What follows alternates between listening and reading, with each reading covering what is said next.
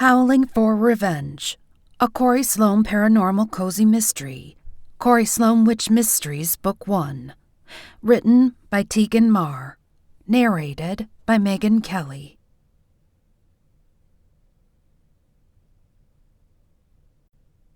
Chapter 1. I jogged along the stream, reveling in that peaceful early morning stillness that only lasts until the rest of the world stirs. I picked up my pace a little as I followed the sun-dappled path around the tree line, enjoying the brush of the cool breeze along my skin as it dried the fine sheen of sweat from my body. The only sound beside birdsong was my heart beating in tempo with the soft, steady thud of my sneakers against the asphalt. I sucked in a lungful of air, inhaling the fragrance of the early morning. The damp, earthy scent drifting from the stand of trees overshadowed the stench of humanity, and night-blooming jasmine sweetened the air, masking the lingering odors of fast food wrappers and cheap perfumes. I slowed as I neared the end of the trail, then stopped, placing my hands on my knees as my heart rate slowed and my breathing returned to normal. As always, tendrils of regret wound through me at the thought of leaving the peace and getting back to the grind. I propped my foot against a picnic table and leaned into a stretch, feeling a little euphoric as I did so. The endorphins flooding my brain were more addictive than any drug, which was the main reason I ran daily, rain or shine, in either this form or my other. The wind shifted, and I picked up a coppery, cloying odor that was out of place in my little slice of heaven as a Ferrari in a trailer park. Dread trickled down my spine, and I put my nose in the air, grinding my teeth as I searched for the source. I picked it up and followed it, the stench getting stronger as I approached the road that ran parallel to the small strip of forest that separated it from the trail. My heart sank. A small white hand lay in the grass, palm up, about 10 feet from the side of the road. Glossy red fingernail polish gleaming in stark relief against the dull gray skin of the fingers. My gaze traveled up the hand to the mangled body of a woman, her platinum hair covering her face, hiding her identity. I pulled myself from my armband and called 911. "Hey, Kay," I said when Castle Bluff's one dispatcher picked up. "This is Cori. I need an ambulance out on Route 6 by the park. And keep it as hush-hush as you can, please. We have another dead body."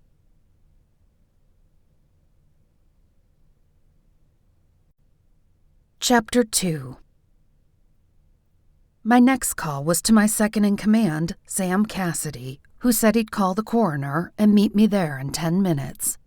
I examined the scene while I waited, using my heightened sense of smell to pick apart the different scents in hopes of finding some clue to the identity of the killer. Sometimes being a werewolf came in handy, but it wasn't doing me a lick of good right then. All I could detect was the same strange wolf scent that I'd gotten from the other scene. Like fingerprints, it would help if I came across the killer, but for the moment, it was useless. All I could tell for certain was that he was male and wasn't a member of my pack.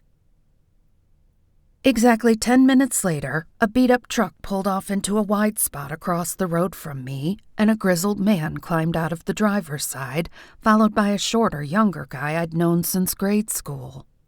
Sam strode across the road, a slight hitch in his step and a scowl on his leathery face.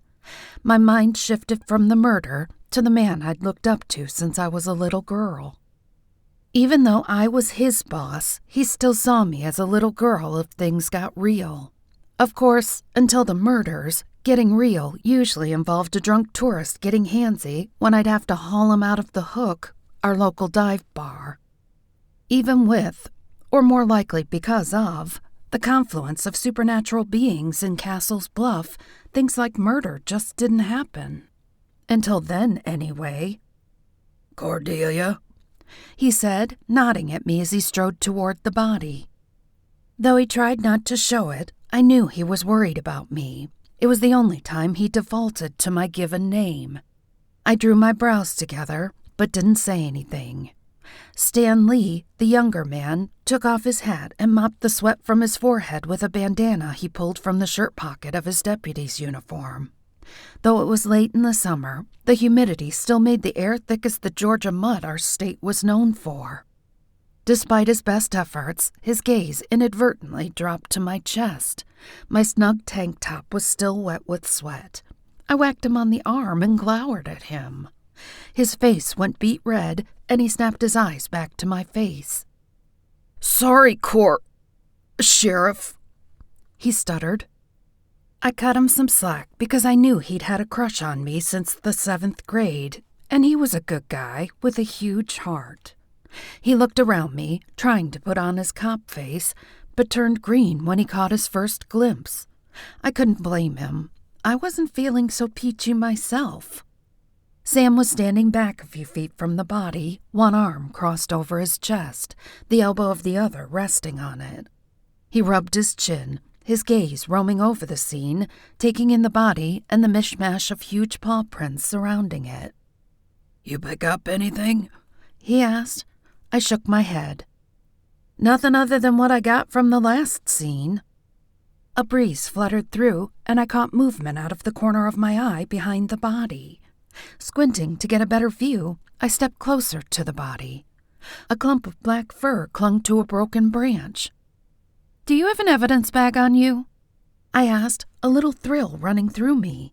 This time, he'd left evidence. I moved around the body to avoid disturbing the scene.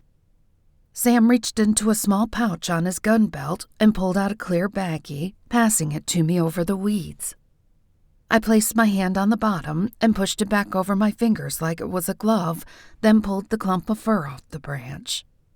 Holding on to it, I peeled the bag back over my fingers and sealed it. When I held it up to the light for a better look, a few white hairs glinted through the black. Not enough to alter the color of the wolf, probably, but it would give me something to compare it to when I caught the guy. Maybe before, but I doubted it since black wolves were common in our region. Still, if I could match it to somebody who'd been acting erratically or couldn't vouch for their whereabouts during the times of the murders, it could be a nail in the coffin. I turned to Stan. "Would you mind running crime scene tape around this area?" I asked, motioning to where I wanted it. He nodded, glad to have something to do that didn't involve dealing directly with the body, and turned toward Sam's truck to get the tape out of the box of supplies he kept there. The ambulance pulled up, lights off, and the coroner, Colleen Bennett, pulled in right behind it in her blazer. 2 guys stepped out of the ambulance and started to pull the rear doors open to pull out the gurney, but Colleen held up her hand. "It's going to be a few minutes, boys," she said, swinging her black crime scene bag as she approached us. Like Sam, Colleen was in the loop when it came to the existence of supernatural beings. She had to be when all of the deaths in the area passed through her office. She tossed a humorless smile our way, but went straight to work. "Same as last time?" "Yup," I said. "No real sense of who he is other than a werewolf." "You can't pick up anything with your other abilities?" She wiggled her fingers, indicating my witchy powers inherited from my mother. I pinched my lips shut and shook my head. "You know they're spotty on the best of days." Turning so that my back was to the medics, I pulled the bag of fur out of my pocket and showed it to her. I opened my mouth to say something, but a tingle of electricity ran through my body, and I got a glimpse of a woman screaming. It was over before it even really started, and I swallowed, trying to fix it in my brain before it wisped away, but I lost it. Speaking of shorted-out witchy powers, "What did you see?" she asked, narrowing her eyes at me. Like Sam, she'd known me since I was young. "Nothing of use," I replied, frustrated. "Just a quick glimpse of her." I nodded toward the victim, shuddering. Screaming while something dragged her by the arm. I could feel the teeth biting down.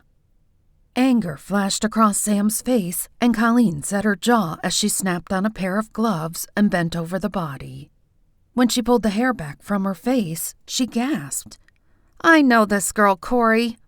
We have to get this guy." She smoothed the bangs back, and her face hardened. "Nobody deserves to die like this."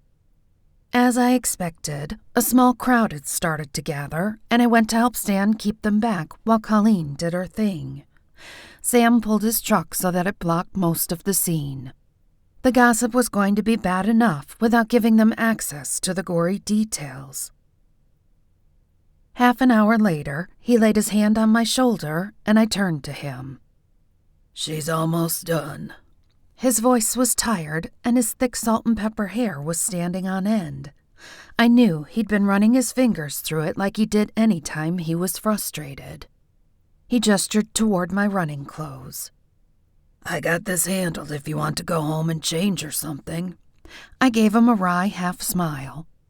"I will, but first I want to take one last look at the scene before everything gets trampled worse than it has. See you back at the station in an hour?" Sam nodded. "See you then, kiddo." Despite his use of pet names, Sam respected my position as sheriff. As a matter of fact, he was the one who pushed for it when others urged him to step into the role instead. He said he liked fishing too much to listen to old ladies bicker over parking tickets. To be fair, that's definitely a time suck. But he also understood there was much more going beneath the facade of our town that he didn't have the experience to deal with. He was one of the few humans who knew about the town's diverse citizenry. I noted the slight hitch in his step as he walked back to his cruiser. He brushed off his aches and pains, but I worried about him. At 65, he was healthier than a lot of people in their early 50s, but still.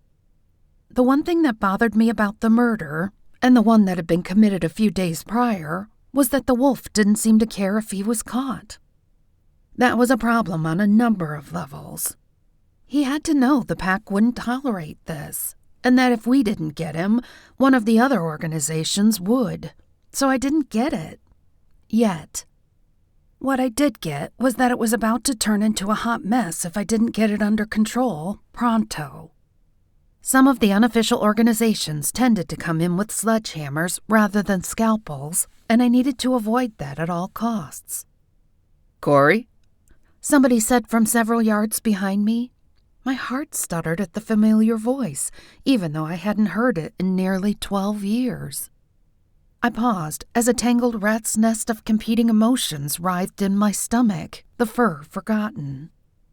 I mentally wadded them up and shoved them to the back of my mind. That was a therapy session, or 12, for another time. I schooled my face into a friendly yet detached expression, then willed my heart to slow before I pushed to my feet and turned to face the man who'd broken my heart. Because, I didn't have enough to deal with right then.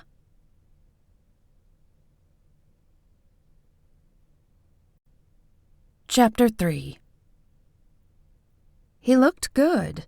The years had chiseled the round edges of youth into the sharper angles that came with maturity.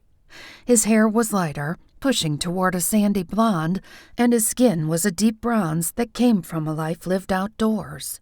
I struggled not to look at muscles that were straining through the t-shirt he was wearing.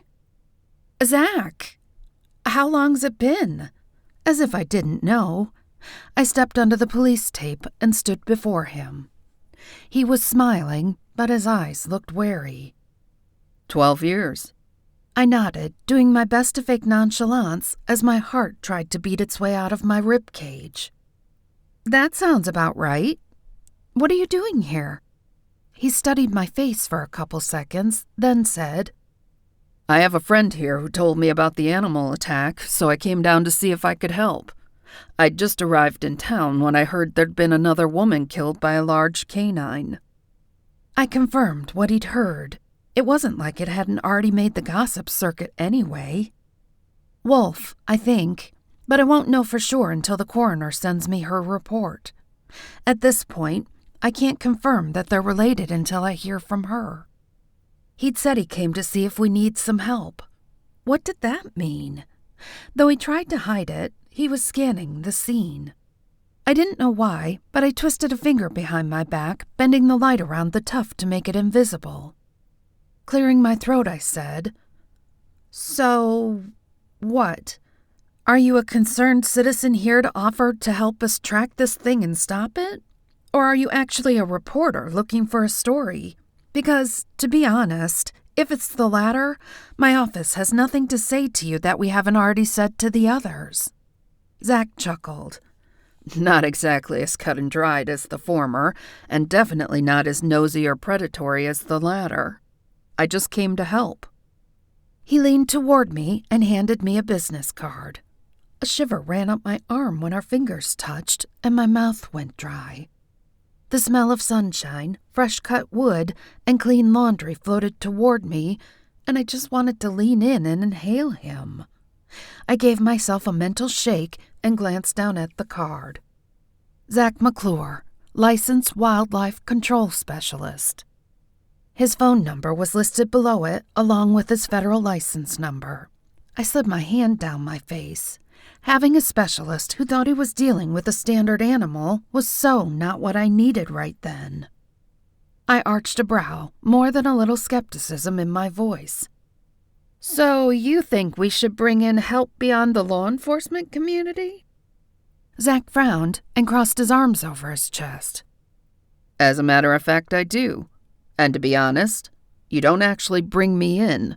I hold a license to do this, and am only notifying you as a courtesy." "Really? Now?" Despite the urge to tell him exactly what he could do with his license and courtesy, I shifted my weight, trying to find a diplomatic way to discourage him. I didn't need anyone poking around in this when I hadn't figured it out yet. It was both a safety and a security risk. A rogue werewolf going around killing people in my territory was my responsibility. I handed the card back. "I really don't think the answer is sending hunters out into the forest to track and shoot anything until we know for sure what we're dealing with. My people and I are on this, and I have faith that we'll have it resolved shortly." Apparently my shot at diplomacy missed the mark because he got snippy. "I'm not exactly an amateur in cases like this. I've dealt with animals that would keep you inside at night if you knew they were out there. Keep the card."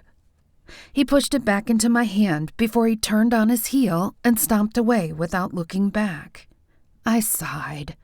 I hadn't won any points with him, but I couldn't let him run around thinking I was okay with him traipsing into my woods with a loaded weapon either, especially considering I was one of those animals that would keep people up at night. If he thought I was being rude or condescending, then so be it. My mission was critical. I had to catch a murderous werewolf before he could kill anybody else or out our kind. If that meant hurting some feelings, well, suck it up, Buttercup. There wasn't much I could do about it.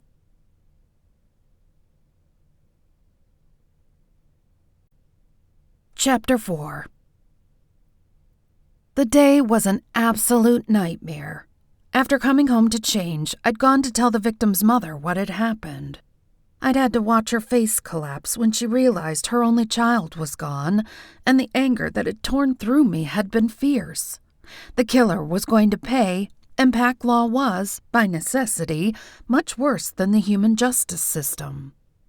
That didn't do a damn thing to help Tabitha Young or her poor mother, though.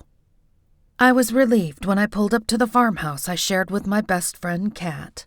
I gathered up my purse, a couple file folders, my blazer, and some takeout I'd grabbed on my way home, then climbed out of my Jeep and nudged the door shut with my hip. I took a couple deep breaths and tried to capture the sense of peace I usually gained when I got home, but it eluded me. I shuffled across the wide veranda, past the porch swing and colorful hanging baskets, and slid my key into the lock. I pushed the door open with my foot, juggling my latte and keys in one hand and balancing the files in the other, my purse swinging from my wrist. The smell coming from the box of Chinese takeout I had clenched between my teeth by the little metal handles smelled so good I was drooling. Chaos, our black and white marble fox, bumped my legs, then stood on her hind legs with her nose in the air when she smelled the food.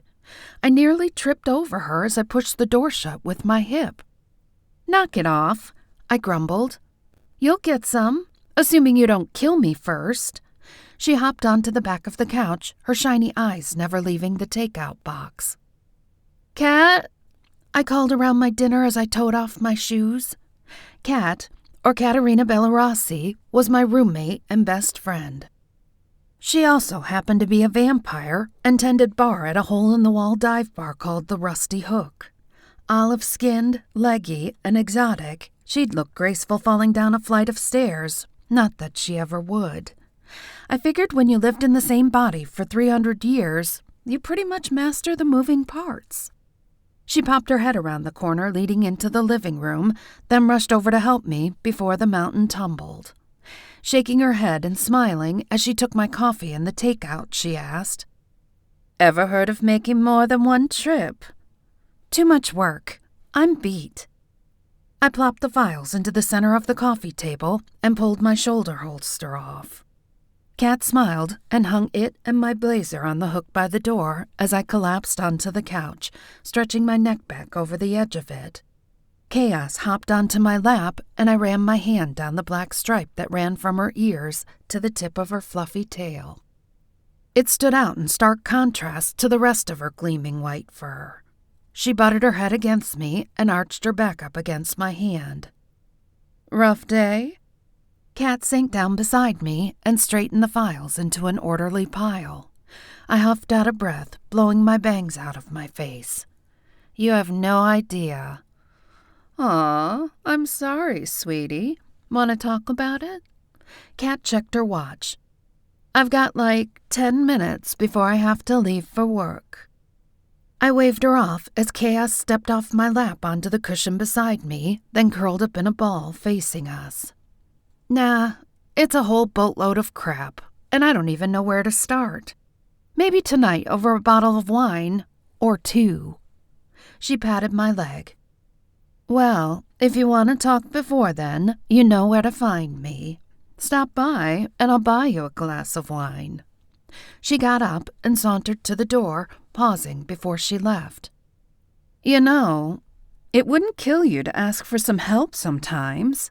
You don't always have to carry the entire load by yourself." I gave her a half smile. "I know. It's just that I really don't know where to start. Things are getting ugly, and it's gotta stop. Maybe it's time to release a little more information." Tilting her head, she said, "That's not a terrible idea. Even creating some awareness will make it tougher for the wolf to hide. I could check around if you want to. I mean, I haven't smelled any more of your kind around here, but that doesn't mean one of my patrons doesn't know something." Kat had quite the fan club, and many of them were people who could pull some serious strings. She was a networker and had managed to amass quite the grapevine in both the human world and the supernatural one. Another advantage of being 300, I supposed. Plus, she had her own skill set that could help.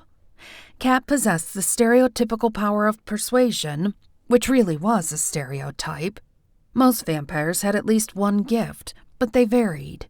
She just happened to have that particular skill. She also could read minds, or at least pick up emotions. When we'd first met, that had taken a while to get used to, because she said I broadcasted like a radio station with 0 filter. I'd gotten better at it, but if I was trying to keep something from her, I'd end up reciting my multiplication tables or the different cuts of steak. As a werewolf, it was hard for me to think of anything else when I had steak on the brain. Of course, then she knew I was hiding something, but at least she didn't know what. She was also crazy strong, which came in super handy when we needed to vacuum under the furniture, but sucked when she'd go to the gym with me to keep me company. As a werewolf, I was no weakling, but I didn't have anything on her. Lucky for most, she was a live-and-let-live type who had no interest in world domination. She didn't even want the responsibility of a library card. That's not to say that she didn't get in the occasional rumble, though. I ran her offer through my head. I would have been nuts to turn down the offer, and I gave her a brief rundown, including a description of the fur. I frowned as I glanced at the files.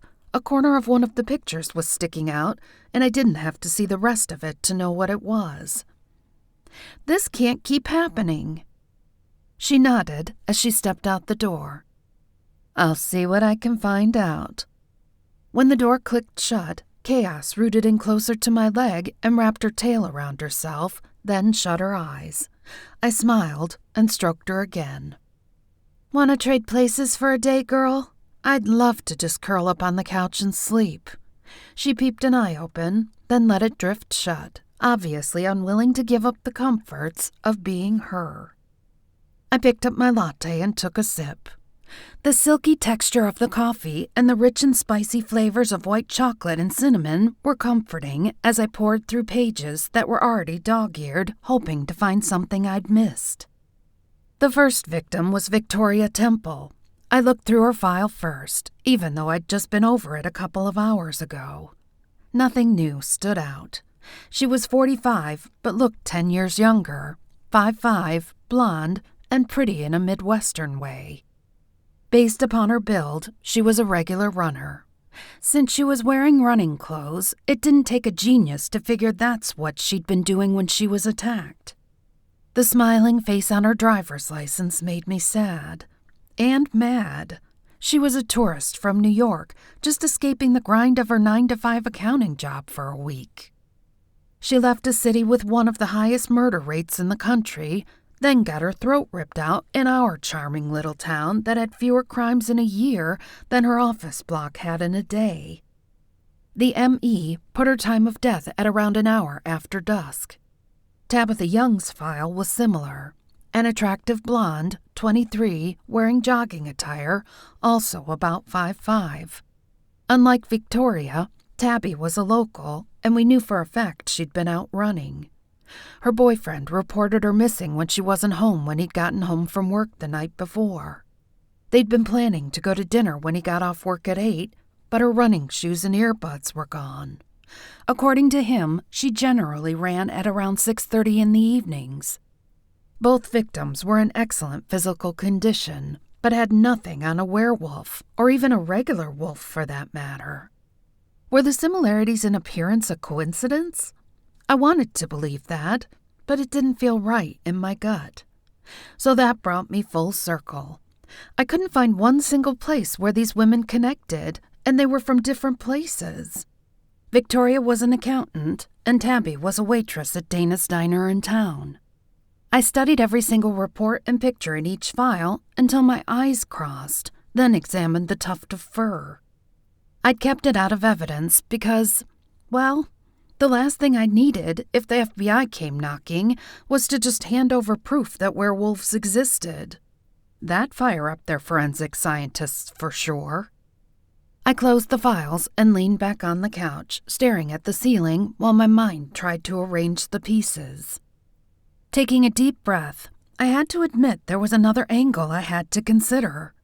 It was possible somebody was jacking around with me personally in order to light a match within my pack. We'd been on solid ground for a long time, but I'd only recently started running the territory by myself. It could have been a power play. I stared out the dark window thinking, and my wolf stirred. The sun had set half an hour ago, and I was blonde, just over 5'5", and athletic, and I loved to jog. Yet another reason I was starting to feel this was personal. I pushed off the couch and went to get dressed, finally feeling like I was taking some action. Time to see what he'd do with a victim who could bite back.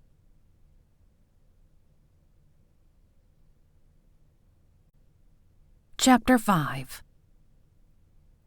I jogged along the same path I'd taken that morning, the moon peeking through the trees and dappling the path. Although it wasn't quite full yet, it bathed the ground in a milky light. Even without my enhanced vision, I probably would have been able to see. I dabbed on a generous amount of orange oil, hoping if the killer showed up, he wouldn't figure out I was a threat until it was too late. The downside to the oil was that it interfered with my sense of smell, too.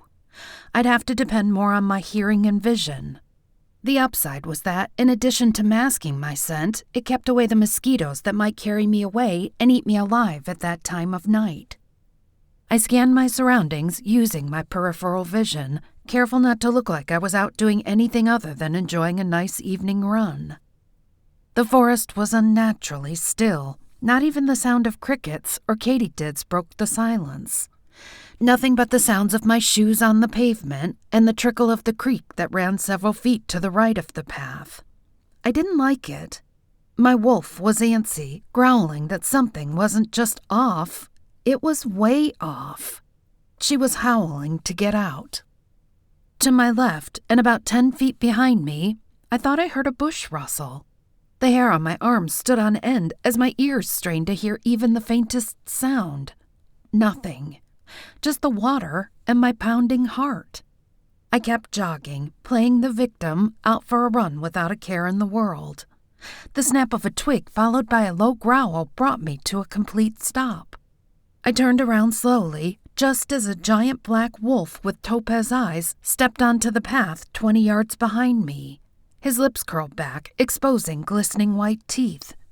I pulled in a breath when I saw how big he was, thankful for once that my brothers had never cut me any slack when we sparred.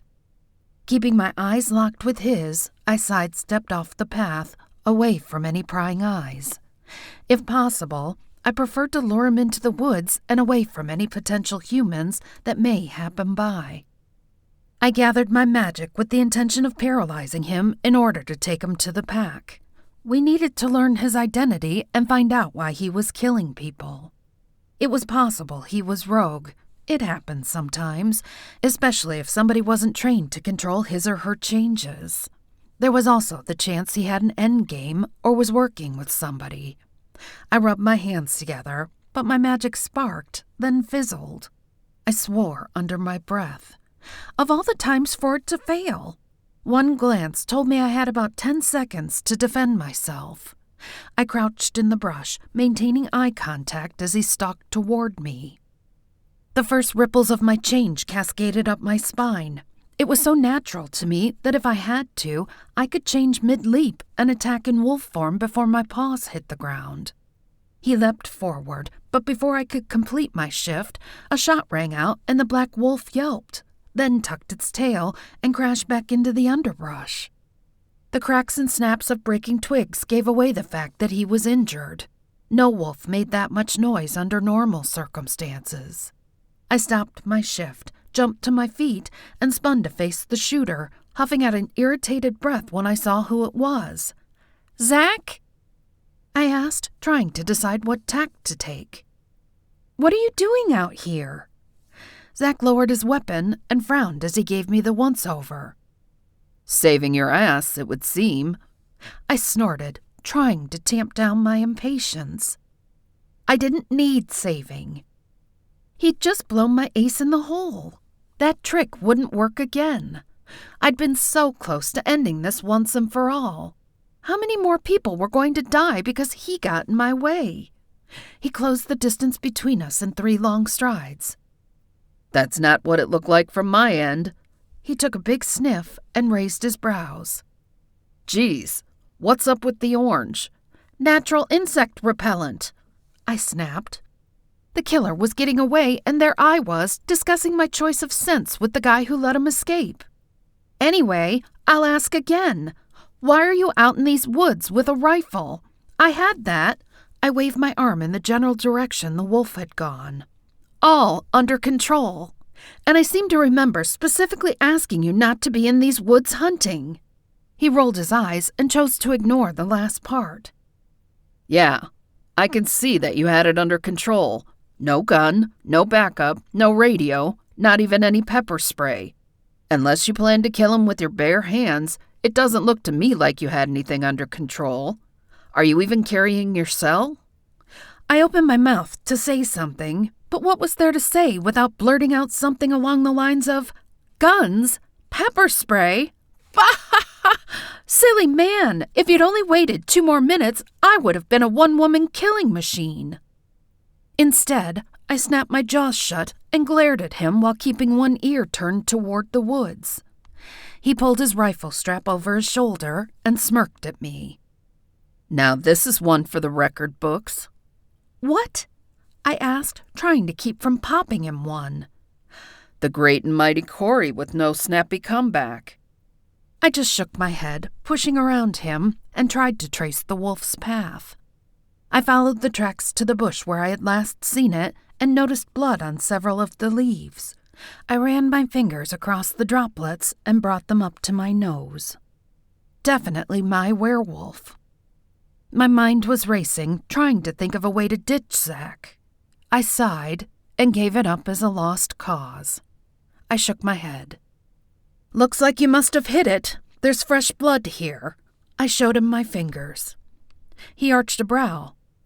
"Well, yeah. This isn't exactly a bug zapper, and I'm a decent shot."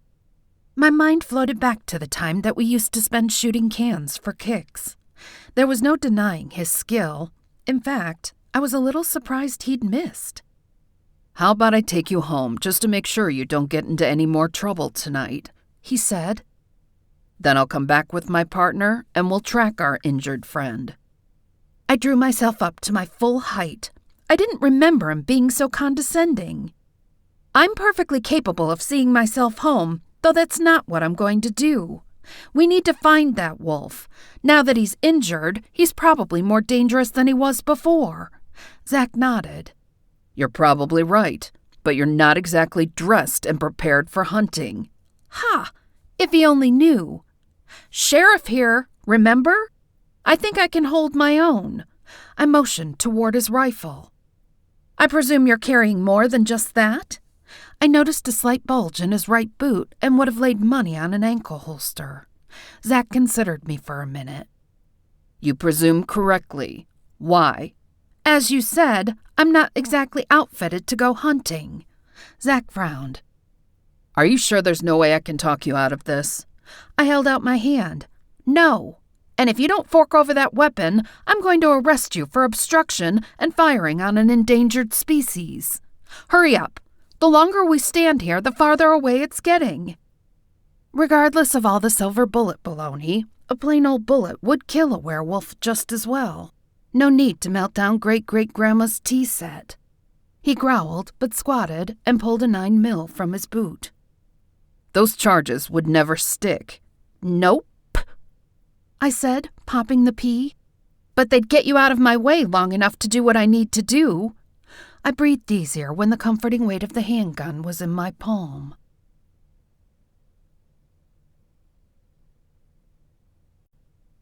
Chapter 6. We'd no sooner stepped off the path than thunder rumbled in the distance. The sulfuric smell of a looming storm filled my nostrils, and darkness replaced what little watery light had been filtering through the leaves as clouds obscured the moon. I looked up, and lightning flashed behind the clouds to the northeast. Zach pulled a flashlight off his belt and flicked it on. "If we're going to try to find it, we'd better do it fast. I'd say we have half an hour tops before the storm moves in." The trail was relatively easy to follow for the first 20 yards or so, but then started to fade. The heavy cover of trees masked most of the moonlight, and even with my Uber vision, I could barely see 3 or 4 feet in front of me. I clenched my teeth in frustration. If I were in wolf form, it wouldn't be an issue. My vision was twice as good as a human's in this form, but still much weaker than when I was wolfed out. For that matter, if he weren't with me, I could possibly do a little hocus-pocus to help me along even in human form. My magic was sketchy sometimes, but I could do a simple tracking spell.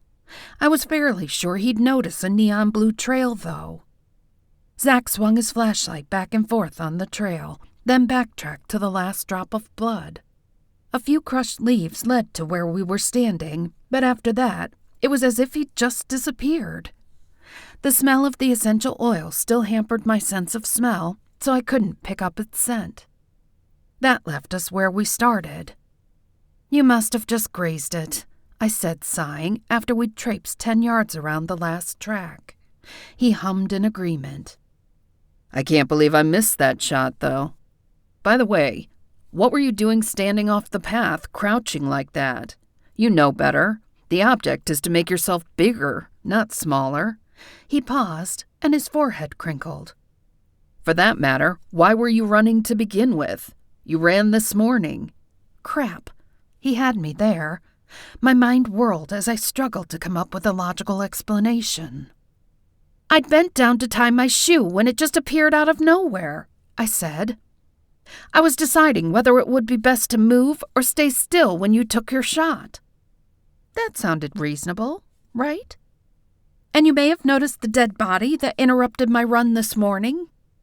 He studied me for a few seconds. He always did have a good BS meter, but I either passed muster or he decided not to call me on it. We worked our way out 10 or 15 feet from the last drop of blood again, but there wasn't so much as a bent leaf to be found. I was already irritated because I'd lost my chance earlier, so when my ponytail snagged on a branch, I growled in frustration. "It's no use," I snapped, yanking my hair free. "If there was anything to find, we'd have found it. Let's call it a loss and get out of here before we get soaked." I figured I'd come back the next day to see if I could pick up the trail sans Zach and the overpowering smell of essential oil, but I wasn't holding out a lot of hope, especially when a fat drop of rain plopped on the back of my hand. We made a mad dash back to the parking area as the drops picked up tempo and managed to make it to a little gazebo several yards shy of the lot, just as the drops morphed into a deluge. My wet sneaker landed on a discarded grocery bag, and graceful being that I was, I slid forward, scraping my shin on a picnic table bench before I could catch myself. I cursed and collapsed on the bench, holding my leg. I'd scraped it so hard I could feel the warm trickle of blood. Clenching my teeth together, I waited for lightning to strike the structure. That would pretty much be the perfect ending to this day. When Zach tried to check my shin, I jerked my leg away from him. "It's fine," I snapped. He reached for it again. "It's not fine. You're bleeding. Don't be a baby. We need to make sure there aren't any splinters in it before your natural anesthetic wears off and the blood dries. This stuff is made of treated lumber and it'll get infected, so cut the drama and give me your leg." I couldn't argue with his logic, so I crossed my arms over my chest and stuck my leg out. He turned his flashlight back on and examined it, then pulled out what felt like a 2x4, but was, in reality, only a half-inch sliver of gray wood. "See?" he gloated, holding the splinter under the light for me to see. "That would have been nasty later if you'd even seen it after it scabs over." Instead of giving him the satisfaction of admitting he was right, I just leaned back and propped my elbows on the table behind me. "Thanks," I mumbled, avoiding eye contact. "Geez, stop with the gushing gratitude already," he snarked. "I probably only just saved your leg after I saved your life earlier." I rolled my eyes, though the effect was probably lost in the darkness. "Please, now who's being a drama queen?" He opened his mouth to respond, but the hair on my arm stood up a split second before a bolt of lightning cracked directly overhead, shaking the gazebo and lighting everything up in freeze frame like a giant strobe light. The pungent smell of burnt ozone filled the air, and my heart rate spiked. I usually loved a good storm, especially at night. There was nothing quite like that feeling of being wrapped in a power so much bigger than yourself that you couldn't do anything about it if you tried. It's both humbling and liberating. However, that night, my nerves were raw and the frustration of losing the killer sucked all the joy out of it. I'm not going to lie, being caught in that gazebo with Zach, with the rest of the world shut out, brought back some feelings I'd locked in a little box in my mind labeled memories. After all that time, I'd never expected to see him again, let alone be trapped in a gazebo during a thunderstorm with him. "So," I said, then waited for a clap of thunder to pass. "What exactly does a wildlife control specialist do?" Honestly, the phrase conjures some older guy in a white button-down shirt pulling a possum out of an attic, not some guy skulking through the woods with a high-powered rifle. He lifted a shoulder. "It's self-explanatory. You have the right idea, but I focus on large animals." "So you're the guy who comes and gets alligators out of yards or raccoons out of attics, or goes on the hunt for wolves or coyotes that are eating sheep or have bitten people?" One side of his mouth quirked up. "Something like that." "So how do you find jobs? And how do you get paid? Not being nosy, I'm honestly curious." I usually contract with the city or county, but not always. Sometimes there's a federal bounty out on the animal, and sometimes private citizens hire me." He shrugged. "I don't really do it for the money. I'm more interested in public safety, and the travel is nice." I waited for him to continue. Instead, he cleared his throat and changed the subject. "So how did you end up as sheriff? I kind of always just assumed Sam would take up the torch when it was time." I shifted my weight and moved a couple feet down the bench to get out from under a drip. To be honest, I always did too. He didn't want it. Said it would cut into his fishing time. Nobody else really wanted to step into it, so here I am. There aren't a lot of employment options around here in case you've forgotten. "I haven't forgotten," he said, scowling. "But you didn't have to stay here. You could have left." That struck a nerve, because no, I really couldn't have. The pack needed somebody high up the chain in this area because it was secluded and thus vulnerable to usurpers. But I couldn't exactly tell him I was the werewolf daughter of the regional pack's alpha and thus stuck there. "It's complicated." He nodded, still looking out into the darkness, then replied so softly that I barely heard him. "It always was." Lightning cracked and lit up the entire area, and I caught movement out of the corner of my eye. Just a quick flash, but it was there. The feeling of being watched crawled over my skin. Nothing should be out in this storm. I decided not to say anything to him about it. Despite what he seemed to think, he was in way over his head on this one, and I didn't want to encourage him. Like summer rainstorms tended to do, the rain stopped as suddenly as it had started, and the moon broke through the clouds. That clean smell that always followed a hard rain replaced the smell of ozone. I scanned the forest again, looking for any hint of movement, but all remained still. I tried to shake off the bad vibe, but it just wouldn't go away. I'd include this area when I came back in the morning to check it out. We said our goodbyes, and Zach waited for me to start my car before he pulled out. Whether he was doing it because he was a gentleman or because he wanted to make sure I didn't go back in the woods was a toss-up, but irrelevant to me. I ran the events of the day through my mind while I drove home, but nothing made sense. I felt like I had all the pieces of a puzzle, but no picture to guide me. I pulled into my driveway, and when I went to grab my bag off the passenger seat, there was a piece of paper tucked into the front pocket that hadn't been there before. I pulled the damp receipt out by the corner and checked the front. It was mine from earlier in the day. I flipped it over, and my wolf roared in rage and frustration when I read the words. "Better luck next time."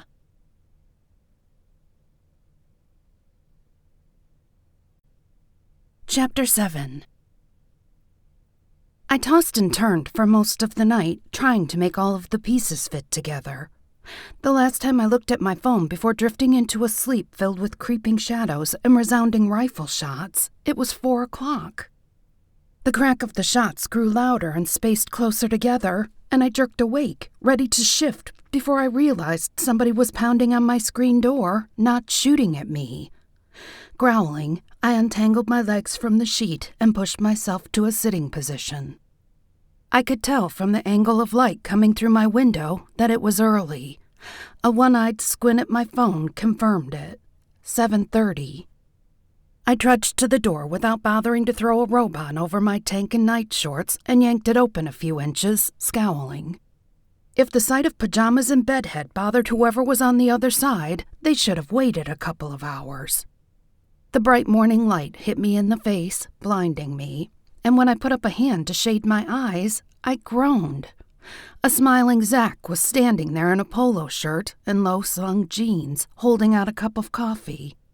When he saw me, his smile slipped a little, along with the confident look on his face. He shifted his weight, then shoved a cup toward me. "I'm sorry. You used to be a morning person, so I figured you'd be up. I wanted to make sure your leg was okay."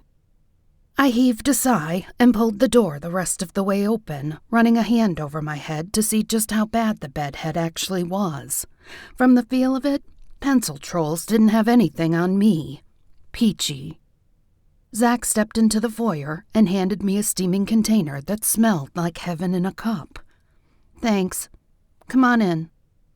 I led him to the kitchen and pulled down a box of pastries I'd picked up the day before. Thankfully, my metabolism runs so high that I can eat like a laid-off lumberjack does during football season without gaining weight, or else I'd be as big as a house. He took a seat at the table and placed his cup squarely in the center of one of the inset tiles. A corner of my mouth lifted. He'd always been just a little OCD, and I'd found it quirky and charming. On the flip side, my complete lack of organization had made him batty. I was perfectly content having a clean laundry basket and a dirty one, while he no doubt folded his socks and stacked them according to color. Pushing the pastry box toward him, I excused myself long enough to brush my hair and teeth and get dressed. I was still wrapping the scrunchie around my hair when I made it back to the kitchen. How did you know where I live? It came out a bit snippier than I'd meant it to, so I added, Not that I don't appreciate the effort and the coffee. I sat down across from him and picked a Bavarian cream donut out of the box. Zach shrugged as he chased a bite of apple fritter with a drink of coffee. The beauty and the bane of living in a small town. All I had to do was ask the lady at the coffee shop and she gave me directions. I ran a hand over my face. Of course she did. I had no doubt he was talking about Mona, the owner and morning barista at Mokalaka's, the only real coffee shop in town. She'd been trying to sell me on the whole marriage thing since she'd moved into town a few years back. She probably saw Zach as prime real estate and didn't mean any harm, but I needed to have a talk with her about respecting my privacy. He could have been an incredibly good-looking axe murderer for all she knew. I'm sorry if I overstepped. He popped the last bite of fritter into his mouth and licked the crackles of glaze off his thumb and forefinger. I lost my train of thought for a second until I almost dropped my donut in my lap. I waved my hand. No, it's fine. You're not the one who overstepped. Mona is. But she's a good woman, and she cares about me. She's just a little too trusting sometimes. I took another sip of my coffee, breathing in the aroma of cinnamon and chocolate. I can't believe you remembered how I take my coffee. He laughed. I think you're the only person I've ever met who likes it that way, so don't give me too much credit. It's kind of hard to forget. Plus, I asked Mona just to make sure it was still your thing. So what do you think about last night? I asked, trying to get a feel for where his mind was. Zach shook his head. The way the trail dried up, I must have just grazed it. I nodded. So what brings you here then?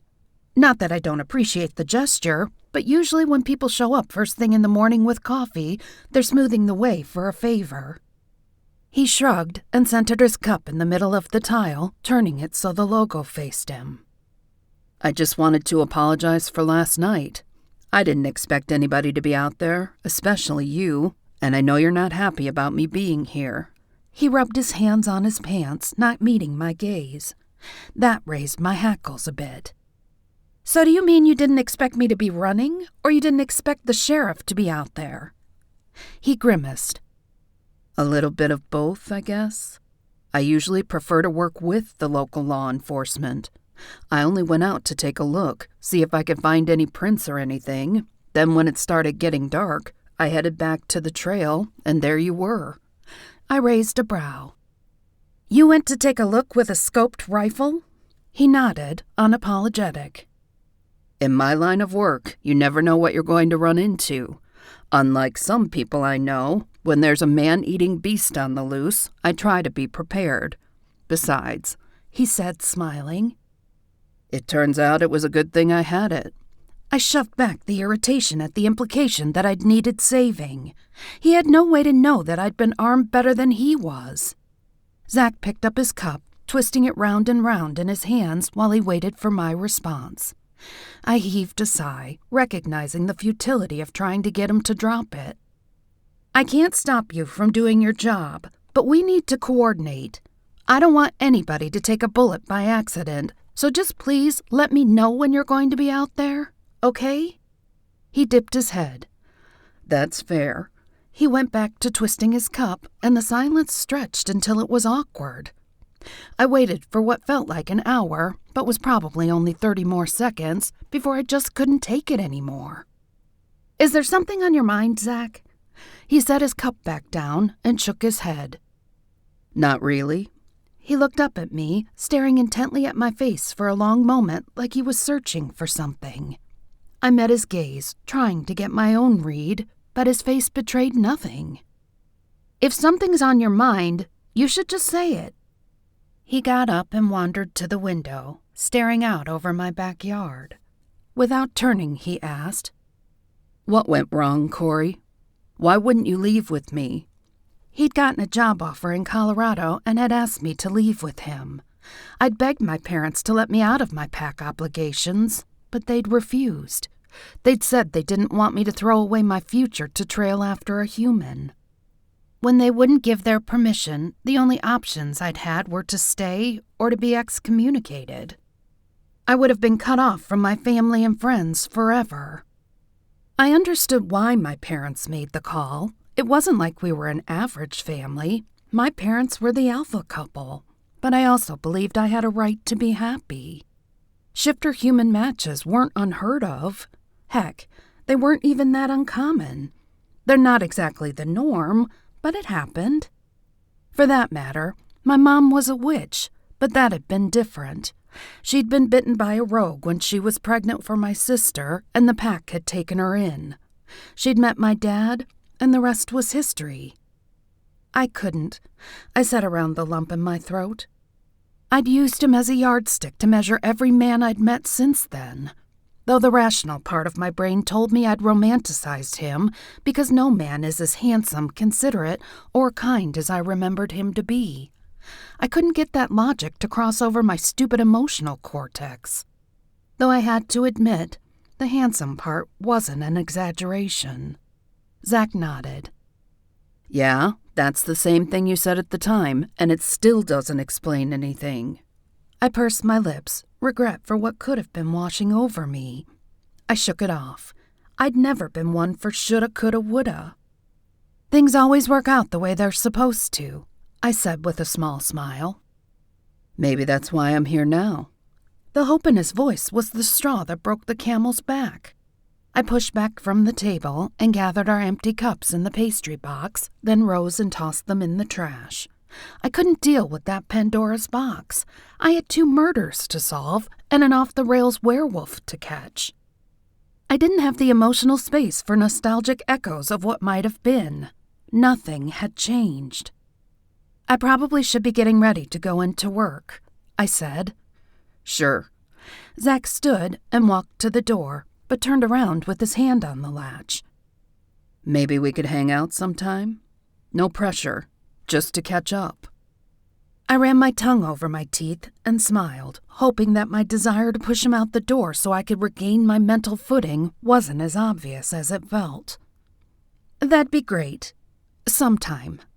Judging by the pained look on Zach's face, my smile was an epic failure. What would be the point?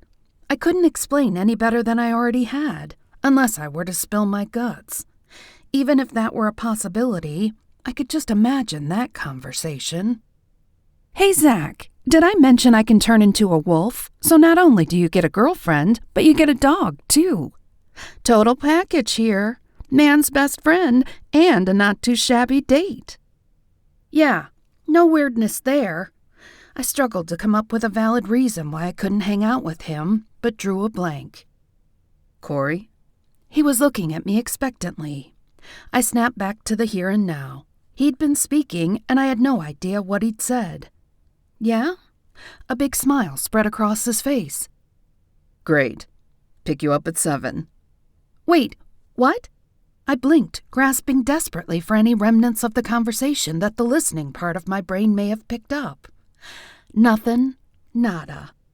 I may have just agreed to run naked down Main Street for all I knew. "Dinner at that diner out on Route 6. The Hobo, right? That used to be your go-to greasy spoon, and I know it's still in business because I drove past it on my way in.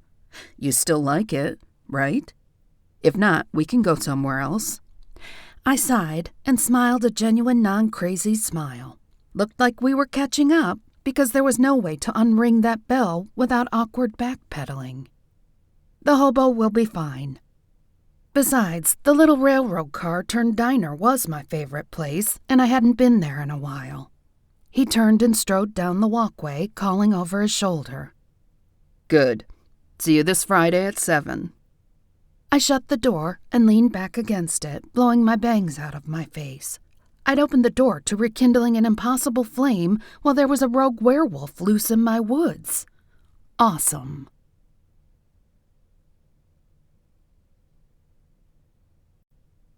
Chapter 8. Since I was up and caffeinated, I decided to head straight to the office and dig in. 2 hours after getting there, I was sitting with my feet propped on my desk, leaning back in my ergo chair and chewing a pen cap, running everything through my head. I did some of my best thinking there, but it just wasn't coming. I didn't have enough info, but I hated to wait for another body to show up to learn more. I picked up the phone and called my cousin Danny, who was the pack historian and also kept track of all the packs in our region. "Hey, cuz," I said when she answered. Well, if it's not the long-lost golden child," she answered, and I could hear the smile in her voice. We'd been best friends growing up, but she'd moved a few towns over to go to college, then took a job as a history teacher there. I snorted. "I wish I could get lost." We spent a few minutes catching up, then I cut to the chase. "I've got a werewolf murdering people over here. He's killed 2 girls already, and if I don't get him, the pack, the FBI, and every supernatural organization in the region are going to rain fire and brimstone down on me. Have you heard of anyone going off the rails lately?" She paused for a minute, and I heard her tapping the keys on her computer, no doubt pulling up the extensive database she kept and shared with other packs. She was trying to build a criminal database for shifters so we'd have a better chance of spotting risky behavior.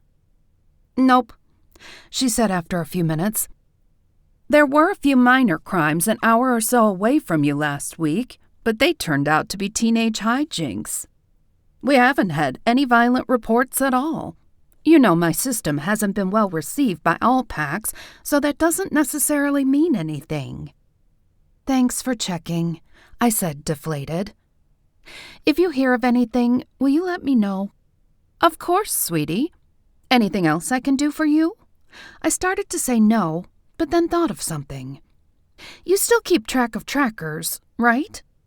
The trackers were a covert organization of people who hunted down supernaturals when they got a whiff of any sort of activity. They weren't known for being uber successful, first because they had no idea what they were doing, running around with silver bullets and crosses and holy water, but mostly because supernaturals had integrated into society.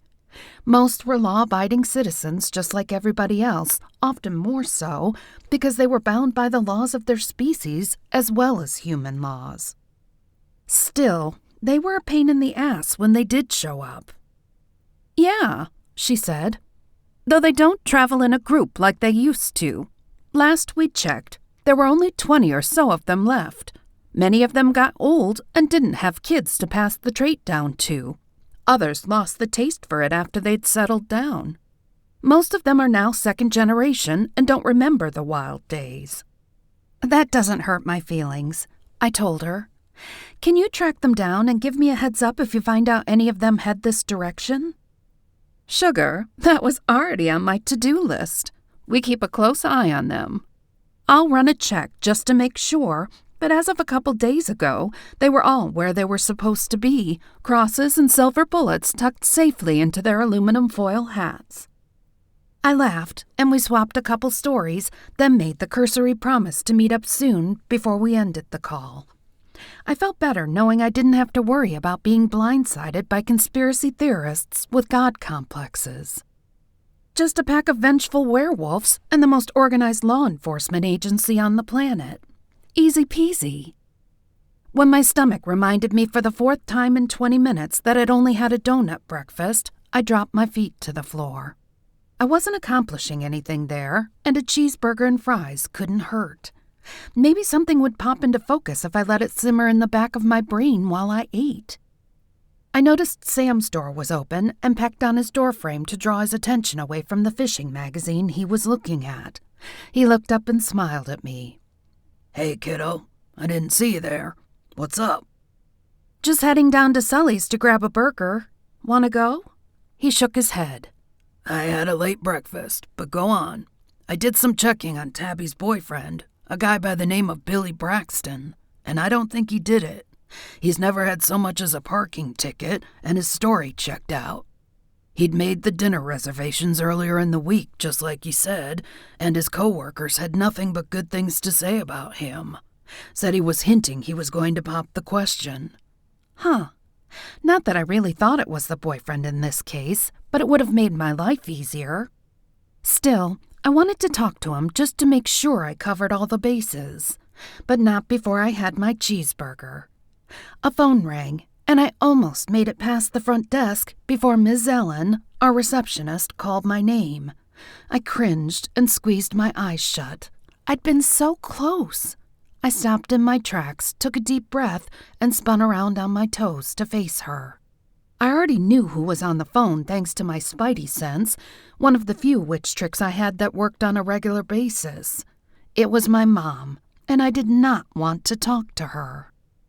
"Sorry to interrupt, sweetie, and trust me, in this case I mean it," Ms. Ellen said, "but your mama's on line 3. Her nose curled when she said it. There was no love lost between those two.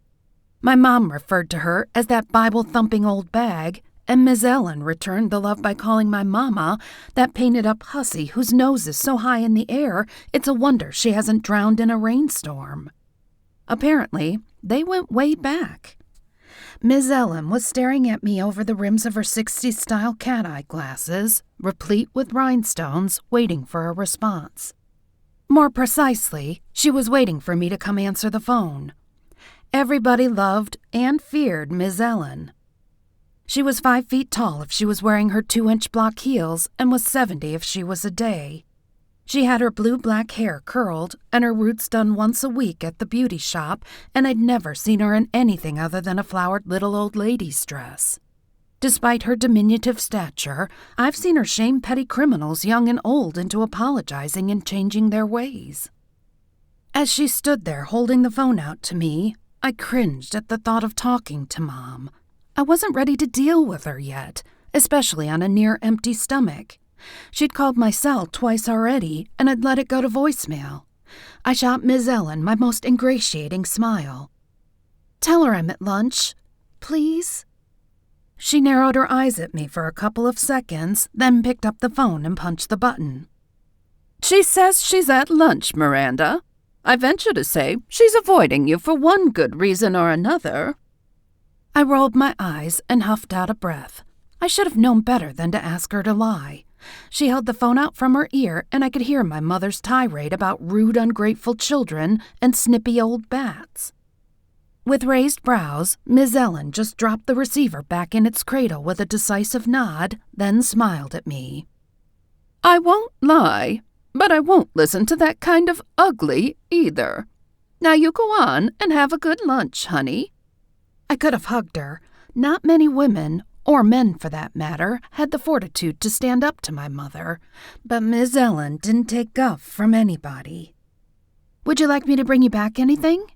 "No, dear. I'm meeting with the auxiliary to discuss the fall festival. You wouldn't believe some of the crude things they're wanting to add this year, but thank you anyway." I took my opening and hustled out the front door, wondering absently what kind of crude entertainment had drawn her ire. Last year, she'd protested the Junior League's dunk tank because she said it was unseemly that the girls were going to display themselves in skimpy bikinis at a family event. When it passed anyway, she stopped at the booth 5 times, dunking the president and vice president of the Junior League, plus a couple of their minions. Brittany Williams, the president, had dressed up in her sequined bikini and her Miss May Day ribbon. Her tiara was nestled into a perfect big hairdo, and she was perched on the swing blowing kisses to the crowd when Ms. Ellen dunked her. The expression on Brittany's face when she'd surfaced had been priceless. Her tiara had been tangled in her matted hair, and her ruined makeup had made her look more like a clown than a beauty queen. I'd asked Miss Ellen the next day where she'd learned to throw a ball like that, and she'd just smiled, patted me on the arm, and said, "The good Lord helps those who play on his team, dear." I was still smiling at the memory when I walked into Sully's. I blinked as my eyes adjusted to the dim interior of the pub. The smell of burgers and onions frying on the grill made my mouth water as I slid onto my favorite black cushioned bar stool and dropped my wallet on the bar. Since it was only 10, I had the place to myself. A bear of a man, and I mean that literally because he was a bear shifter, finished polishing the beer glass in his hand and lumbered over to me, his bearded face split into a wide grin. "And how's the head of Castle Bluff's finest? You'll be wanting your usual, lass?" Though he'd been in the U.S. for 40 years and adapted mostly to American English, he still carried his Irish lilt. I stood on the brass foot rail and leaned across to give Sully a hug. "That sounds great, and I'd be doing better if there weren't a werewolf killing people in my woods." The mirth slipped from his face. "To be sure. Bad business, that. We've been keeping our noses to the ground for you, but so far, not even the barest whiff." "Have you had any strangers in?" That time of year was usually slow. School had just started, so most of the tourists were gone, at least until ski season, and locals were busy cleaning up after the summer rush and supplying for the next round. Right then, it was mostly locals. "We always have a few, but nigh that stand out." He eyed me speculatively as he sat my Coke in front of me. "Though I did see a long-lost face the other night." Sully had known me all my life. I was the same age as his youngest son, Alex, and we'd been friends from childhood. Alex and his wife, Sarah, his high school sweetheart, still called me up to go out every few months. That meant he knew all about Zach. I heaved a sigh. "Yeah, I know. I've already bumped into him. He was at the crime scene yesterday." Sully raised a brow. "And what would he be doing there, then?" "Hunting wolves." The words fell between us like a lead balloon. Concern etched his face. "Hunting?" "Everybody knows about the trackers, or at least everybody who has 2 forms. He's some sort of animal control guy. He thinks we're looking for a regular wild wolf gone bad, and I'm doing my best to keep it that way until I can figure out who's doing it and take care of them." He nodded and started to say something, but the kitchen bell dinged, indicating my food was up.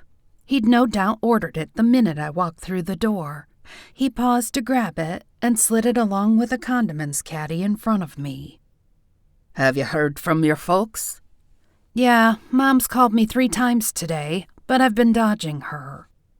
I'd like to have something to tell her first so that she's not tempted to send in the pack."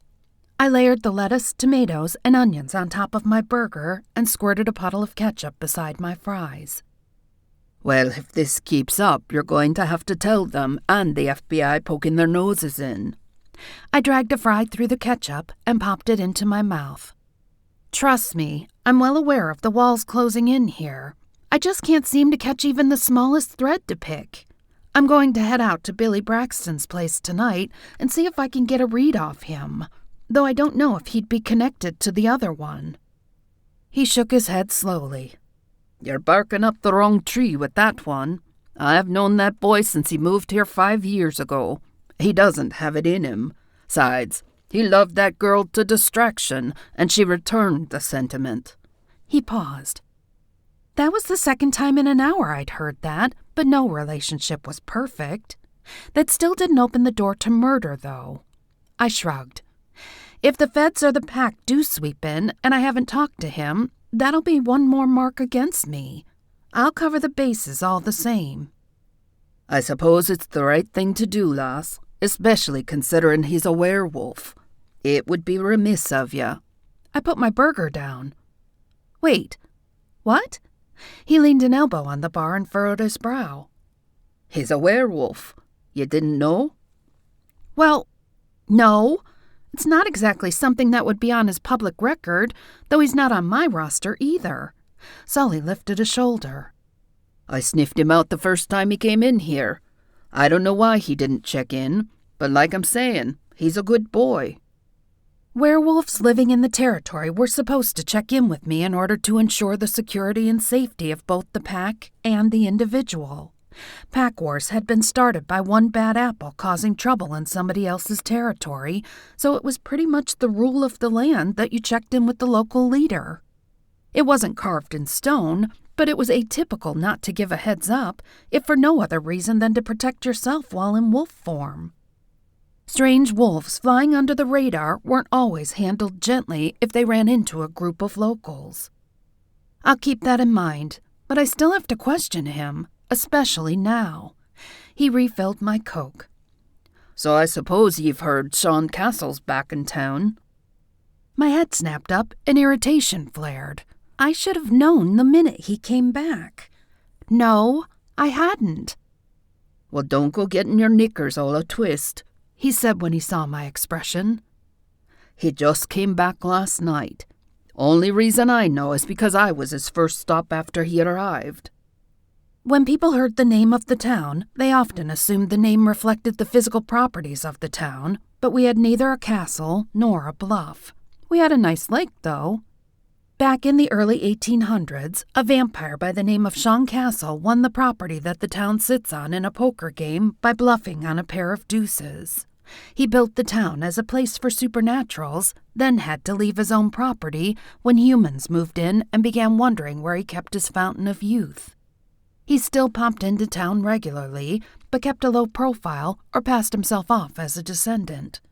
I'd met Sean Castle a couple of times, always charming and affable, but his eyes held a little darkness that I'd come to associate with older vampires. There was no doubt the man was lethal, and from what I'd heard, he could be ruthless when he wanted something, but he'd always been decent to me. Kat adored him. She'd known him before she'd moved to Castle's Bluff. I shrugged. I guess since he founded the place, he should be able to come and go as he pleases. I assume he's here under an alias?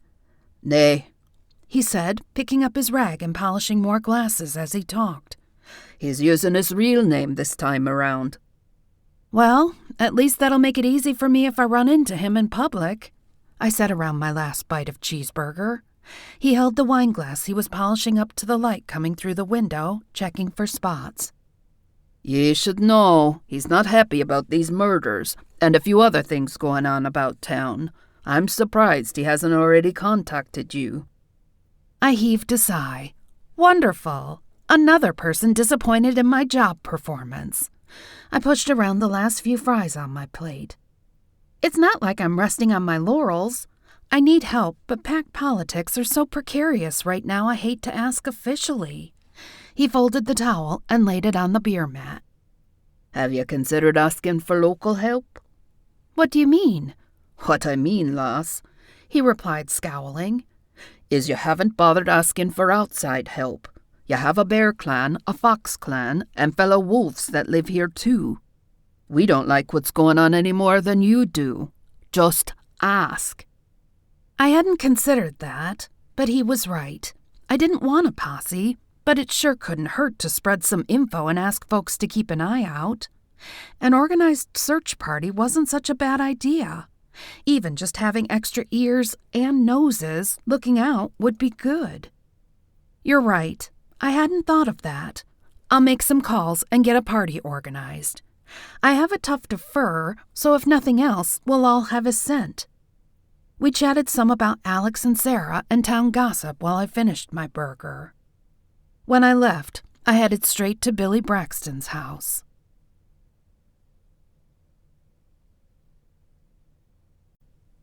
Chapter 9. 20 minutes later, I pulled up in front of an old but well-maintained trailer on the outskirts of town. The front porch sagged and the paint was faded, but bright pink and purple petunias flourished along the cracked walk. The yard, though bald in some spots, was neatly trimmed. Whoever lived there had invested plenty of heart into making it a home, but not a lot of money. There was an older black pickup with primer on the fender and a beat-up Mustang parked out front, and one of the white lace curtains by the living room window fluttered a bit. Somebody was home and already knew I was here. I tilted my head a bit as I made my way up the rickety porch steps. Heavy footsteps pounded toward the other end of the trailer and back again. I rapped on the front door. "Billy Braxton? Castle's Bluff PD." I figured it might be best not to identify myself because he'd likely recognize the name. If he didn't recognize my face, I didn't want to spook him before I had a chance to feel him out.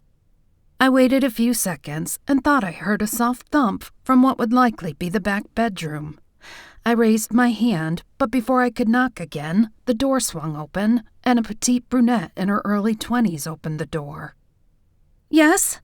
Her chocolate eyes were a little puffy and bloodshot, but she wore the same suspicious, slightly freaked out look that most people her age had when the cops were at the door. The unmistakable sense of weed, werewolf, and apple cinnamon air freshener floated out. "Hi, I'm looking for Billy Braxton. Is he home?" She paused for just a heartbeat before responding. Something flashed across her face, but it was so fleeting that I wondered if I'd imagined it. "Sure thing." She turned her head and tucked it behind the door. "Billy, there's a lady from the sheriff's office here to see you." The girl moved back, and a dark-haired guy in his mid-30s took her place. He was barefoot and wearing faded jeans and an unbuttoned flannel. "I'm Billy. Do you have news about—" The blood drained from his face as he caught scent of me and realized who I was. He cleared his throat and recovered, though his voice wavered a little. "Do you have news about Tabby?" I raised a brow at him, silently calling him out, but I couldn't say anything in front of the girl. I picked up a wave of what felt like fear with my other sense, but it was fleeting. "Can I come in for a minute? I'd like to ask you a few questions." He hesitated for a couple of seconds, searching my face, but I was careful to keep my expression neutral. He shrugged and stepped back from the door, careful not to get too close to me. "Yeah, come on in." The smell of pot mingled with air freshener was strong on the porch, but it was so obnoxious once I stepped inside that it was all I could do not to ask if they'd rather talk on the porch. I had no idea how he stood it. The inside of the trailer was cute, decorated with what I guessed to be thrift store furniture. Pictures of Tabitha and various other people, including several of her and Billy, were arranged in a collage on one wall, and a big flat screen hung on the other. Little dollar store doilies held a variety of knickknacks, and a bright quilt was thrown over the back of the couch. As with the outside, whoever did the decorating had more love than money, but managed to make the rundown trailer feel homey nonetheless.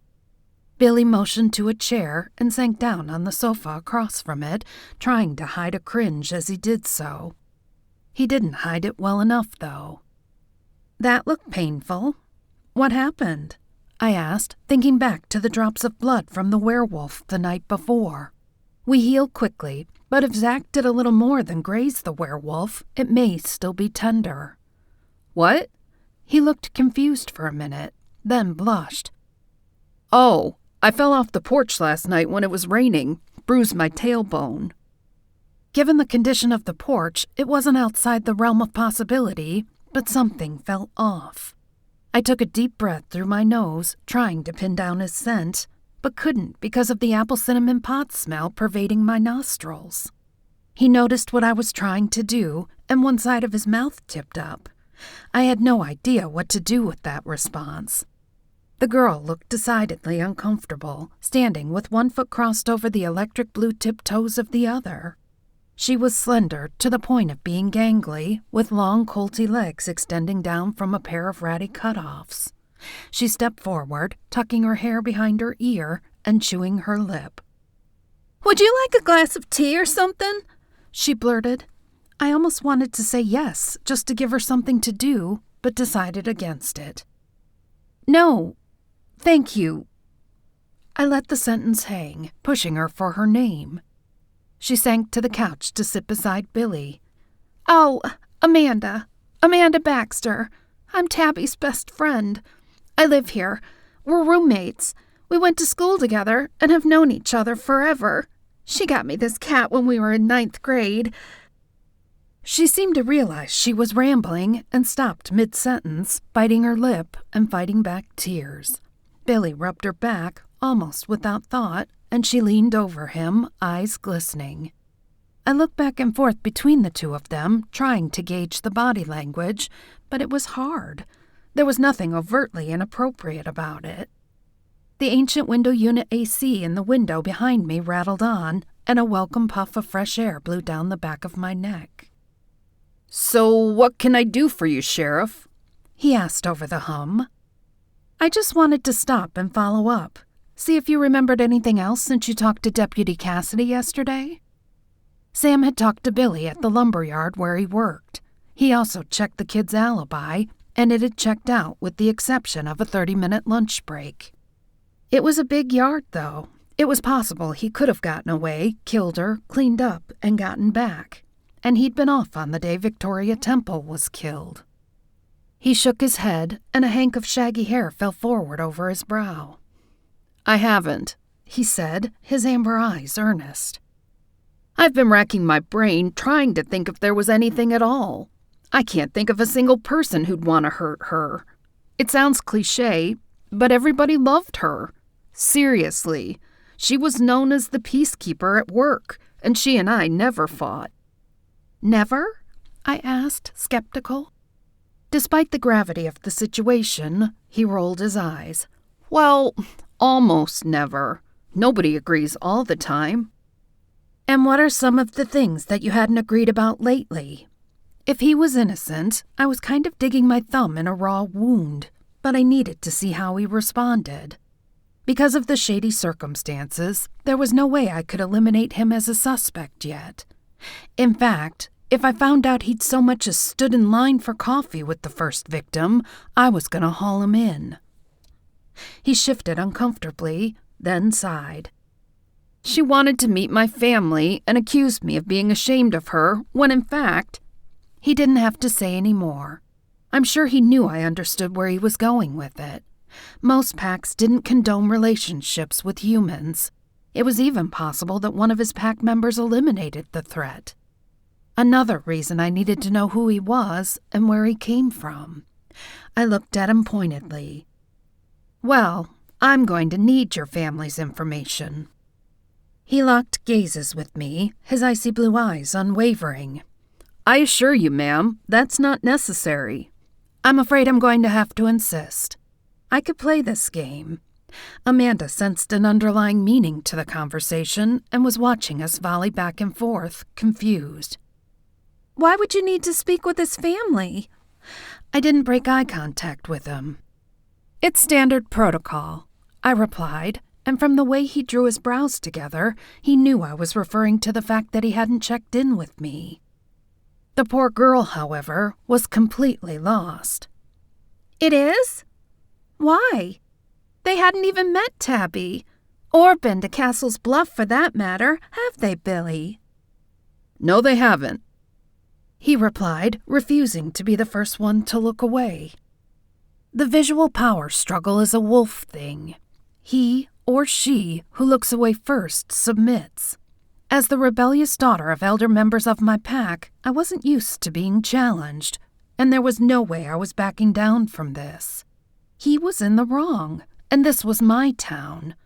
I'm not a stickler, but some rules and behaviors exist for a reason. He heaved a huge sigh and looked away. That was all I needed. He acknowledged my position. There was nothing else to be done in front of a human. "Have you found any connection between Tabby and the other person?" he asked. "Yeah, we heard the other woman looks just like her. Is that true?" Amanda was on the edge of the couch now. I was reluctant to give away too much because I didn't want to start a panic among blonde female runners, but it wouldn't hurt to answer that. Their pictures were public. Yes, they could have passed for sisters, though we're not sure if that's coincidence or not yet. "When will you know? Do you think there will be more?" Amanda's eyes were a little wild as the thought settled in. "I certainly hope not. We're still early in the investigation, but we're following up on several leads." I shot Billy a weighted look. "Did either of you happen to know the first victim?" Amanda shook her head. "No, I didn't," Billy said. "But good luck with those leads. I hope you find some useful information, Sheriff," he replied in reference to his family, though he sounded more tired than sarcastic. He pushed himself up from the couch, wincing as he did so. "If there's nothing else we can do for you, I need to get ready for work." I stood as well, not wanting to give him the advantage of standing over me. I tried one last time to catch his scent, but he'd put several feet between us when he'd gotten up. I got the distinct impression it was intentional. "There's nothing else for now. Here's my business card." I laid it on the bar that separated the kitchen when it became apparent he wasn't going to take it. "It has my cell number on it. Please feel free to call me. In other words, when you're not around humans, you better give me your 411. He nodded once. "Thanks, Sheriff. I'll do that." Just to make sure I could find him, I took their numbers. I thanked them both and offered my condolences, then locked eyes with him again. "Talk soon." When he looked down right away, I turned to Amanda. "I really am sorry for your loss." "Thanks," she said with a wobbly smile. "Sheriff?" Billy said when I was reaching for the door. "Yes?" "I was planning to ask her to marry me the night she died." His voice cracked, and unwanted sympathy washed over me. I reminded myself it could just as easily have been from regret as from sadness. I already knew he'd supposedly been home alone that night, waiting for her to get back from her run, so he had no alibi, at least after he left work. Still, his words had a ring of truth to them. I searched his face for a lie, but all I could see was sorrow. What a hot mess. I took a deep breath of fresh air as soon as I stepped outside. I was pretty sure I'd breathed in enough fumes to fail a drug test. The visit had given me lots to think about, and I picked up my cell to call Danny. She assured me she'd start looking into Billy right away, and now that I had a name and a physical description, I knew it wouldn't take her long to track him down. I could hardly wait to find out what he was hiding.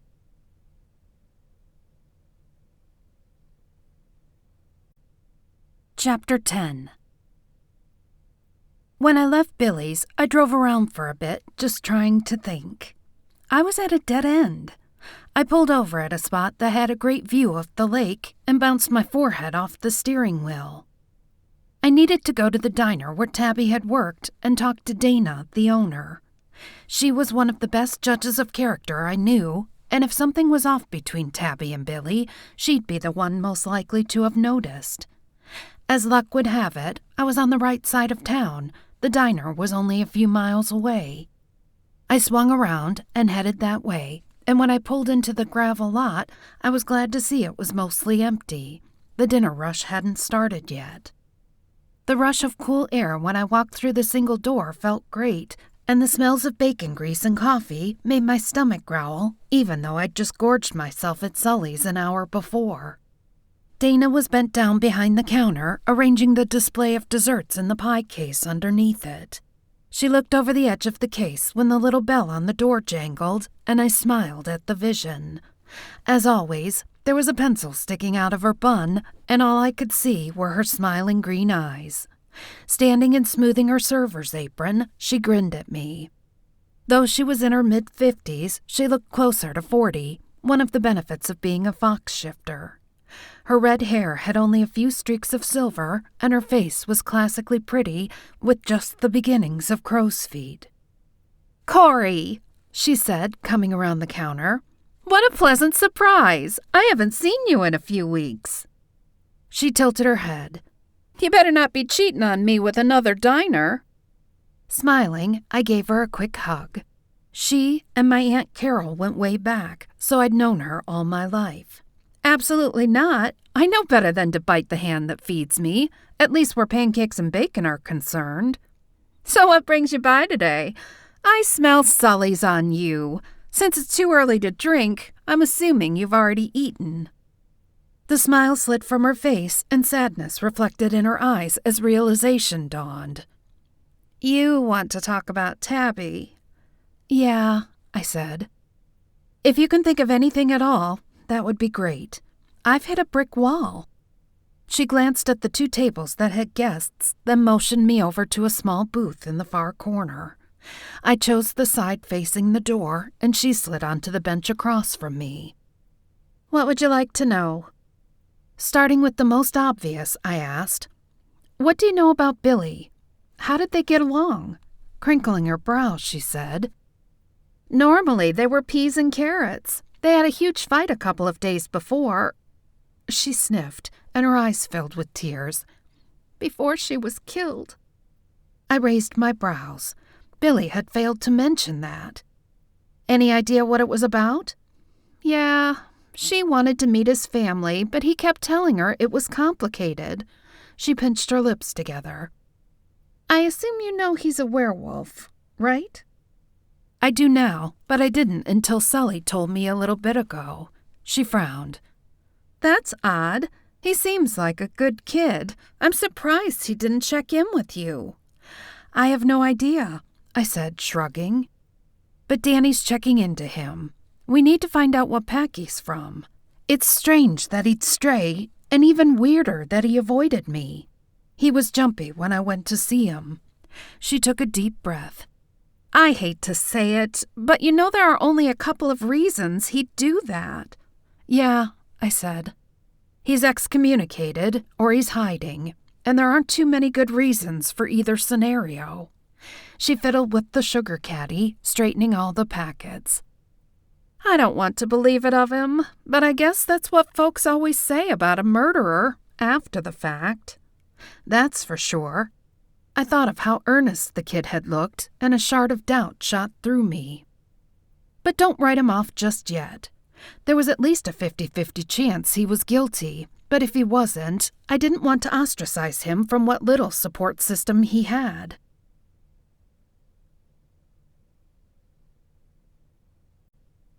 Chapter 11. I was just a few minutes from home when Mom called again. Taking a big breath and releasing it, I decided avoiding her would just make matters worse. She could be like a dog with a bone. Pardon the pun. I pulled off the road into a wide spot. Sliding to answer, I did my best to sound positive. "Hi, Mom. How are you and Dad?" My attitude must have caught her off guard because she paused for a second. To be fair, I wasn't usually so cheerful when she called. We had very different views on life, and our relationship was more cordial than loving. I was definitely a daddy's girl. "We're better than you are," she said, her voice tinged with judgment. "I heard you had another murder. Please tell me you know who did it, and you have the situation contained." I ran my tongue over my teeth. "I'm all over it, Mom." "That's not an answer. Have you caught and dealt with the murderer?" "No," I said, grudgingly giving up the pretense. It wasn't like she didn't know exactly what was going on anyway. "So far, he's like a ghost." I didn't want to bring Billy's name into it yet, both for his sake and mine. "So I've heard, but there's no such thing as a murderous ghost." She paused, and I knew I wasn't going to like whatever she said next. "Your father and I have decided to send you some help." I bristled. Anybody my mother chose would likely come in believing they were sent to do a job I couldn't. "I assure you, that's not necessary," I said, thinking of Sully's suggestion to bring together the local shifters. That would be better than having my parents intervene. "We believe it is." She dropped all pretenses of mother-daughter concern. "The bottom line, Cordelia, is that we can't afford to appear weak on any front. Pack politics are volatile right now. The person we're sending is discreet and loyal. He'll help resolve the issue, then you'll be left to your own devices again." Resigned, I tried one last time, even though I knew the decision had been made. "And there's no way I can talk you out of this?" "No, the arrangements have already been made. His name is Alexander Dixon, and he'll be there tomorrow." I racked my brain trying to place the name. Our pack was large, but not so big that I hadn't at least heard the majority of the family names. "Who is he?" "Not that it matters." she said, just a bit too high and mighty for my taste. But he's only been in the area for a couple of years. He's proven himself useful and appreciates the delicacy of the situation. All right, then, I said, resigned. We're on your side, Cordelia, but this needs resolved. We need strength on all fronts. Yeah, I said, irritated that this was all about politics to her. And I need innocent women to stop dying in my town. Then it sounds as if our goals align. She sighed, and her voice softened. I'm not a monster, Cori, but what you have running loose down there is. Politics aside, I really am on your side, and I'm sorry you feel we don't trust you to handle this. Though it grated to admit it, I had no idea where to go next, and if my mother had handpicked somebody, it was a fair bet my odds of catching this guy just improved. I needed to set my pride and my personal issues with her aside and do whatever it took to keep anyone else from dying. That didn't mean I had to like it, though. I started to drop my phone back into my purse and pull back onto the road, but paused, then pulled up a name and hit send. If there was already one extra man stepping up, I may as well call in the whole cavalry. It only rang twice before he answered. Yeah, Sully? How soon can you call a den council meeting? Kat was up when I got home, which was unusual considering it was still early afternoon. I tossed my purse on the entry table, then plopped down beside her on the couch, scooching a scowling chaos over to make room. Hey, I said. Glad you're up. Please tell me you've heard something. She smiled back, her perfect teeth gleaming against her olive complexion, but behind the smile, she looked concerned. I haven't, and I'm worried about you. You haven't been sleeping well, and you haven't taken so much as a minute to yourself since the first girl was killed. I know you're putting everything you have into finding the killer, because that's how you're wired, but you have to take some time out. I waved her off, but knew she was right. I was dragging, but I couldn't just turn it off. I'll have plenty of time to chill when this case is over. Right now, it just wouldn't feel right having fun while he's out there. Cori, you can't do this, she said, turning toward me on the couch and drawing her perfectly arched brows together. You have to strike a balance or else you'll lose yourself. I know it's horrible, but for now, what do you have? What are you doing tonight that could possibly lead you to him? Shaking my head, I huffed out a frustrated breath and dropped my head back on the cushion. Nothing. I've got nothing. No ideas, no suspects, not a clue. I just keep running the case through my head. I know I've missed something, but damned if I know what. Then you need to stop. Give your brain a break. Right now you're on a loop, and you need to look at it with fresh eyes. The call with Mom popped into my head, and I pressed my lips together. What? She asked when I went quiet. Mom's sending me help, I said, putting it in air quotes. He'll be here tomorrow. Kat chewed on her lip. Well then, she said, even more reason to go out. Take an evening to chill before your mom's minion shows up and steals your sunshine. She had a point. Not that I hadn't had my nose to the grindstone since the beginning, but this guy would be reporting my every move to my mother. When the corner of my mouth tipped up in a half smile, she knew she'd won. She grinned. Yes, I was hoping you'd see sense. I pulled together a girls' night, but I was afraid you'd miss it since you blew me off last week. I rolled my eyes. I didn't blow you off. She waved a hand. You totally blew me off, but that doesn't matter. You're coming tonight. The idea of getting together with the group and having some fun and a couple glasses of wine was appealing, though I felt guilty about partying with friends while there was a murderer on the loose. So who's going? I asked, pushing the guilt aside.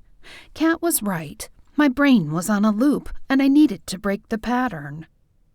Our group was small because neither Kat nor I were huge people. We had a regular crew we hung out with, but not everybody always showed.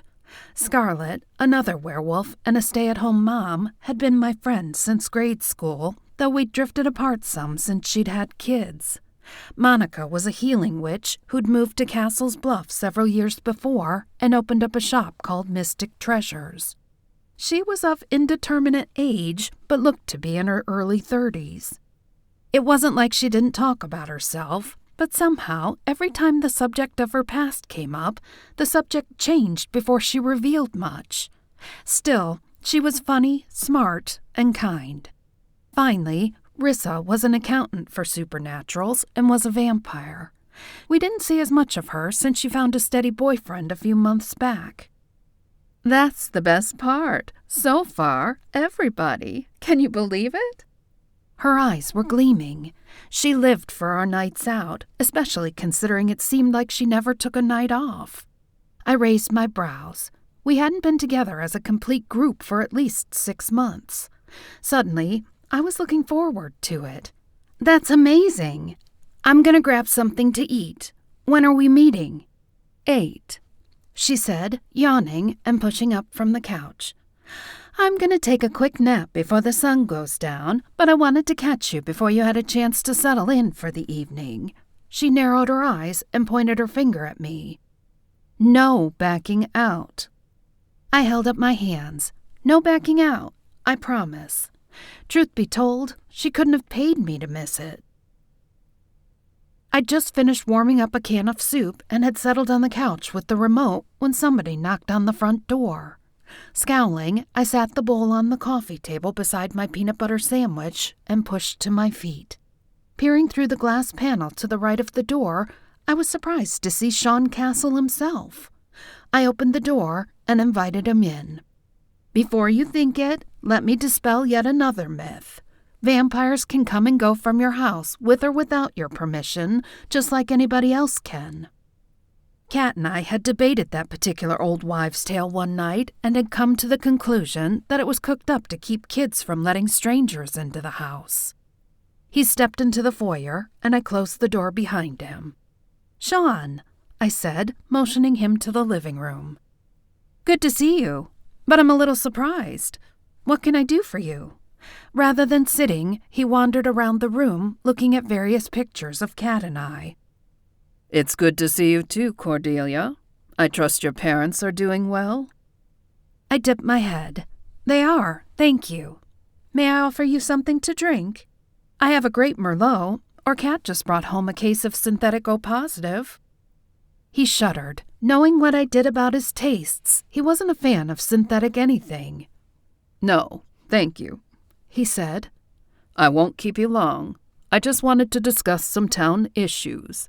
First and foremost, of course, the murders. I assumed as much. I'm doing everything I can, and I've asked Sully to call in his den leaders for a meeting so we can coordinate something. My mother's also sending a specialist down to assist. Sean was a valuable resource, and I wasn't above asking for his help. Have you heard anything at all that would be useful? A mysterious smile curved his lips. No, but if I do, trust that the information will be managed with the importance it deserves. I'll keep you apprised. His meaning was clear. He may not come to me with it before he acted, but he would act, and woe be to the killer if Sean caught him before I did. I was okay with that, though. I dipped my head. Thank you. Of course. Now on to other matters. I've noticed an unfortunate lack of diversity and options in Castle Bluff's dining and entertainment options. That threw me for a loop. Is there something specific you'd like to see? Several things, he said. We lack an overnight grocery store, nor are there many clothing, supply, or personal care shops open after dark. One of the downsides of living in a small town. The sidewalks rolled up at dusk. And we have no movie theater or even a decent sandwich shop, day or night. The last one got me, and I raised a brow. Sandwich shop? Yes. I have a traveling companion who dearly loves a good pastrami on rye, yet we have no boutique sandwich stores. I smiled. I'll see what I can do about that, but I don't know of anybody looking to open one. I have several friends who've approached City Council with requests for all-night stores, but apparently there's a bias against such goings-on on Main Street. That didn't surprise me. Our council consisted of stuffy humans because nobody else bothered to fill the seats. I'll speak with them, I assured him. Please, do that, he said, moving to the door. Otherwise, I'm pleased with how you are caring for my legacy, Cordelia. Keep up the good work. Thank you, Sean. I wouldn't mind a movie theater either, so I'll take the suggestion to the appropriate committee and see what we can do about moving forward with one. He nodded, then stepped out the front door, leaving me feeling a little off-kilter. Dealing with older vampires was sort of like stepping into the Twilight Zone, and I was glad I didn't have to do it often.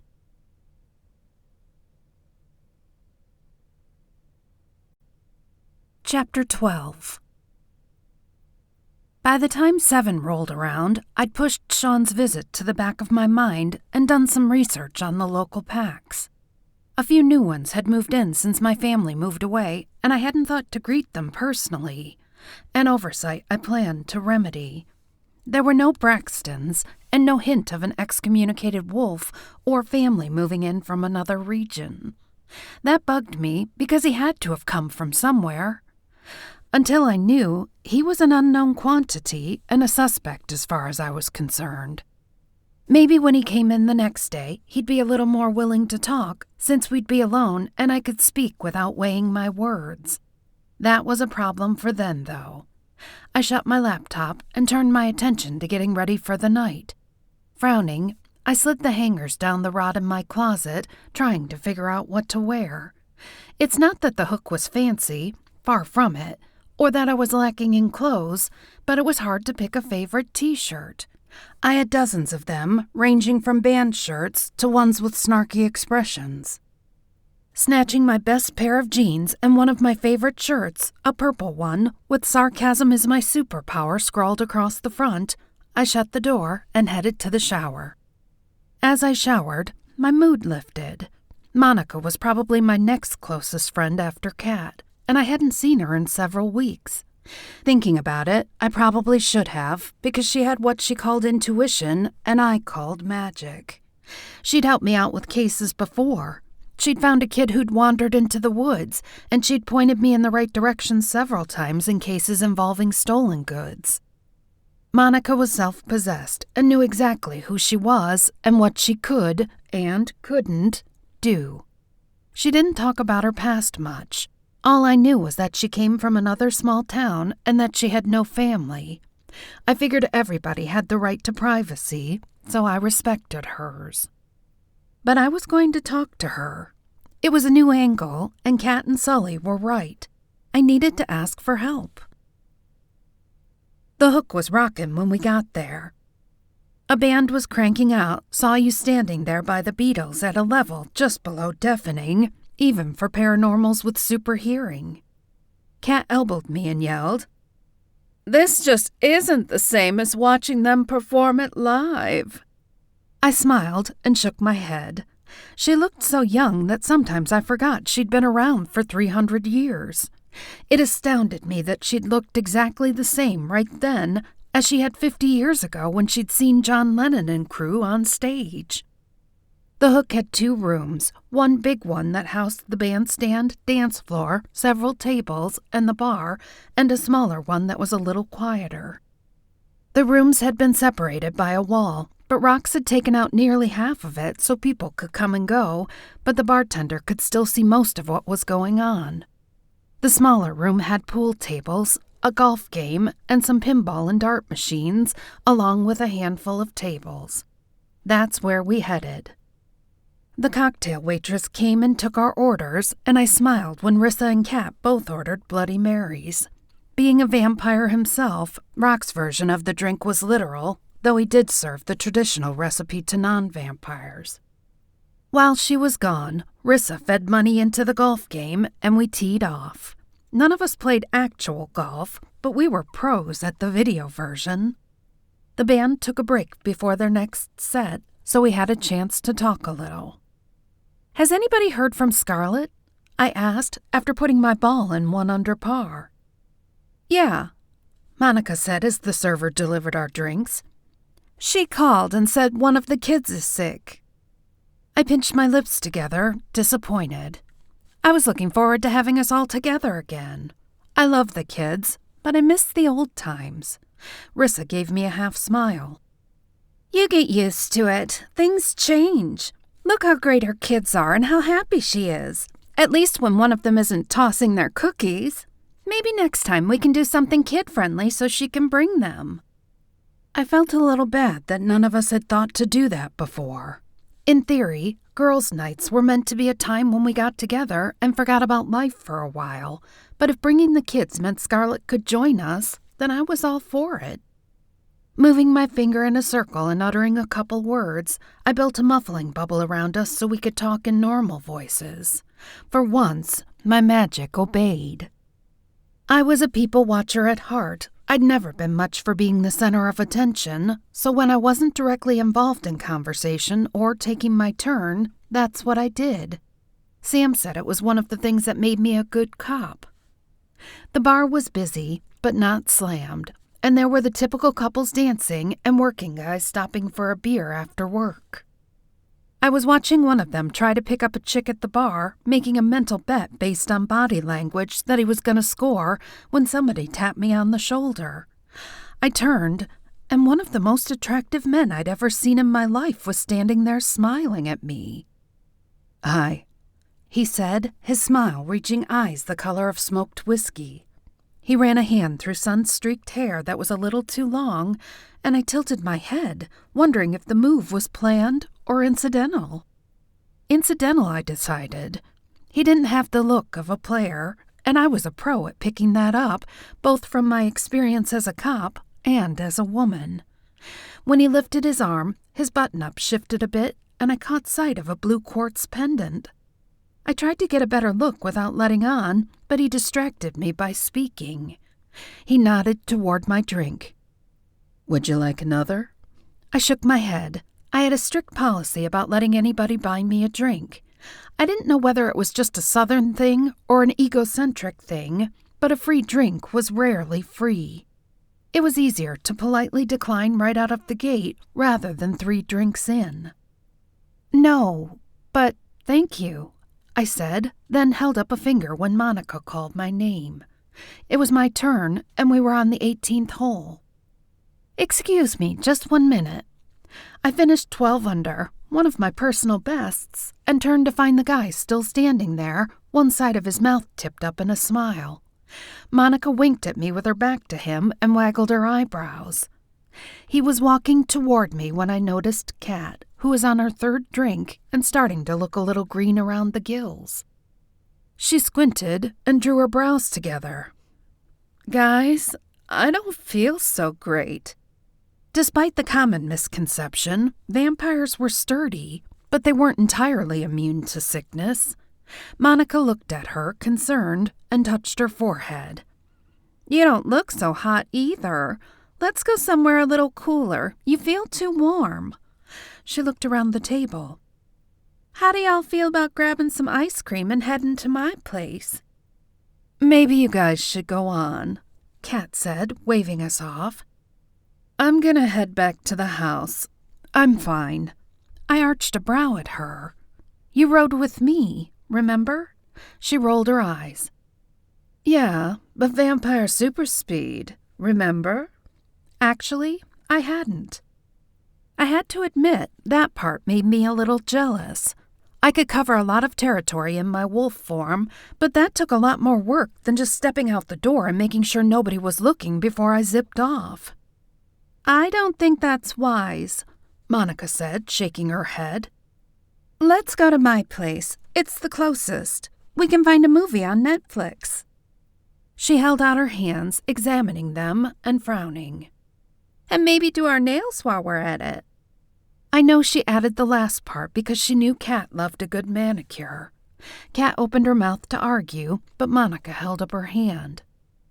"No objections. I want to make sure there's nothing wrong with you before you head home."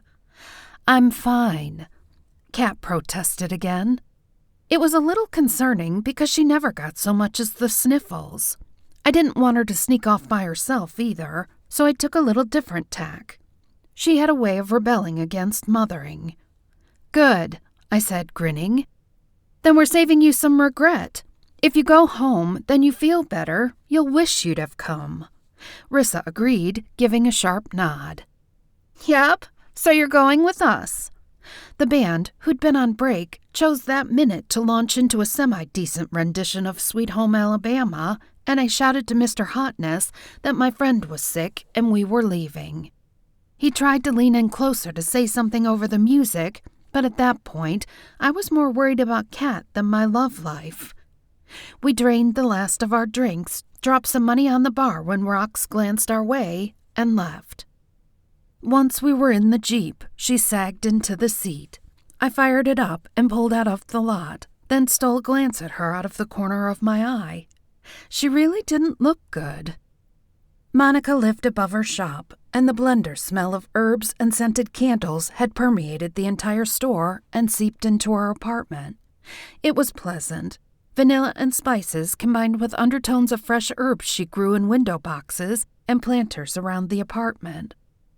People of all types came to her for medicinal blends.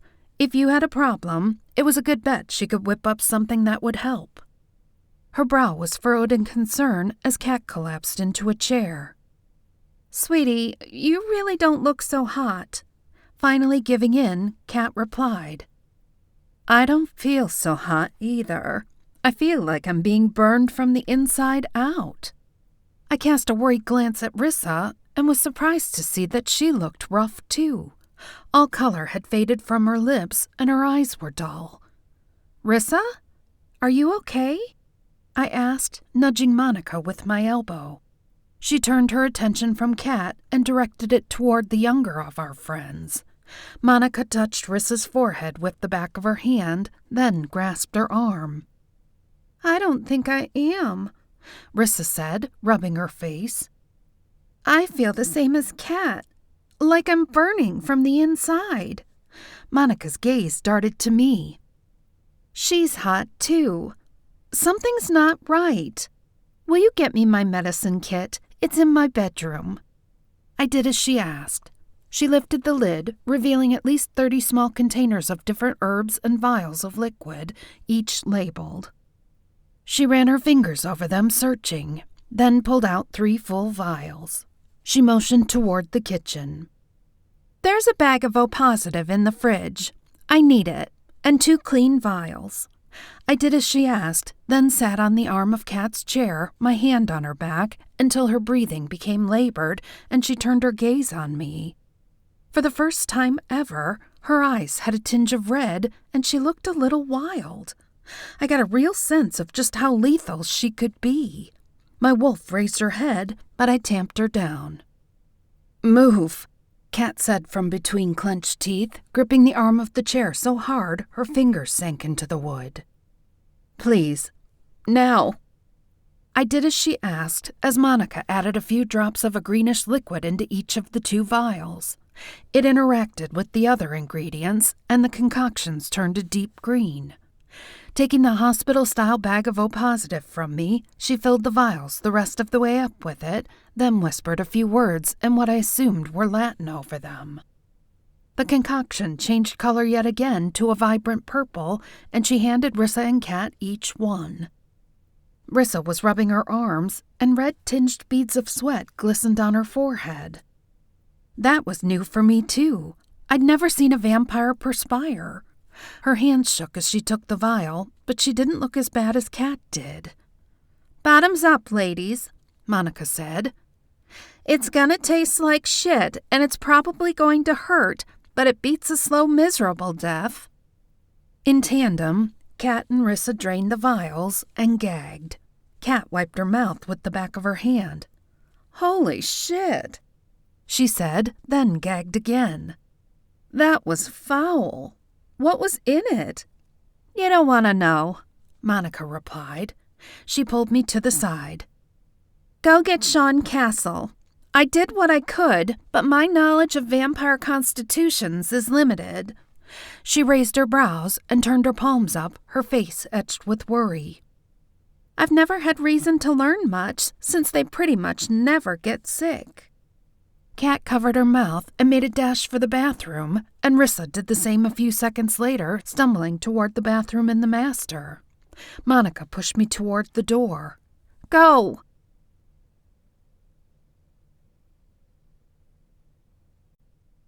Chapter 13. Sean Castle still maintained a sprawling Victorian mansion on several acres on the outskirts of town, and it took me 15 minutes to get there, even driving like a bat out of hell. I wasn't even sure if he was going to be there, but I was trusting fate to have my back.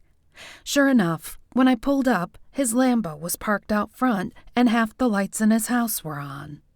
Several other cars that cost the equivalent of 5 years of my salary lined the curved drive.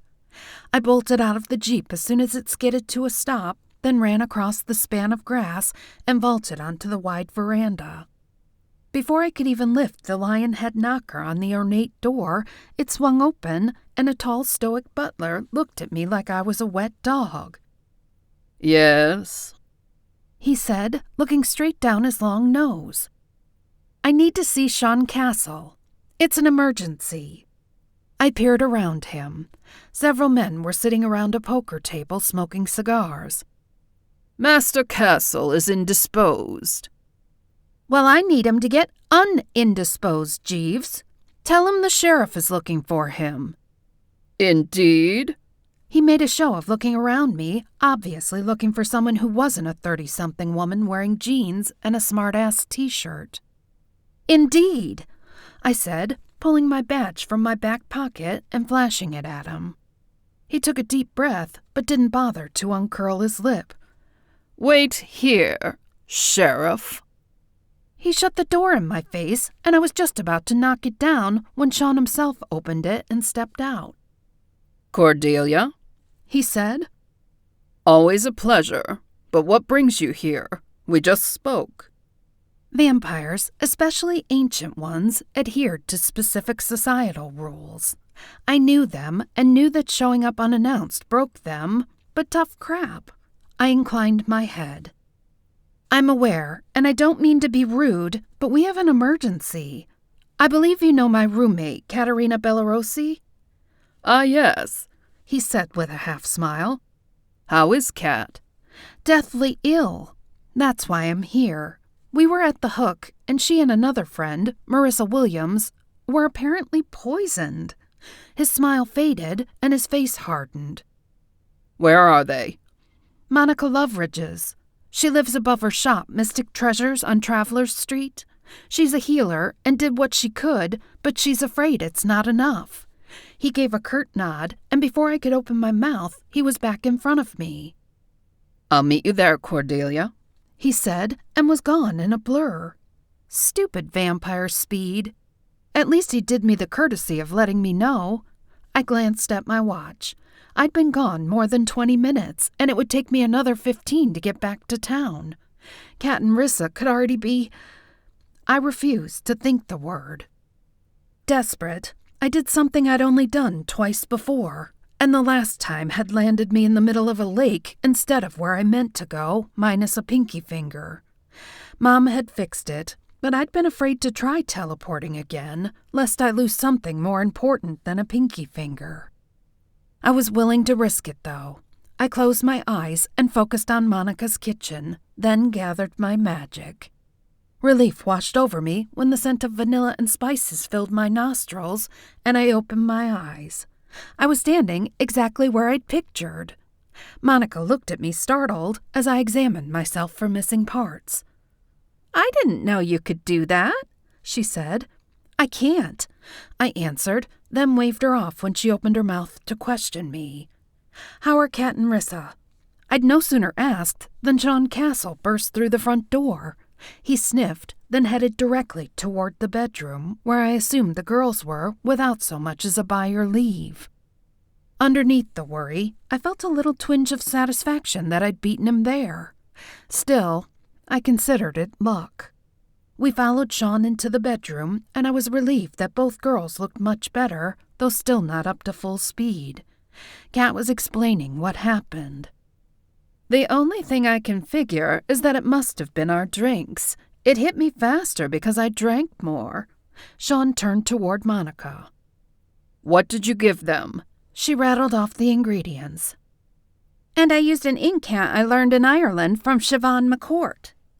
The name meant nothing to me, but it obviously did to Sean. His expression changed from mild condescension to surprised respect. I made a mental note to ask Monica about it later and realized yet again how little I actually knew about my friend. Sean examined the girls again, firing off a few more questions about who was working and who wasn't. I tuned back in, because these were questions I would have asked. Rage washed over me as reality sank in. Somebody had tried to murder my friends. A look of horror crossed Monica's face. What if the whole batch was poisoned? I picked up what she was saying. If so, somebody had likely died. I pulled Rock's number up on my phone, noting as I did that it was after midnight, the band would be packing up. He picked up after just a few rings, and there was a low hum of voices and clinking glasses in the background, but no blaring music. Giving him a brief rundown, I asked if there were any other, real Bloody Marys sold. No, he said, and I could picture him scratching his jaw, mostly because I could hear the scrape of whiskers. Sometimes super hearing wasn't all it was cracked up to be. Kat and Rissa got the last of it because I ran out of mix. Got more coming tomorrow morning. And they're the only ones you serve Bloody Marys all evening? Not the only ones, but the only ones out of that batch. They finished it, beginning to end, between the two of them. You're assuming it was in the blood or the mix, Sean said. What about the vodka? I relayed the question. No way, Rox said.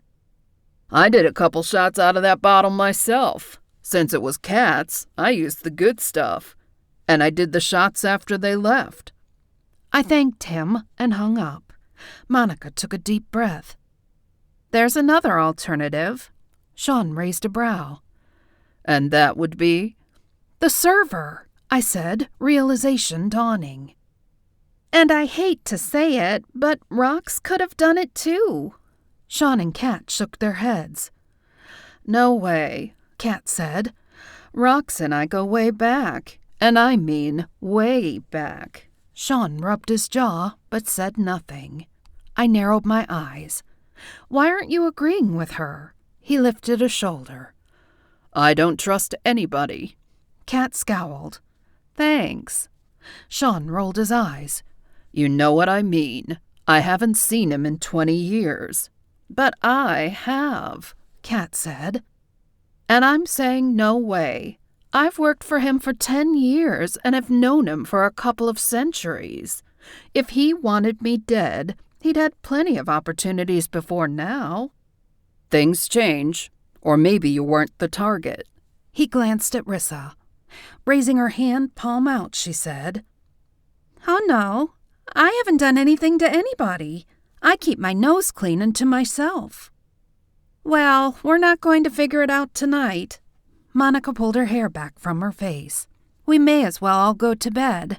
I know most of the people in this room are wired to be up at night, but I'm not. Me either, I said, yawning as the adrenaline drained from my body. I'll do some checking tomorrow, but I need a ride back to Sean's. I'll see to it that your Jeep is returned to your home if Miss Loveridge can give you and Katerina a ride. I have some checking to do tonight. Sean crossed his arms and looked every bit the killing machine he was, rather than the playboy he generally pretended to be. I shivered. Though I was lethal in my own right, I wouldn't want to be on the bad end of that. Glancing at Kat and Rissa, my wolf growled and hoped that somebody would be.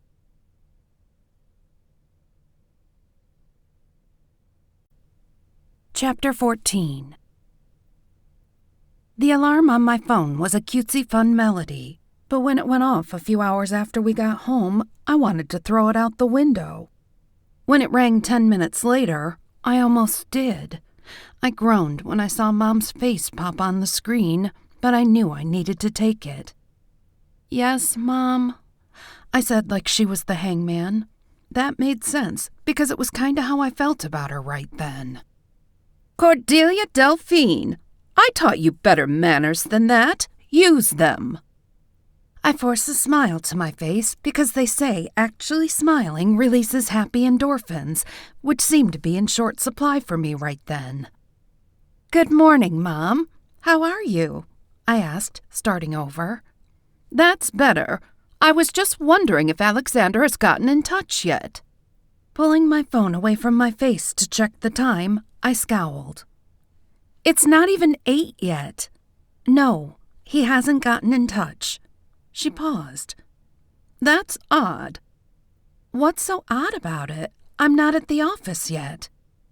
"I was under the impression he was going to be there last night." "If he is, I haven't heard from him. He's probably waiting till I go to work. You know, like normal people do." "Sarcasm isn't attractive on you, Cordelia." I rolled my eyes, then squinted as the sunlight hit me when I opened the drapes. "I know, but neither is being up half the night with Kat, then having my mother play 20 questions before I've even had my first cup of coffee." Her stiff tone told me I might have gone a tad too far. When she replied, I knew I had. "I hardly call making sure your backup arrived playing games. After all, 2 women are dead, and you're not having any luck. 1 more, and the FBI will come in, and likely other regional councils will as well. Is that what you want?" I pulled in a huge breath through my nose, then blew it out through my mouth. "Of course not, Mom. But he isn't here yet. As soon as he is, I'll let you know, okay?" She sniffed. "Thank you." "Then you'll be the first to know." "That would be nice," she said, then her tone changed, making me wonder what she was up to. "Oh, and Cori? Be nice." Scoffing, I said. "When am I ever not nice?" "I'm just saying," she said in that Mom's found you a man voice. "Put a little effort in here. He's a valuable asset to the pack." My bullshit alarm was bouncing into the red, but I had more pressing issues than worrying about what was going through my mother's head. "Will do, Mom." I paused for a moment and considered whether or not to tell her what had happened to Kat and Rissa, and decided not to. The last thing I wanted was to throw more fuel on the fire, at least until I decided whether or not there was a connection. After all, if this was personal, it wasn't outside the realm of possibility that it was the same guy. The thought made my gut burn. I took a quick shower, pulled on my favorite burgundy blazer, and headed toward town. I was glad to see that Mokalakas wasn't busy. The smell of fresh baked bread and coffee welcomed me when I pushed through the door, and Mona was already making my coffee by the time I got to the counter. "I'll have you fixed up in just a second, hon," she said, frothing the milk. She was one of the most pleasant people I'd ever met, and a real character. She'd been around as long as I could remember, and was a witch with mad kitchen magic. If it weren't for my wolfy metabolism, her pastries would be sitting right on my hips. She also made it her business to keep track of everything going on in town, and was free with the information. Sometimes too free, since she'd told Zach where to find me. I decided to let it slide since she likely remembered him. She didn't forget much and was determined to marry me off. I don't know who was worse, Mona or my mother. She popped the lid on my coffee and slid it across the counter to me. "Hang on just a second, sugar. I gotta go to the back and get your Danish. There aren't any left up here." Mocha's was the hotbed in town for all the best gossip, and several eyes turned toward me while I waited. I didn't have to be psychic to hear the questions, and my face burned because I didn't have the answers. "Now that's what I call service," a voice said to my right. I turned and was surprised to see Mr. Hotness from the night before smiling at me. "Imagine running into you 2 days in a row," I said, smiling back. "If I didn't know better, I'd think you were stalking me." He cleared his throat and raised a brow. It's not exactly like that, but I was planning on meeting you, just not quite the way I did. I tilted my head. What do you mean? He held his hand out. Alex Dixon. He glanced around the shop, aware of the eyes on us, and stepped closer so as not to be heard. I know your mother, and she said I should look you up while I'm here. I went to your office when I made it to town, but you were already gone. So I figured rather than show up at your house, I'd have a beer and wait till today. The way he said he knew my mother was diplomatic and vague, and I couldn't decide whether he was just used to playing pack politics or if he was trying to avoid invading my space any more than he was being paid to do. Or, possibly 3, if he was just playing it cool because we had an audience. Examining him, I decided to give him the benefit of the doubt, at least until he gave me a reason not to. After all, my mother was a lot of things, but she knew how to get things done and tended to know who would be best for the job at hand. At least in this, our interests aligned, as she said.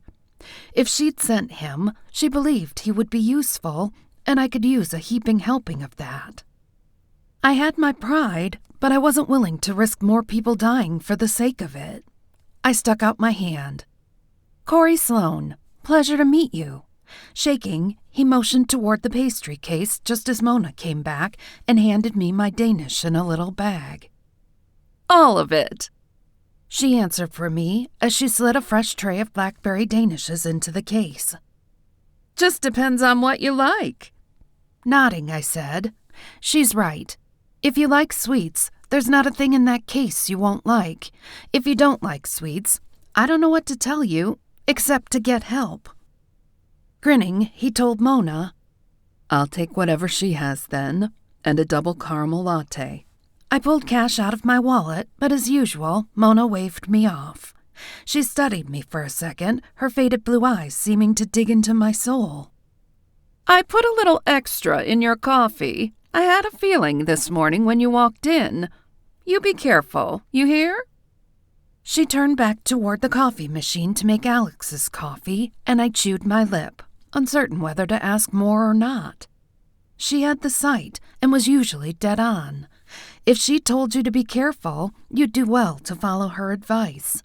The only problem was that I didn't understand what she meant. But if that's all she said, it was likely all she knew, or all she felt it was safe to tell. She was big on the whole self-fulfilling prophecy thing. I will, I said, my mind wandering over the possibilities as she handed Alex his coffee. She frowned when she saw my expression. Don't overthink it. Just use your noggin before you act. That's all I got. Now go on and have a good day. Good luck. Alex followed me outside. What did she mean she put something extra in your coffee? I shrugged. I don't know. I mean, I know she put something in there, but your guess is as good as mine as to whether it was for energy or luck or a head cold. You're just going to drink it? I cocked a brow at him. What else should I do with it? He blinked twice. I guess I don't have a response to that. I don't trust many people, I said, taking a sip of my coffee. But I do trust Mona. Whatever she put in there will only help. And she always seems to know exactly what I need. Shrugging, he took a bite of his Danish. Besides, I said, thinking back to the night before, it may be better to worry about people who don't tell you what they put in your drink, or why she told me to be careful. Skipping the last part, he addressed the first. Is that what happened to your vampire friend last night? She looked like hammered crap, and that's quite a stretch for a vampire. I ran my tongue over my teeth, trying to decide whether or not to tell him. Just out of curiosity, what are your orders from my mother? He crinkled his brow. I don't have orders per se. She asked me to come help you out. I have an affinity for this type of thing. What type of thing?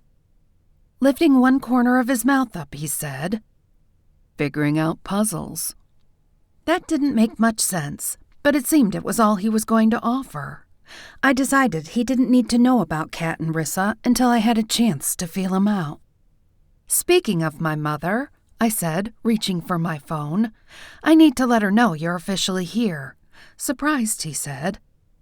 "I already did." I shook my head. "She called this morning and I told her I hadn't seen you. I didn't know who you were last night, so I promised I'd let her know as soon as you got in touch." "Ah," he said. "Then call. I don't want to hear it from her later either." I smiled and gave him that "now you get it" expression, and he nodded toward my phone. "I'll meet you at your office."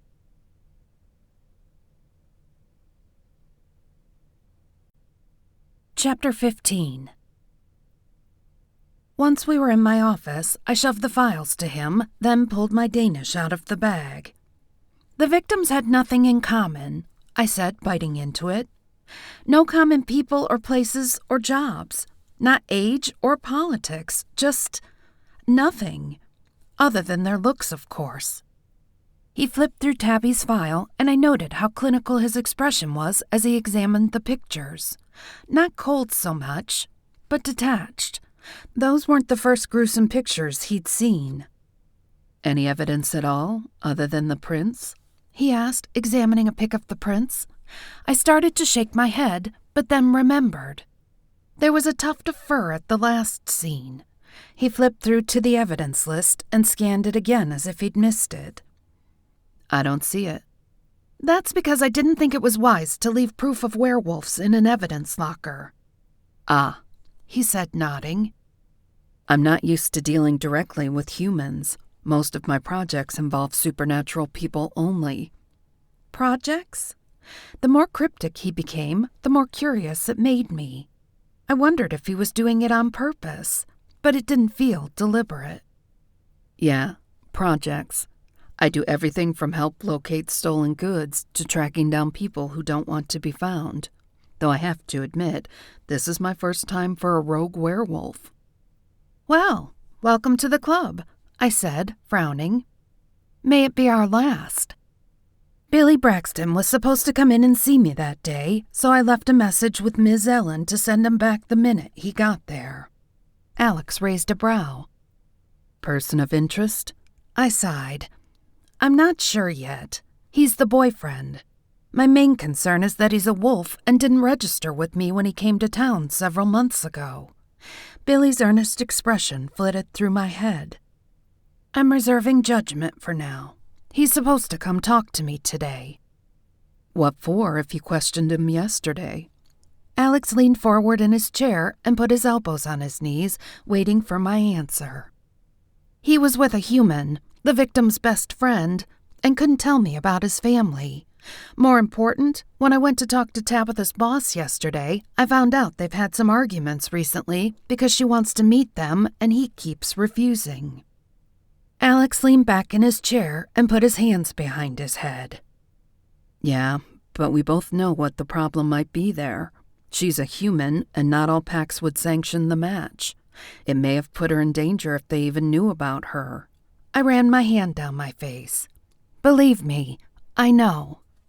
His eyes lighted with understanding. "Oh, yeah, I could see where somebody in your station may run into that problem." I smiled bitterly. "It gives me the urge to allow a little latitude, at least with the meet the parents thing. Failing to let me know he moved here is a whole other kettle of fish, though. I'm not letting him off the hook for that one." Over the next couple hours, I brought him up to speed on what had happened so far and what I'd tried, which sounded so lame when I spoke it out loud that I was embarrassed. But what more could I have done? We reviewed both victims, their backgrounds, their family members. I even told him about Sully's suggestion that I bring in other members of the community to at least put more eyes out for the guy. "That's not a horrible idea," Alex said. "I know. I pulled up my shifter graphs on my computer. A couple years prior, we'd had some land disputes, and I'd drawn a map detailing where one family's territory ended and another began. Some areas were shared if the families got along. It was also helpful for keeping track of everybody. I flipped my screen around and showed him. Every inch of the county is claimed, which means in theory we'd have eyes everywhere. I scheduled a meeting with the clan leaders for this afternoon. He squinted at the screen. Some areas were small, either because the family was small or because some species didn't need that much space. Can you trust them all? Shrugging, I said. For the most part. Not when it comes to everything, but when somebody's out there murdering people, I do. Nobody wants the feds, or even elders of my pack, coming down on us. When are we meeting them? 2, in the back room of Sully's, I said, checking the clock on my phone. That gives us plenty of time if you want to check out the murder scenes. He nodded. I definitely do. Now? No time like the present, I said, pushing up from my chair. What about the Braxton kid? He asked, standing as well. I pulled his number up on my phone and dialed it. It rang 5 times, then went to voicemail. I left him a quick but no-nonsense message reminding him that if he didn't come see me, I'd come find him, then left my number and told him to call me. Ready? I asked, tucking the case folders under my arm. Ready. On the way out, I stopped and introduced him to Ms. Ellen. She pulled her glasses down and looked at him over the top of them. Well, hello, she said. Cori's single. Oh, sweet baby Jesus. She and my mother may not see eye to eye, but they sure were on the same page there. First Mom, and now Ms. Ellen. Oh, the sting of betrayal.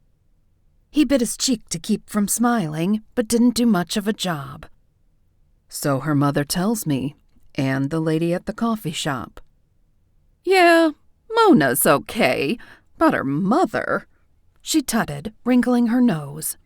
You can't believe anything that stuck-up old windbag tells you. If she was talking bad about my girl, she don't give Cori her due. The girl's a fine catch. Personable, good work ethic. She tilted her head toward me. And she ain't too shabby to look at, either. Man could do much worse. I groaned and ran my tongue over my teeth, wishing I could just crawl in a hole. Thanks, Ms. Ellen, for the glowing review. I'm sure Mr. Dixon has somebody at home. He's only here to help out with the case. He grinned openly and held up a bare left hand. Nope, he said. Nobody waiting for me. See? She said to me, jerking her head toward him. Time's a-wastin', girlie. I didn't think I could be any more embarrassed, but I didn't want to stick around to find out. Come on, Alex. I glared at Ms. Ellen, though it seemed to be lost on her. We have business to attend to. Once we were out the door, I said, I'm so sorry. I don't know what got into her. She's brassy, but she doesn't typically try to auction me off like I'm a prize cow. He laughed, and I liked the sound. Well, to be honest, I got almost exactly the same spiel from your mom and the lady at the coffee shop. I have no doubt, I said, thinking back to Mom's plea for me to be nice. And Mona really was on a roll, sending 2 at me in 1 week. It seems that even as a leader of a multi-state pack, Mom somehow still finds time to torment me. Well, he said, look on the bright side. I glanced at him as we skipped off the last couple steps of the courthouse and into the employee lot. And what would that be? His eyes sparkled. They could be trying to hook you up with an ugly old guy. I sighed as I hit the button to unlock the doors to the Jeep. Small blessings, I suppose.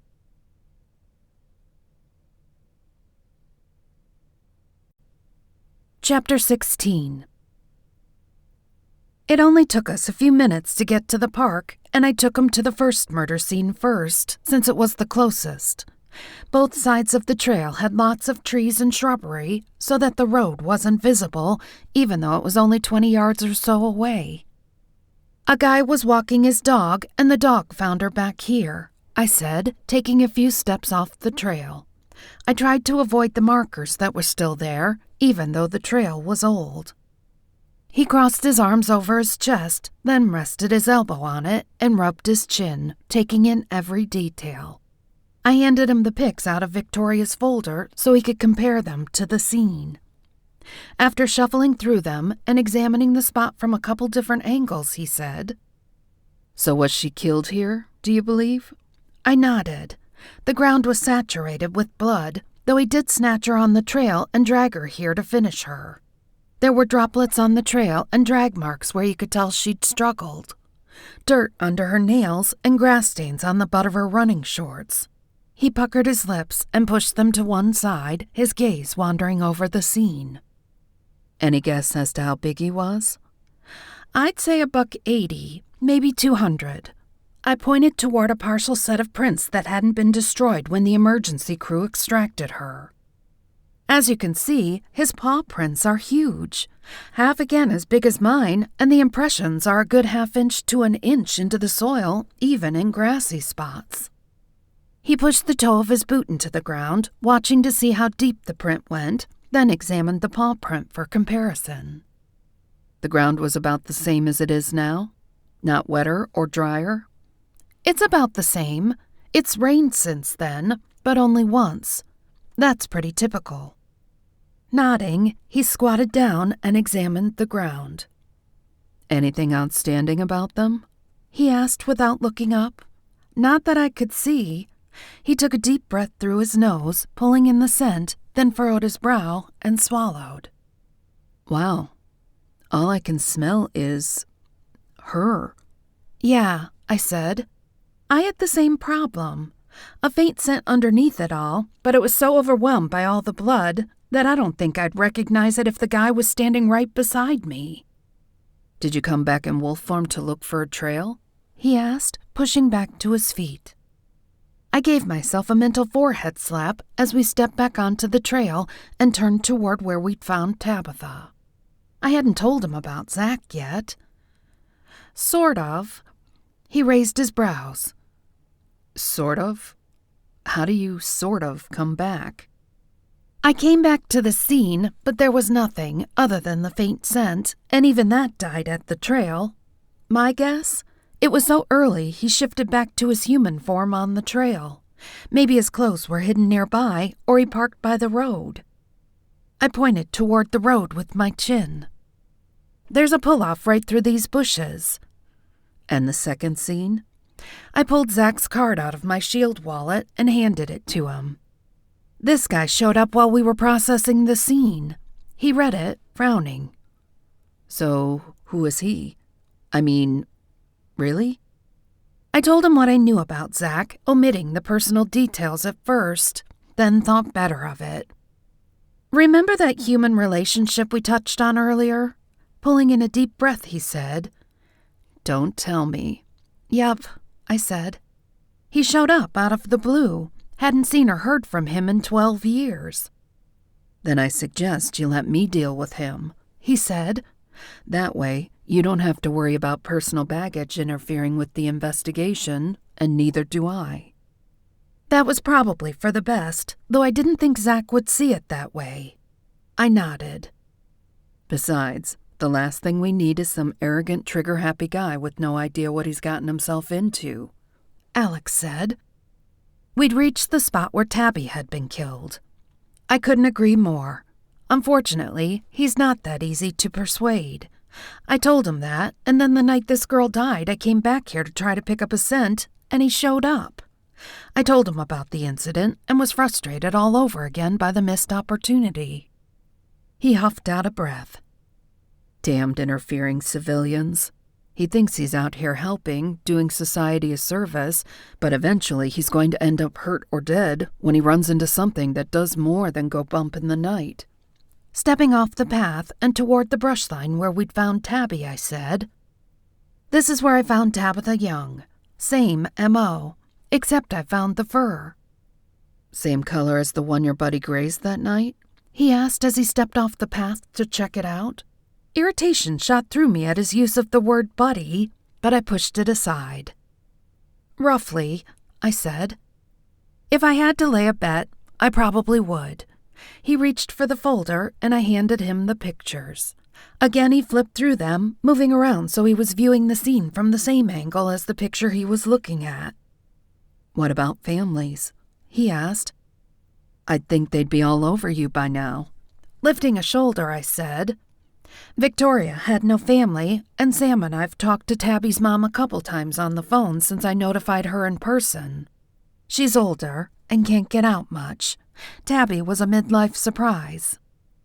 "Speaking of Sam," Alex said, "where does he fit into all of this? How much does he know about you?" I smiled. "Sam knows everything about me. He's an old family friend. Dated one of Mom's friends for a while in high school, though he doesn't have anything much nice to say about my mom now." "Why not?" He bent down closer to examine the print. It was faded to almost nothing since that part of the trail wasn't sheltered by trees as much as the other spot. Again, he drew in a deep breath, leaning closer to the spot where I'd found the fur. Frustrated, he shook his head. "Still nothing." "Yeah, same thing as last time. I haven't had a chance to examine the spot again. I'd thought about doing it last night, then Kat got sick." He stood and brushed his hands off. "Yeah, what happened to her? I don't think I've ever seen a sick vampire." "Poisoned," I said, walking back to the trail. "Both of them. Fortunately, Monica, the witch who was with us, knew a cure. I may as well tell you that Sean Castle, the vampire the town's named after, is back in town. He knows about it and is checking into it himself. It seems it was either the server or the Bloody Mary mix." "Who had access to the mix?" I kicked myself because I hadn't thought to ask that, then fired off a text to Kat asking her the same question. I also wanted to make sure she was okay. She was likely asleep since it was the middle of the day, but I wanted to know as soon as she woke up. I assume the bartender, the server, the dishwasher probably, the cook. I need to follow up on that if Sean hasn't already. He drew his brows together. "You're content to let a civilian vampire lead the investigation?" "Sugar," I said, "it's not a matter of being content.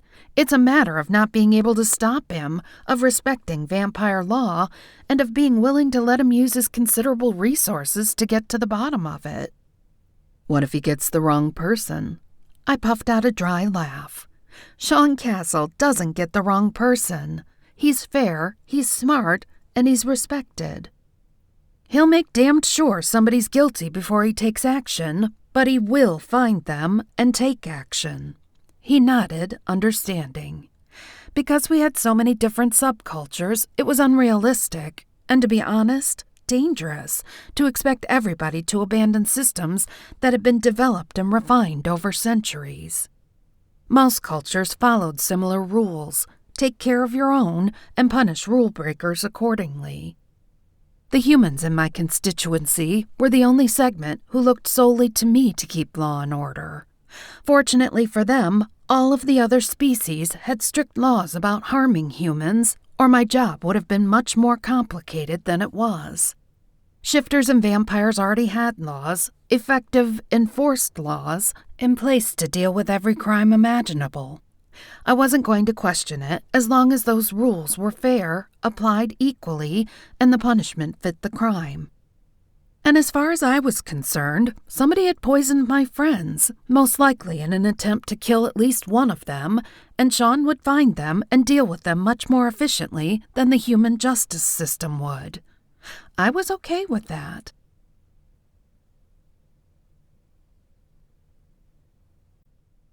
Chapter 17. When we got back to my Jeep, I checked my messages. Billy Braxton hadn't called me, and I tapped my fingers on the steering wheel, thinking. "You think you were wrong about this kid?" Alex asked. I pinched my lips together. I don't know. It just doesn't feel right to me, but it's not looking good. "Maybe we should head out to his place, see what's up." Yeah. If I was wrong about him, I don't want to give him too much of a head start. I turned the Jeep around and headed toward the trailer. When we pulled in, neither his car nor Amanda's were there, so we got out and took a look around. Alex wrinkled his nose as I pounded on the door. I'm getting a buzz just standing here. I know, I said, standing back as far as I could. The last time I was here, it was awesome because it was fresh. They tried to cover it up with air freshener. So now what? He asked when nobody answered. Are you going inside? I glanced around the neighborhood and noticed an older lady in a flowered house dress sweeping the same spot on her porch over and over and casting what I'm sure she thought were covert glances in our direction. Nah, I said, keeping an eye on my feet as I navigated the rickety stairs. The last thing I needed was tetanus. Let's see what Ms. Nosy Neighbor has to say. He grinned. Gotta love small-town America. I glanced at him out of the corner of my eye while smiling at the woman. It's a pain, but she probably knows more about them than she does about her own kids. She gave up the pretense of sweeping and leaned on her broom as we approached. Hi, I said when we were almost to her. I'm Sheriff Cori Sloane, and this is Special Agent Alex Dixon. We're looking for the young man who lives over there. Do you know when he was there last? She gave us both the hairy eyeball, but seemed to favor Alex more than me, not that I could blame her. One of her front teeth was missing, and it took everything in my power to keep a passive face when she gave him a once-over. It seemed it would be best to let him take the lead. Special agent, huh? She said, pulling herself up straight and patting her curlers. Yes, ma'am, he said, glancing at the neat rows of petunias lining the porch. You have a beautiful lawn. I'm sure you keep a close eye on the neighborhood, and it sure would be helpful if you could share any information, miss. She snorted, then shook her head and leaned back on her broom. Silver-tongued devil, you remind me of my Albert, Lord rest his ornery soul. Handsome as all get out, and smooth, too. She held out her hand. Agnes Ketterling, I reckon you're looking for the boy, am I right? We are, Alex said, shaking her hand. When she frowned, he was quick to add, But he's not in any trouble, at least not yet. We just need to talk to him. She nodded, and her face sagged, sad. About poor Tabby, no doubt. You ain't went and got it in your head he'd done it, have you? Why would you ask that? I asked. I just figured, since he up and left in the middle of the night after you was here, that he must have been in some kind of trouble. She shook her head. All three of 'em were such good kids. Billy mowed my lawn every week, and Tabby and Mandy would come over and help me dust and run the sweeper. I have problems hauling it out of the closet anymore, and my eyesight ain't what it used to be either. I think Mandy smoked some pot, but Tabby and Billy were straight. Never did see either one of 'em stoned. She grinned at the startled expression on my face. Honey, she said, I'm 71 years old. I was at Woodstock, the real one, and spent a couple months in Haight-Ashbury in the 60s. I've worn daisy chains and protested wars, though I ain't never disrespected a soldier in my life. Punched a girl in the mouth once for doing it, though. Course, that was all before I settled down and started my family. Still, I was smoking pot before their parents were born. It's been a while, but I'm fairly sure the signs ain't changed all that much. Alex coughed to cover a laugh, and Agnes's eyes sparkled. Then she sobered as she remembered what we'd been discussing. It's a damned shame about Tabby. She was going to make something of herself, that one. So you don't think Billy could have done it? She heaved a sigh. That kid was hiding something. Every time I asked about his family, even something generic like where he was from, he'd skip all around a real answer, and Tabby told me they were having some problems 'cause he wouldn't take her to meet 'em. Leaning the broom against the outside of the house, she settled into one of two little chairs on her porch and rubbed her knee as if it ached. I'd love to say there was no way he coulda, but you just never know. I handed her a card. If he comes back, will you let us know? I asked. I just want to ask him some questions. She quirked a brow. That's what the law always says. I know, but in this case, it's the truth. Looking into my face, she seemed to be taking my measure. I must have passed muster because she nodded. If he comes back around, I'll call. Thank you. Alex smiled at her again, and we left. But before we made it out of the yard, she called. You know about what he is, right? I glanced at Alex out of the corner of my eye before turning slowly back to her. Surely she didn't mean what we thought she did. Again, she studied me, then held up her hand. I see you do. It ain't no never mind how I know, but it's the only reason I'll call you. Otherwise, I'd say there ain't no way he'd have done it. But he fits the physical bill, so I trust you'll figure it out and give him a fair shake. Yes, ma'am, I said, and turned back to my car. Well, Alex said, every time I think I have people pegged, I meet someone like her. No kidding. The whole conversation was almost surreal. But we got confirmation from another source that all was not well in young Loveland. I glanced at my watch. We only had an hour before the meeting with the clan leaders. While we were buckling up, I called the lumberyard where Billy worked. His boss said he'd called in the day before, claiming he had a family emergency and didn't know when he'd be back. It was official. Billy Braxton was in the wind. My next call was to Danny, who hadn't had any luck figuring out who he was, but she said she'd keep at it. I asked her to check into Zach and figure out where he'd been and what he'd been doing for the last 12 years. That would be much easier, considering he was a human. Bureaucracy was sometimes a wonderful thing. I punched the disconnect on my Bluetooth dash and turned to Alex. It looks like we're going to have to change tacks. So it does. Luckily, I'm used to getting creative. Barking out a laugh, I said, It's probably a good thing you didn't say anything like that in front of Mrs. Ketterling, or you'd have a date. Go ahead, laugh, he said, smug. I'll tell Miss Ellen and your mother you were mean to me. I narrowed my eyes at him. Funny. You didn't strike me as a tattletale. He grinned like the cat that ate the canary. I'm not. I'm a winner.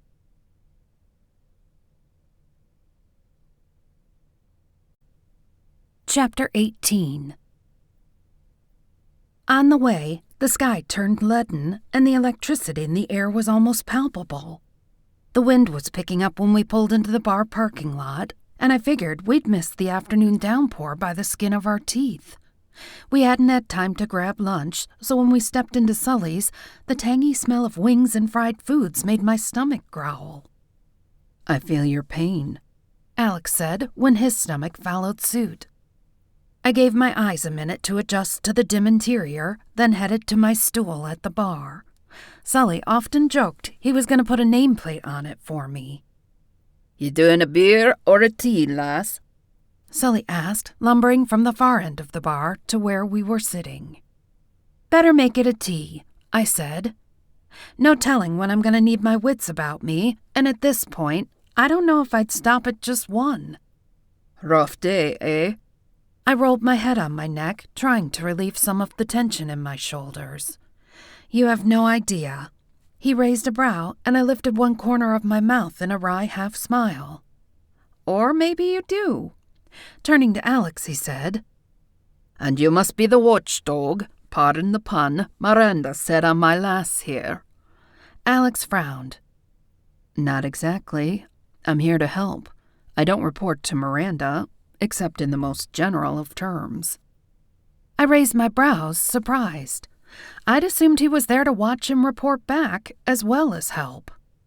Well, you can report back that she's doing as fine a job as anybody in her shoes could. Now what'll you be having? I will have a beer. Guinness, if you've got it. Sully snorted. Course I got Guinness. What's a bar without it? While he poured our drinks, I asked Alex, What do you mean you only report to my mother in the most general of terms? He lifted a shoulder. I'm contracted by the pack, not your mother's direct employee. I report vital information, and I determine what's vital. But my mother is the pack. No, technically your father is pack leader. We see eye to eye. Your mother tends to be short-sighted. I chewed on that for a minute. She also tends to get what she wants, regardless of who she plows over to get it. I'm not immune to that, and right now, she thinks I'm failing. He shook his head. Actually, she doesn't. She's worried about you. I scoffed. Miranda Sloane doesn't worry about anything other than appearances and keeping the pack united. Dipping his head, he said, That's true to a certain degree, because it has to be. However, she specifically put it out that you requested my presence. I wrinkled my brow. Why would she do that? He sucked in a big breath, then blew it out, shaking his head. Don't make the mistake of being myopic. She wanted it to appear as if you made the call to bring in a specialist. That's the second time you've referred to yourself like that. What exactly is your specialty? Another big sigh. You don't make things easy, do you? It seems easy to me, I said. If we're working together, I need to know what your skill set is. He paused, and I wondered if he was pulling together a lie. Instead, he turned and looked me in the eye. Like you, I have witch blood. My mother is a witch. I cocked a brow. Convenient, I said. How did that happen? If you don't know... I felt a blush creep up my cheeks and scowled at him. I don't need the birds and the bees speech, thanks. I meant, how did your mom and dad manage to come together to begin with? It's not exactly a traditional pairing. Now his cheeks pinked. It's not as uncommon in other places as it is here, and it wasn't a planned thing. My dad was the best man at a wedding, and my mom was the maid of honor. I did my best not to laugh, but failed miserably. So you're the result of a wedding hookup? He glared at me. Go ahead, laugh. But when my skills save your ass, you'll be grateful for the tradition. Sully overheard the conversation and smiled, his gaze far away. I met one of the most talented lasses I ever had the pleasure of... I held up my hand. If you like me even a little bit, please don't finish that sentence. He guffawed and held his hand out to Alex. Pleased to make your acquaintance, lad. I trust you have my girl's back. He narrowed his eyes. Should anything happen to her on your watch, I'll be holding you responsible. Hey, I said, I'm not exactly a damsel in distress here. I'm more than capable of taking care of myself. I wasn't implying otherwise, girlie. Just that some jobs need more hands than others. A man who could have passed for Sully's twin if not for his blonde hair stepped through the door, squinting as he did so. Liam! Sully boomed. Long time no see, brother. He went around the bar and the two men shook, then went in for what looked like a crushing one-armed hug. Come over and meet our fine sheriff. He introduced me to the man who had an infectious smile that I suspected was always near the surface. I introduced Alex. Liam is our den leader. He'll be representing the local bear shifters. We're still waiting for Donald Wilson, the leader of the Coyote Shifters, and Rena Foster, the alpha of the Badger clan. I clapped him on the back. When you decide to call a meeting, you do it right. I only expected to meet people from your clan, not that I'm complaining. Sully shook his head. Girlie, it's time to pull together. We need to stop the murders for the safety of all, but also to protect our region. We don't want to draw any more unwanted attention than we already have. Within a few minutes, a small sinewy woman strode through the door, a single white streak running through her glossy black hair. She'd just introduced herself when a wiry red-headed man arrived. We gathered at a table in the back and ordered lunch. It was a shifter thing. All meetings generally started with food, likely because it allowed folks to get a feel for one another. And Also, because we all loved to eat and got cranky when we were hungry, and that was no way to make a deal. Rena was outspoken, while Donald spent most of the time listening. He was friendly enough, but a bit reserved. I suspected he was taking our measure. I explained the situation, though they knew most of the details already. Since I had a physical description, I gave them that. I have a clump of fur, but not enough to share for the scent. We've already been to the scene, Rena said. After the human took a shot at him, we picked up the scent. Donald nodded. As did we, he said, his expression stony. We weren't willing to wait while you continued to flail. And what are you going to do about the human hunter? He was in our territory last night. I took a deep breath. Aside from arresting him, there's nothing I can do. He has permits and is legal. Then arrest him, Rena said. We don't have much to worry about, but our larger brothers and sisters do. And we need to be able to hunt the woods without fear of being shot at while we're out there. At that moment, Sean Castle himself swept in the door. I believe I may alleviate some of your concerns, he said. I've taken steps to deal with the human so we may settle the situation without interference. And what dog do you have in this fight? Liam asked. Sean ran his tongue over his teeth, then replied. Perhaps you've forgotten that I founded this town? I was against humans moving into it, but there wasn't much to be done about it. Now that they're here, I take it personally when one of them— he met the eyes of everyone at the table— or any of you come to harm. One of my dearest friends and her friend were recently poisoned, so I'll be running a dual investigation. My thoughts turned to Zach. What steps have you taken to deal with Zach McClure? Don't worry, Cordelia. No harm will come to him. I'm simply utilizing some of my connections to disrupt those permits he's been waving around.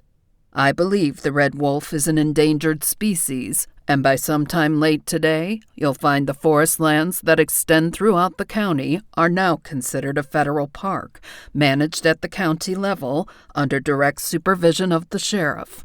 Hunting is, of course, restricted. I raised my brows and took a deep breath, then exhaled. I have to hand it to you, Sean. When you move big. He smiled, and that deceptive boyish charm was back. Is there any other way to move? Zach was going to be pissed 7 ways to Sunday, but I was relieved. I'd no longer have to worry about his safety or that of my shifter communities. For that matter, I wouldn't have to worry about stray bullets hitting a human. I'd also be free to shift and hunt for this guy as I saw fit. And what are your plans for dealing with this man when you find him, Sheriff? Liam asked. He'll be subject to pack law, I said. My plan is to capture him and turn him over to my parents. We need to know why he's doing this and make sure he's a singular concern rather than part of a bigger picture. And if one of us runs against him while hunting or in human form? Donald asked. I paused, considering, then gave the only real answer I could come up with. Defend yourselves as necessary, but avoid engagement and contact me if possible. We claim first right in this case, as he is a wolf.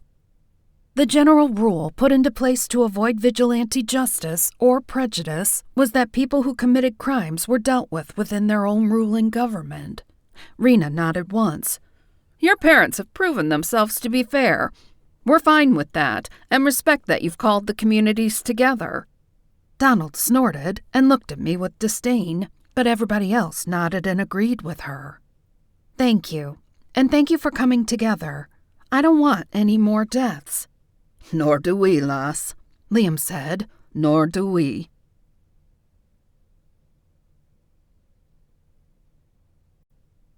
Chapter 19. The meeting had just ended when my cell rang, and a sense of dread settled on my shoulders. I knew who it was even before I looked at the caller ID and was afraid I knew why he was calling, too. I slid my finger across the screen to answer. Hey, Sam. Hi, Cori. He sounded like he was carrying the weight of the world on his shoulders. We've got another body. A man this time. Another runner found him on the side of the woods right off the trail. I haven't been able to get much out of her because she's in shock, but I doubt she'll have much to offer anyway. Damn it. That area was cordoned off for a reason. Where are you? About 100 yards north of the rope swing. I knew exactly where he was talking about. I'd swung off that rope into the lake hundreds of times as a kid. Every time I ran past it, memories of those times flashed through my head. I had a feeling they weren't going to be so pleasant after that today. And Cori? Yeah, Sam. The note in his voice notched my concern up about 5 levels. He's naked. Not a stitch of clothes to be found anywhere. Oh, shit, I said. I'll be right there. Another one? Alex asked, worry creasing his brow. I gave a sharp nod and ran my hand over my face. Apparently, 2 people didn't see all the bright yellow and orange tape closing off the area. And unless I missed my guess, he was a shifter of some sort. Buck naked. His face went white. That's not good, Cori. The peace within the pack and with other supernaturals is tentative right now. This could start a war. I'm aware, I said as we climbed into my Jeep. So let's find this guy. Time for you to do your thing, Mr. Specialist. Glancing at him out of the corner of my eye as I buckled up, I said. And what exactly is your thing, by the way? My thing is that I'm precognitive and a little bit psychic, and I can do most of the basic spells others can. Oh. That did stack the odds for me at least a little. And I can tell you right now, your Mr. McClure is fixin' to be extremely unhappy with you. We made our way to the scene. The rain had let up and the sun was shining. That meant that in about 20 minutes it was going to be so humid we'd be breathing our water. The site was about a half a mile from the last, but this time the body had been partially hidden in a bush. Sam was standing guard at the caution tape and lifted it for me, sweat beaded on his brow. A ring of looky-loos dressed in casual summer clothes were standing at the perimeter, so he waited until we were right beside him before speaking. The guy obviously didn't have any ID on him, and we don't have anybody reported missing yet. Stands down trying to find a vehicle that may belong to him, but the ladies' auxiliary is hosting a public picnic down by the gazebo to raise money for the fall festival. There are dozens of cars in the lot. I heaved a deep sigh. Of course there are. Because fate hated me. I had no idea what I'd done, but I was going to start being nicer, maybe volunteer at the soup kitchen or something. I'd done a short stint at the animal shelter, but was nearly overwhelmed by the urge to adopt them all. I squatted down and pushed the branches and leaves aside to find a youngish-looking male, tall, dark hair, chiseled physique. Unlike the other victims, he had some battle wounds, but was intact. There were bite marks on his throat. Unless I missed my guess, cause of death would be a broken neck. Bracing myself, I pulled in a lungful of air through my nose. He was a wolf. My hackles rose, and rage coursed through me at what this man had endured.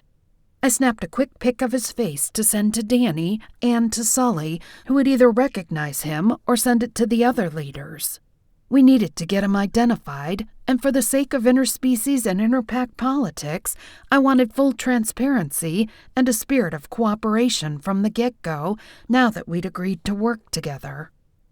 I groaned when I realized this was 3, the magic number for a person to officially be tagged a serial killer. There was no way the FBI wasn't going to be crawling right up my backside. My window had officially closed. Footsteps sounded behind me, and I pinched my lips together. It was Zach, but he didn't look displeased, as Alex had anticipated. Maybe sometimes his skills went wonky, too. I thought you could use some coffee, Zach said, handing me a cup. Sorry, Sam. I didn't think to get you one. The older man smiled. Well, I can't say as I blame you. I'm not nearly as pretty as she is. I'm a better fisherman, though. I snorted. You should be, as much as you practice. I took a sip of my coffee, then a longer slug when the first drink didn't burn my tongue. After the big lunch, I needed the caffeine. Alex, who had gone further up the path to see if he could pick up a scent trail, clothes, or any readings of either the victim or the killer, returned and glanced briefly at Zach before turning back to the scene. "No prints or any other evidence the killer came from that direction," he said to me, stepping off the path and toward the body. "He was likely hiding near the trail waiting for the guy," I said as he slipped around behind the bush.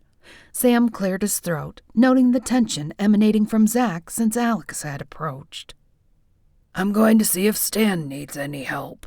Maybe somebody saw something. We're trying to keep this off the radar as much as possible, though with the picnic, that's wishful thinking." "Thanks, Sam," I said, bending down to take a closer look at the body. "Colleen was tied up at a family reunion, but said she'd pull the team together and be here within 30, he said. "I held off on calling the emergency squad until she gets here. No need to attract any more attention than we have to." "Speaking of attracting more attention," Zach said to Alex, "you must be new." He stuck out his hand. "Zach McClure, Wildlife Control Specialist. And you are?" Alex glanced at his hand, but left him hanging. "Here to help the sheriff," he said without looking at him again before turning back to the victim. I furrowed my brow. I didn't know him well, but that seemed uncharacteristically rude. However, I didn't step in and make the introduction. If Alex didn't want his name out there, it was his right. "Thanks, Sam," I said to fill the awkward void. "Let me know if you find anything." As he walked away, Alex squatted down beside the guy's feet. "Different M.O. altogether." "Yeah, but why change it up now?" He bent down and pulled the limb back, then turned to Zach, who had moved closer. "Should he have access to the scene, Sheriff?" I actually felt bad for Zach right then, but now that we had shifter involvement, things were more complicated. By necessity, Colleen knew about us. She'd been brought into the loop 20 years ago when she'd drawn blood from a car accident victim and realized something was off. She was neither stupid nor predisposed to be prejudiced, and it was a good thing to have somebody on the inside. That's when we decided she needed to know. But the rules of the game had certainly changed, and Zach's information needed to be filtered. I'd have to tread cautiously with him from then on out. Casting an apologetic look to Zach, I said, "He's right, Zach. I'm sorry, but things have changed. Small-town rules no longer apply, so I'm going to have to ask you to leave." He glowered at Alex, then looked as if he were going to argue. I held up my hand and shook my head. "I'm sorry, Zach." He paused for another heartbeat, then turned on his heel and stomped away. "That went well," I muttered once he was out of earshot. Moving a limb with a pen so he could get a closer look, Alex said, "I told you he was going to be in a snit."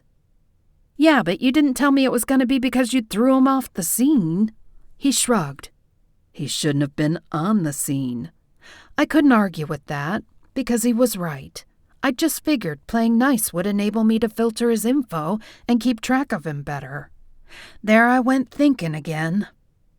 I stood back and examined the area from a broader perspective, drinking my coffee and rolling everything around in my head.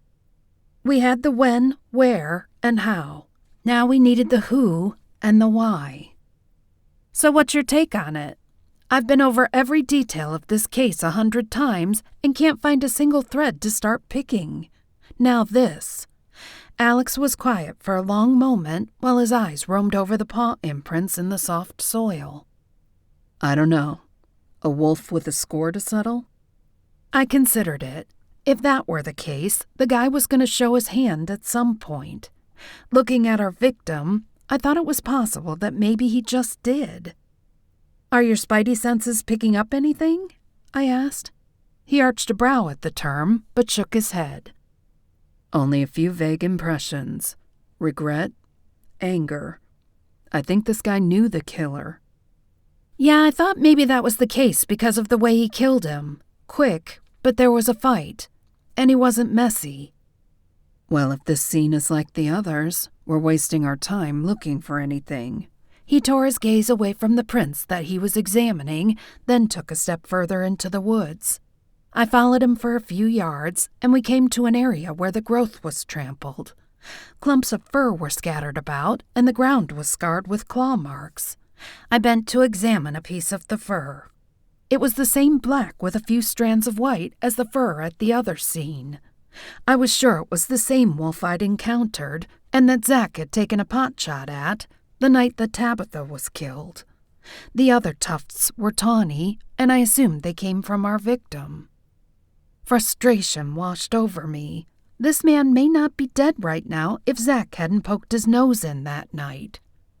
I pulled a couple of deep breaths, reminding myself that he didn't know what he'd done. There was a trace of chilliness in my voice when I said as much. You can't beat yourself up over it. There was nothing you could have done differently, so let it go. I pushed it from my mind as well as I could and turned my attention back to the task at hand. I stood in the middle of the clearing and breathed in deeply, but again, all I got was a faint male werewolf scent, along with all the other scents that one would expect. The rain had washed away anything useful. The coroner and ambulance pulled in just a few minutes later and had the scene processed in 15 minutes.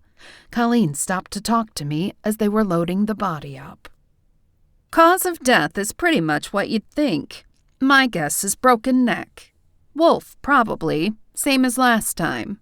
Just an educated guess, but he's been dead for about 12 hours, which would put the time of death around 4 this morning. Which means they probably met and the fight started earlier than that. That's much earlier than the first 2 victims, I said, trying to put a scenario together that made sense. Most people don't run in the middle of the night.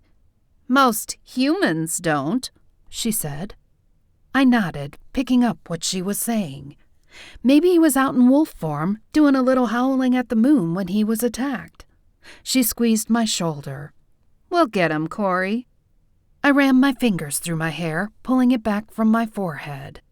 I really hope so. I'm getting damn tired of people dying in my town.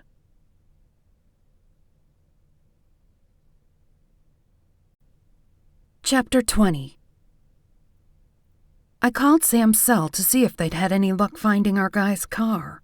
They'd managed to narrow it down to 10 vehicles and were heading back to the office to run the plates. Hopefully, the vehicle was registered to the victim so we could match a picture to the face. Sully had replied to my text. He didn't know the guy, but had sent it on to the others along with my number.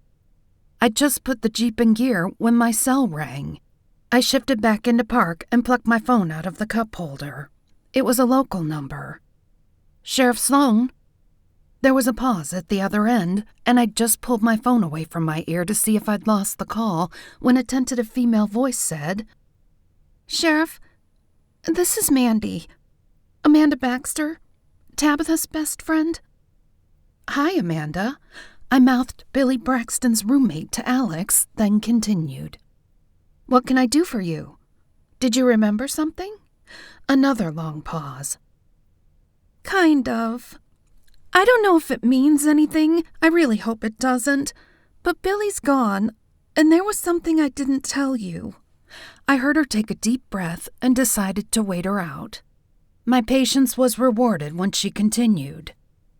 "There was a guy who got crude with Tabby at the diner a night or 2 before she was killed. Billy was in there bringing her a fresh shirt because she'd spilled coffee down the front of hers." Another pause. I could tell she was struggling with whether to continue or not, so I gave her a nudge. "Then what happened, Mandy?" "The man was drunk, and he said something about a wet t-shirt contest, 'cause her shirt was wet, and that Tabby would surely win. He smacked her on the ass right as Billy was walking in, but she just blew the guy off." She paused and pulled in a breath. "Billy was pissed. He snatched the guy by the shirt and yanked him clear out of the booth. I couldn't believe he was that strong. Tabby had to pull him back, and the guy laughed and called Billy a punk for letting a woman tell him what to do. My heart sank.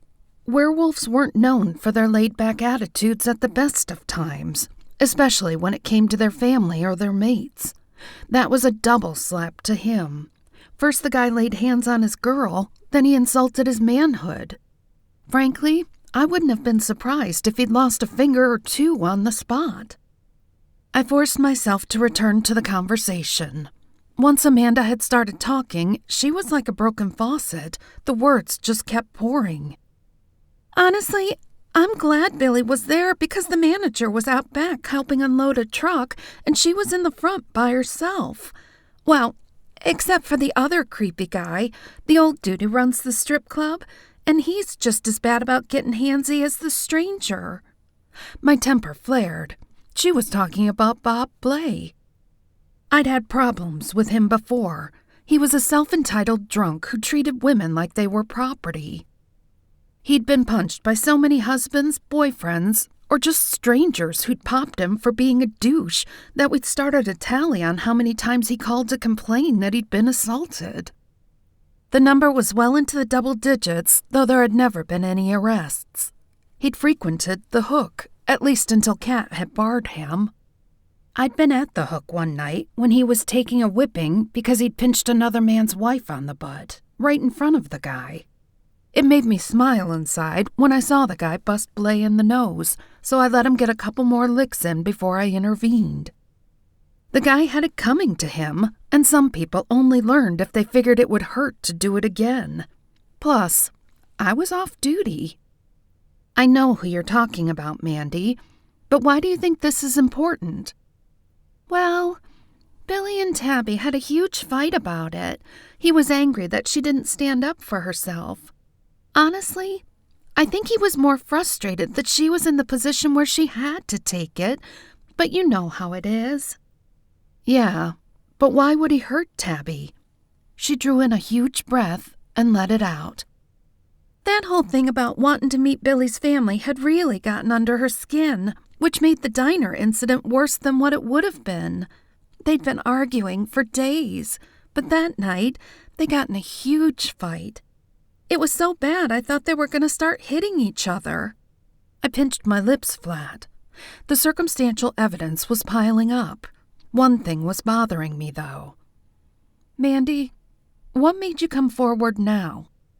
He told me that he and Tabby made up before she died, and I believed him. I could picture them being one of those forever couples. Then, after you left, he freaked completely out. I had to leave to get ready for work, and he was gone when I got back. I thought maybe he'd just gone to clear his head or something, but it's been 2 days now. Why else would he run? Why else indeed? I thanked her for calling and asked her to let me know if she heard from him. I mulled it over in my head as we drove back to the office. You know, you have to look at this objectively, Alex said. We both understand why he couldn't introduce her to his family, so there's no mystery there. Yeah, I said. But there's something going on with this kid. It's not outside the realm of possibility that he would have killed the guy, even if it wasn't premeditated. If he'd been running in the woods blowing off steam, and he was right there, I could see it. But he didn't kill him. Tabby wound up dead. Yeah, and how would Victoria Temple tie into it? I shrugged. I don't know. Maybe he was out running off steam and she reminded him of Tabby? Maybe, he said. But there's something else we need to consider. What's that? He rubbed his nose. Maybe the guy we just found is the one who killed the first 2. Maybe our boy's been on the hunt. I scrolled through my phone for Danny's number. I needed to talk to Billy Braxton, and now.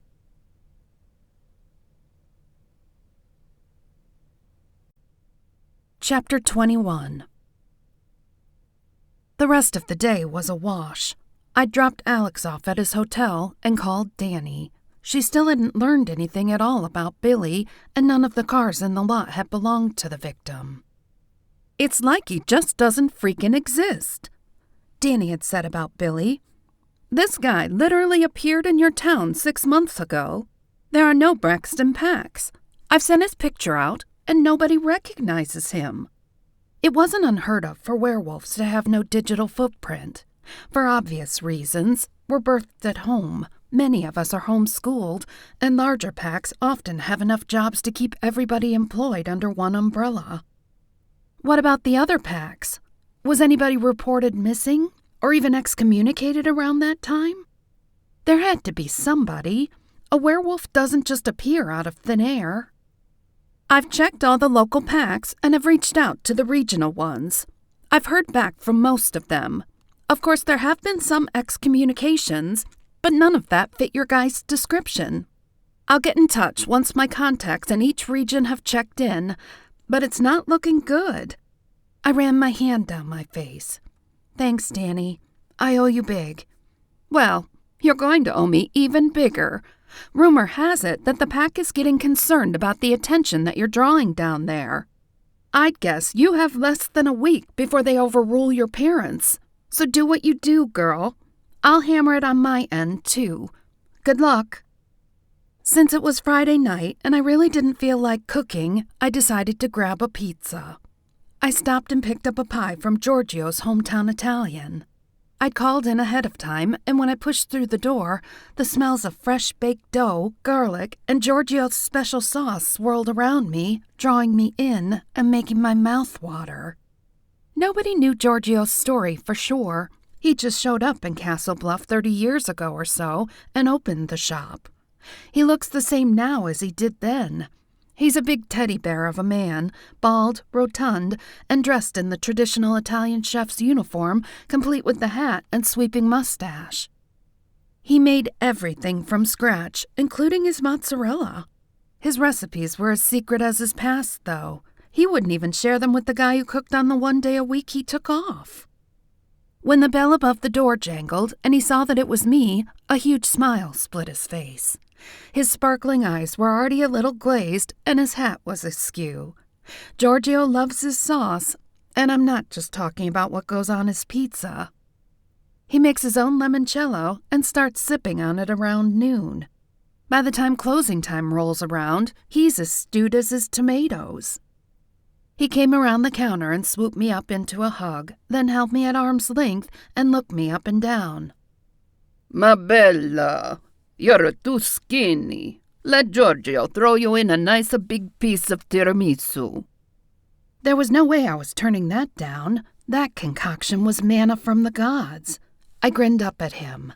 "Now you're speaking my language." He pulled not one, but 2 giant slices packed in to-go containers from the cooler and tucked them into a paper bag and set it on top of my pizza, then tossed some fresh zeppoles in a bag for good measure. My wolf licked her chops. I fished some cash out of my wallet and thanked him for watching out for me as always. "You take a good care of yourself now, you hear? If this boy I hear your mama sent gives you any problems, you let Giorgio know about it, Bella." I smiled and assured him that I would. Then I gathered up my loot and scrambled out the door. When I pulled into my drive, it was nearly 8, and to my surprise, Zach was there, sitting in the porch swing waiting for me.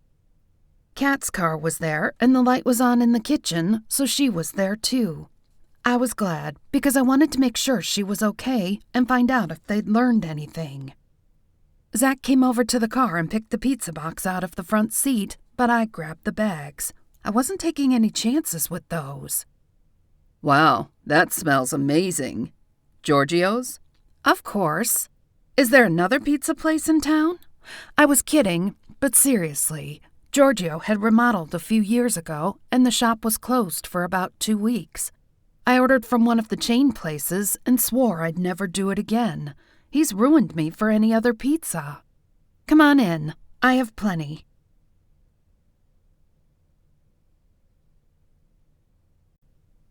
Chapter 22. We made our way across the porch, and he pulled open the screen door for me, then grabbed a bottle of wine from the swing where he'd been sitting. We made our way into the kitchen and piled the food on the table. Chaos hopped up on a chair and poked her nose over the edge of the table, sniffing. Pizza was one of her favorite foods. I smiled. You know you'll get some, but you can't have it all. She sat back on her haunches and wrapped her tail around her feet, telling me with her eyes to hurry up. If Zach was curious about a rare breed of fox sitting at my table, he didn't let on. As a matter of fact, he didn't seem to be aware of anything other than his own 2 feet. Look, Cori, I wanted to apologize for earlier. I knew they'd be sending somebody in. I'm assuming he's a Fed, and I should have realized what was going on when I saw him. I didn't mean to overstep or get you in trouble. I waved him off. It's no big deal. Thanks for understanding. Cat glided into the kitchen and leaned against the counter, swirling what looked to Zach like a glass of red wine. You look so much better. You didn't text me back and I was getting worried. Sorry about that. I slept until just a little bit ago. Taking a closer look, I saw she still had some smudges under her eyes, but besides that, she looked healthy as a horse. I made the introductions and pulled paper plates and napkins out of the pantry, then popped the cork on the wine he'd brought. We helped ourselves, and Zach nodded toward Kat's glass. That looks great. Rich, and look at the legs. What vintage is that? She didn't miss a beat, and I about choked on a piece of crust when she replied. Italian, 1972, but this is the last of it. Well, at least she'd closed the door before he could ask for a glass. I bit my lip to keep from laughing. Her eyes were glittering with humor as she steered the conversation in a safer, if less entertaining, direction. Kat plucked a piece of pizza from the box and tore off the crust. Chaos's gaze zeroed in on her, and when Kat held it out, the little hustler took it in her mouth and ran. So Cori tells me you're a bounty hunter of sorts, she said. You hunt down wild animals that have harmed people? Zach swallowed a bite of pizza and tilted his head. Something like that? Kat brought her eyebrows together and examined him. Enlighten us, then. It sounds exciting. Do you hunt all animals or just certain types? What type of training do you have to have for that? I doubt Zach noticed that her tone had gone from friendly to predator versus prey, but I did. I frowned at her, but she shot me an almost imperceptible headshake. Zach appeared to be floundering a little under her scrutiny. Kat could be downright scary when she wanted to be. Well, technically I'm licensed and trained to hunt any type of potentially dangerous animal, but my partner and I specialize in larger animals. Partner? I asked, surprised. Where's he at? Remember the friend I mentioned who called me about the first death? I nodded. He's related to them, so he's been staying at their place catching up while I've been doing most of the footwork. He's been out with me a few times, but this is turning out to be more of a vacation for him other than that. Kat wasn't quite ready to let the whole job thing slide quite yet. So about the animals, do you kill them? Or are some of them rehabilitated or relocated? Her piercing black eyes remained laser-focused on him as she waited for the answers. The type of animals I hunt can't be rehabilitated. His expression was hard, and I picked up a trace of bitterness in his voice. I sensed a story there, but Kat seemed to lose interest, and after a few minutes, it was as if there had never been any tension.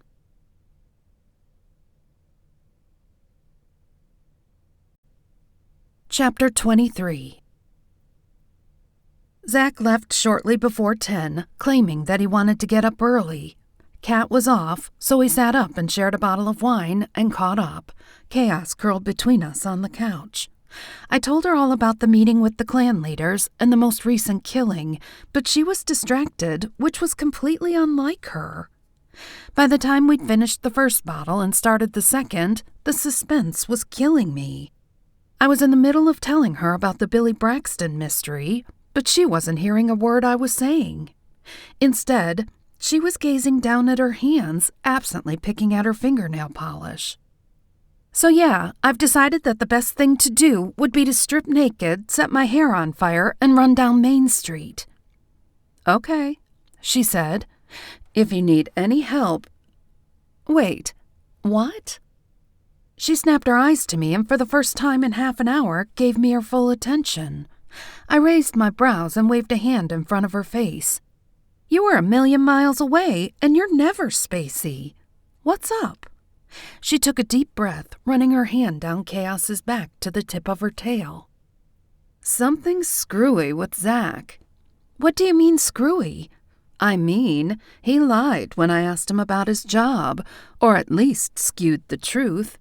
I couldn't pick out much information because he was mentally scrambling for plausible answers. Then when I changed the subject, the only thing I got from him was intense relief. I let that settle and thought about what it could mean. So what do you think he's lying about? She threw her hands up. I have no idea. The rest of the time he was here, he was pretty much wondering why I didn't eat any pizza and what you would look like naked. Completely relaxed and focused on keeping his eyes off your boobs. I laughed at that. Well, at least that's nothing new. There used to be some serious electricity between us. Examining my face, she said, Used to be? I picked at a string on the couch. Yeah, used to be. I don't know about now. It's been a lot of years. Unbidden, Alex's face floated through my mind. She still looked troubled. Just be careful, okay?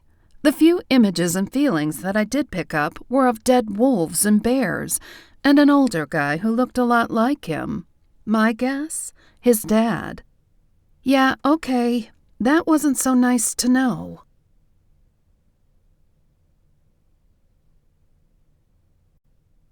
Chapter 24.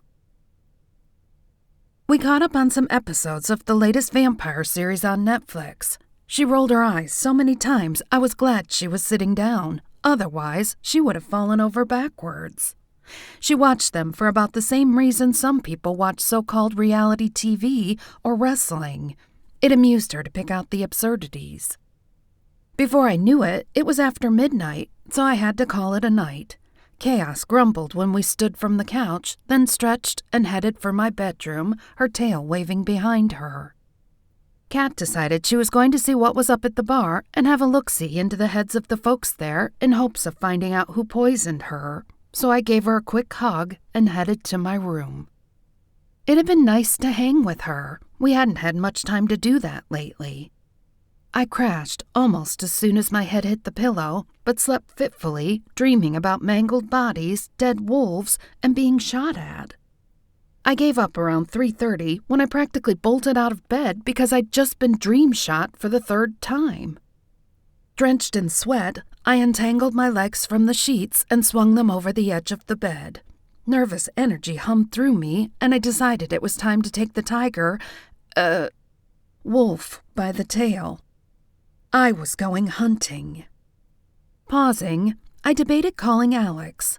Even I wasn't dumb enough to go hunting a murderous wolf twice my size alone when I had backup on speed dial. I called, but his phone rang half a dozen times and went to voicemail. I left him a message, then decided to visit the scenes rather than hunt him. I couldn't just sit at home. We lived in a cul-de-sac that butted up to the same woods our victims were found in, so I decided to make the change at home and cut through the woods.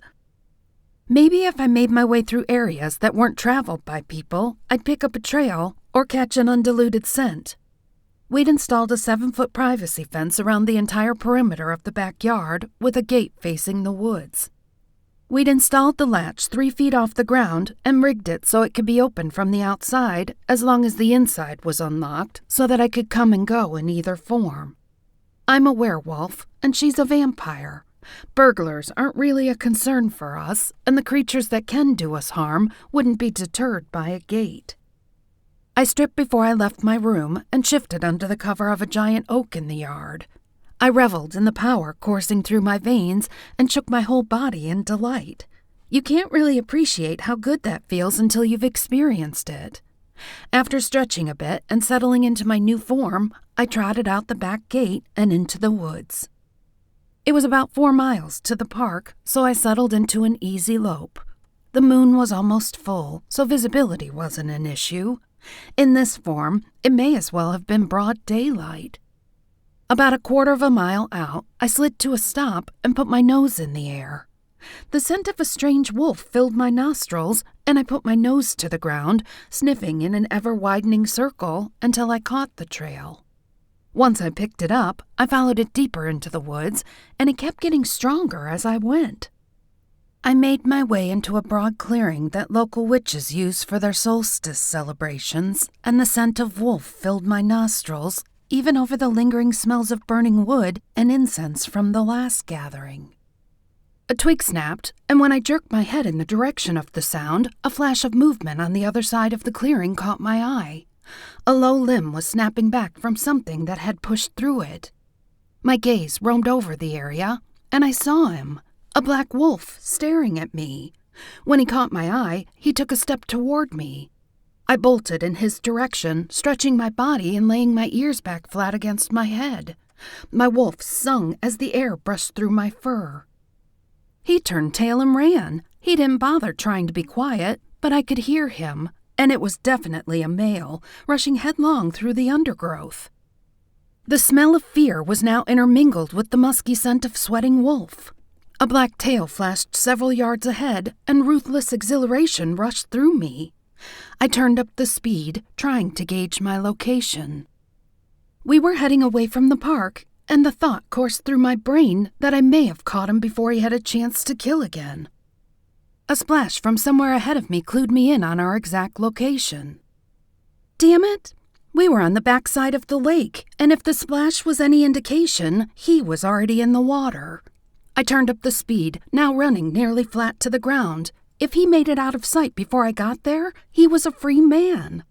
Even my nose doesn't work in the water, and there was so much shoreline that it would take me days to search for his point of exit.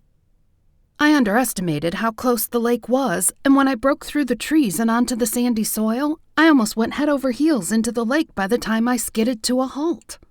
I stared out over the water, searching in all directions for the slightest hint of movement, but he was gone. My vision went red, and I pushed back on my haunches and howled my rage. After my heart slowed down and reason returned, I debated what to do. I could go home, but there was no way I was going to be able to sleep now. If the wolf had been heading back from the park, there may be another victim. I had a gut feeling that was pulling me toward the park, so I decided to head that way just to make sure that everything was okay. I could have followed the lake around to the park, but didn't want to leave any wolf tracks that may trigger alarm. Instead, I cut through the woods. When I got within half a mile of the park, I lifted my snout to the sky and sniffed. Nothing caught my attention at first. Then I smelled... Zach? It was faint, but nonetheless it was there. I followed it until I realized it wasn't going to get any stronger. It must be a residual scent from all his time traipsing around out here, hunting for the killer. I sniffed further, and finally, there it was, the faint hint of werewolf musk, the same one that had been behind the house. I followed his scent until I ended up near the garbage dump, where all the smells ran together. Picking out just one was pretty much impossible. I trotted a few yards away and breathed in as deeply as I could. The wind blew, putting the dumpster downwind from me, and I picked up the scent again, stronger this time, and my brain spun. I recognized the scent. Oh, how I recognized it, thanks to all the crime scenes. There was only one problem. It was a different wolf than the one I'd just chased into the lake. I shook, then sniffed the air again, trying to pick up both scents. I didn't have time to puzzle it out right then. I exhaled and let it all go as I closed my eyes and concentrated on picking apart the smells assaulting me.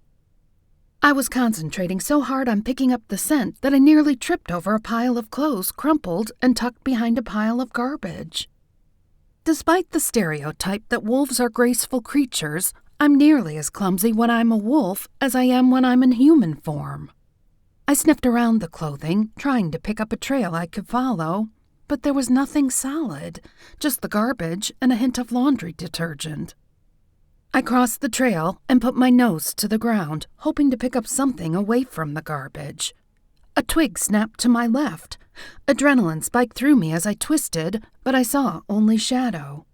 The breeze was blowing the wrong way to get a good smell, but all seemed clear.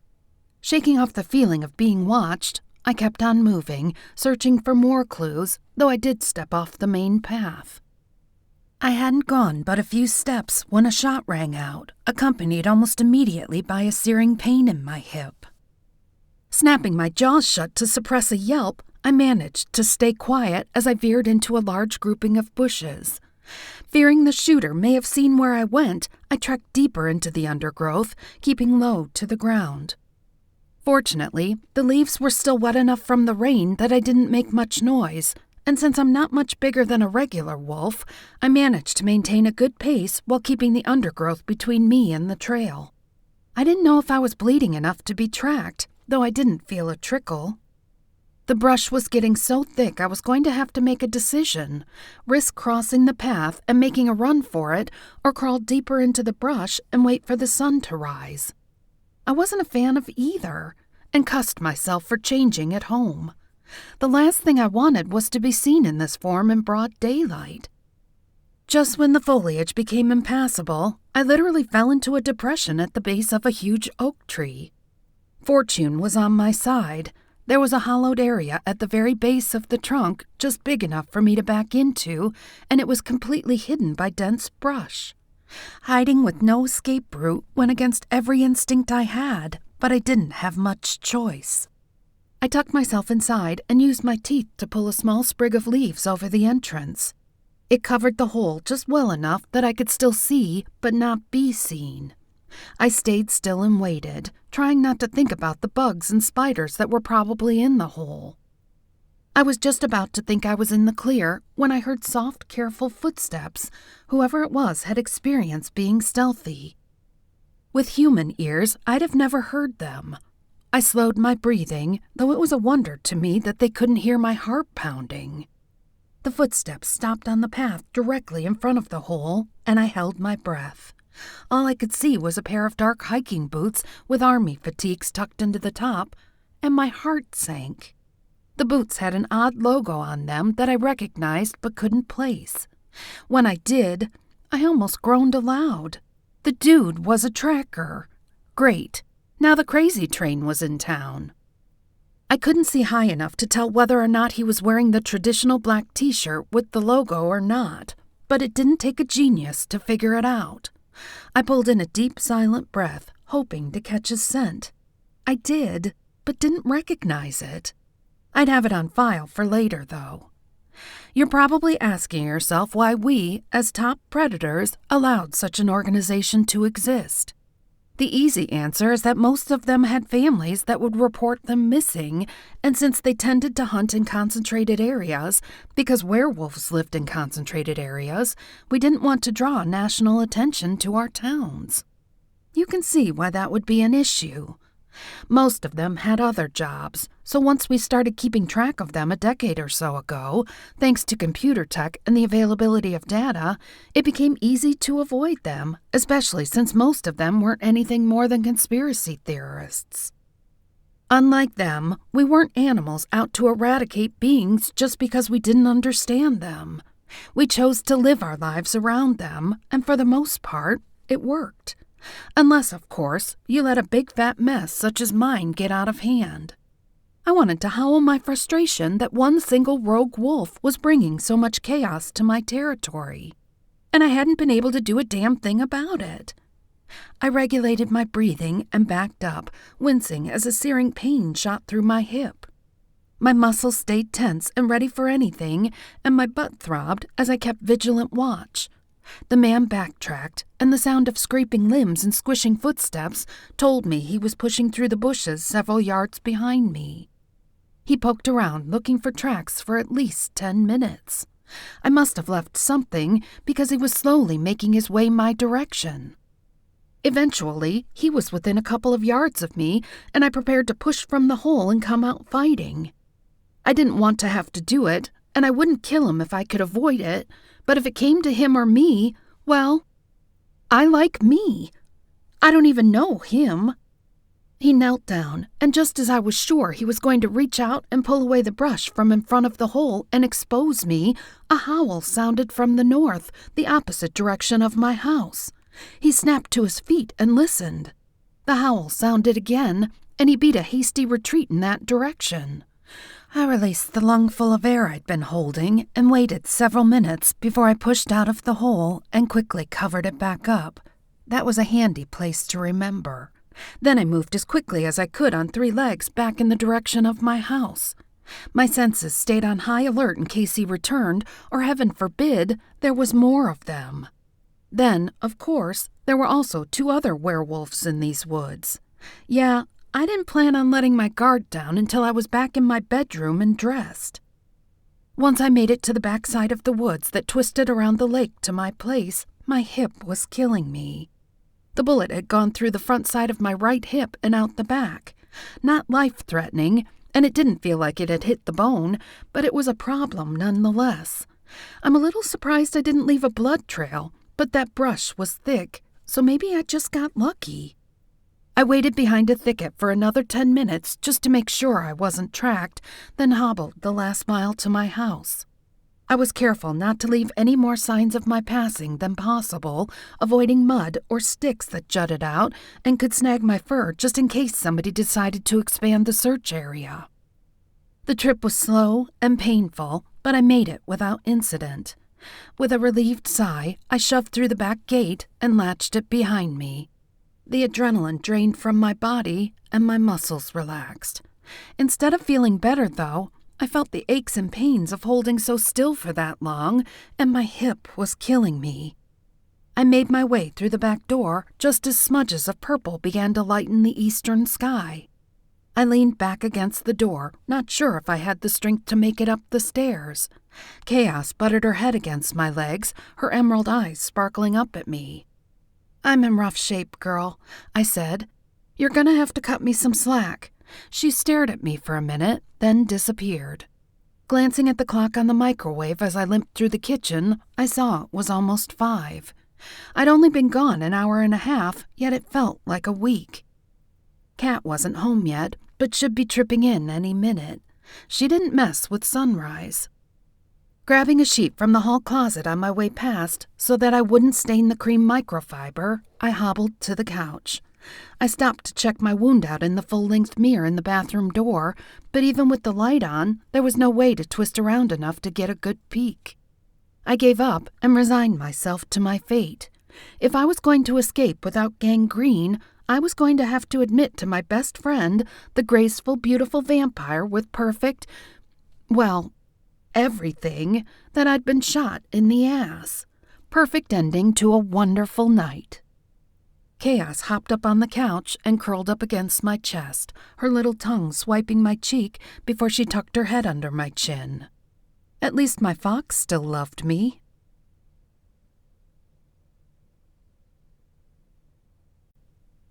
Chapter 25. While I waited, I thought about my situation.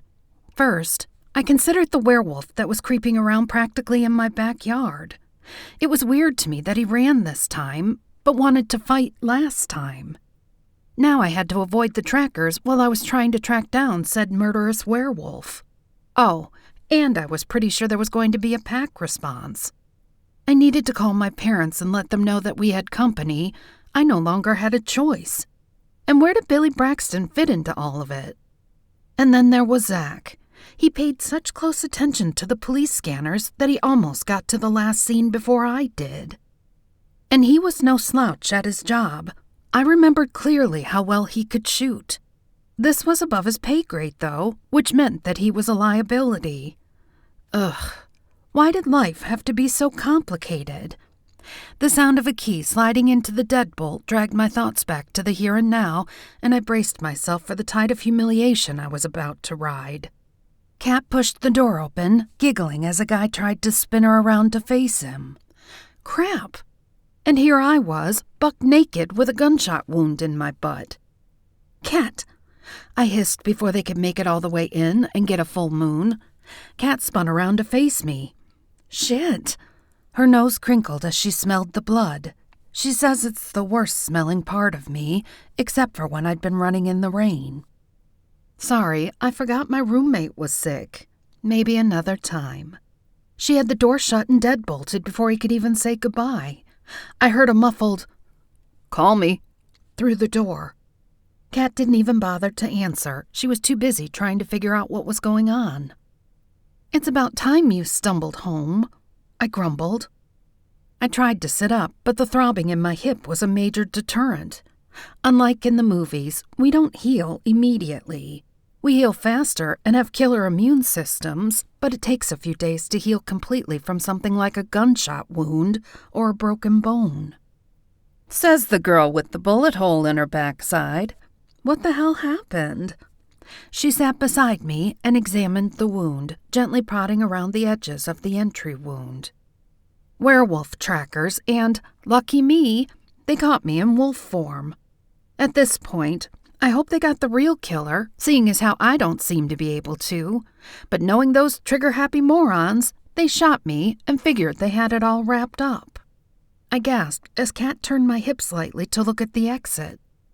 "Well," she said, poking around, "the good news is I see a small entrance hole and a bit larger exit wound. The bad news is that I'm going to have to clean it out. You think it hurts now, but you ain't seen nothin' yet, girl." She got up and went to the bathroom, returning with a glass of water and a little blue pill. "Take this." I frowned. "What is it?"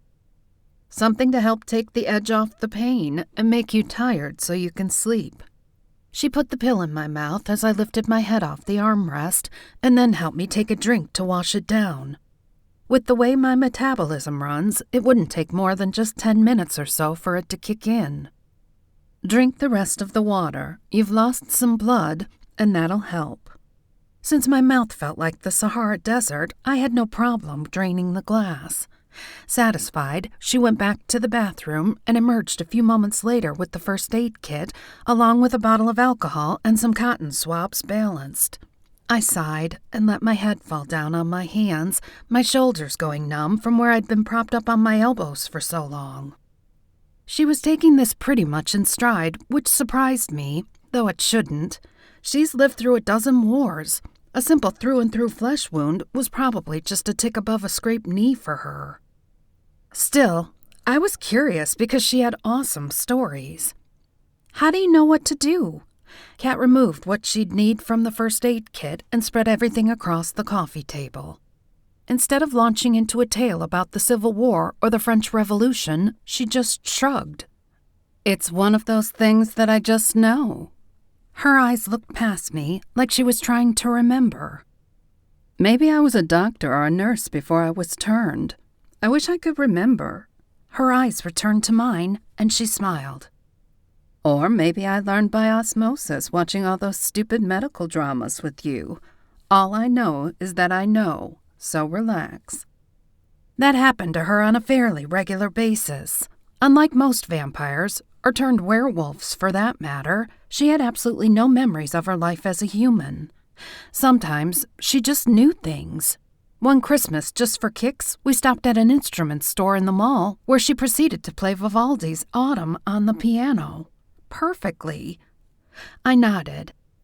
"I hope this is one of those times when you really know, and not because of a television show." She grinned and came at me with an alcohol pad. "Me too. Roll over on your stomach." I did as she asked, then took a deep breath and squeezed my eyes shut. It's not like I had a choice. What was I going to do? Go to the hospital and say, "Yeah, I was playing wolf in the woods over in the park, and some hunter shot me because he thought I was the one that's been killing people"? Not so much. Plus, then there was always the possibility that the tracker knew he'd hit me and would be watching the only hospital in town for gunshot wounds. "Relax," she told me. "How bad can it be?" Says the one who doesn't have the bullet holes in her butt. She offered her hand, and I nodded and took it. She poured the alcohol over the wound. I hissed and tried not to tense my muscles, squeezing her hand for all I was worth. If she was human, I would have broken several, if not all of the bones in her hand. "Ow?" I need my hand back now, she said, shaking it when I let loose. I'm extremely durable, but not invincible. You ready for the rough part? She asked without even meeting my gaze. Just do what you have to do, I managed through gritted teeth. I'm pretty sure she used a post hole digger instead of tweezers as she cleaned it out. Got it, she said after she drilled into me one final time. I released a breath I hadn't even realized I was holding. I smiled. So we're done? Kat snorted. Hardly. That was just the first half. Don't be a baby. I swear she was paying me back for all the dirty dishes I'd left in the sink over the last 6 years. Did you have any luck finding out who poisoned you? I talked to distract myself. She hummed. Sort of. It was definitely in the drink mix. Rox kept the bottle, and Sean had it analyzed. Silver nitrate, just like Monica thought. I don't know where she learned that, but I'm glad she did. Me too. You scared the crap out of me. I don't know what I'd do if I lost you. She laughed. If you're saying that while I'm doing this, you either really love me or the pain pill is kicking in. Both, I said. But that's all you learned? No idea who it was? Nope, she said, ripping open a gauze pad and placing it over the exit hole, then repeating the process for the entry wound. But he's looking, and I wouldn't want to be the one on the other end of that search. Me either, I said, thinking back to what I'd told Alex. But I'm cheering for him. Me too, and I hope we solve it soon. I hate to admit it, but now I worry every time I drink anything when I'm out. It's been a long time since I've felt vulnerable, and I don't like it. She was silent for a minute while she finished taping down the pads. All done. She ran her finger around the edges of the pad, making sure the tape adhered everywhere, then examined her handiwork. Good as new, she said, slapping me on the non-shot cheek. Craning my neck around, I tried to see what she'd done, but all I could see was white gauze. Since she was finished torturing me, I was feeling floaty. I don't know what she gave me, but it was lovely right about then. Thanks, Kat. You're a lifesaver. Or should I say you really saved my butt? Kat rolled her eyes. Oh my God, you did not just say that. And I was trying to be so nice about it. I'm going to write that off to the pill. Now get some sleep. You don't have to worry about your butt cheek falling off now that it's clean. But you'll heal faster if you rest. My eyes began to feel heavy as I watched her clean up all the medical supplies. Kat, she glanced over her shoulder at me. Yeah? Sorry about ruining your date. She chuckled. Pfft, don't worry about him. He'll be back. I'd much rather dig splinters out of your butt any day. I smiled as my eyes fluttered closed.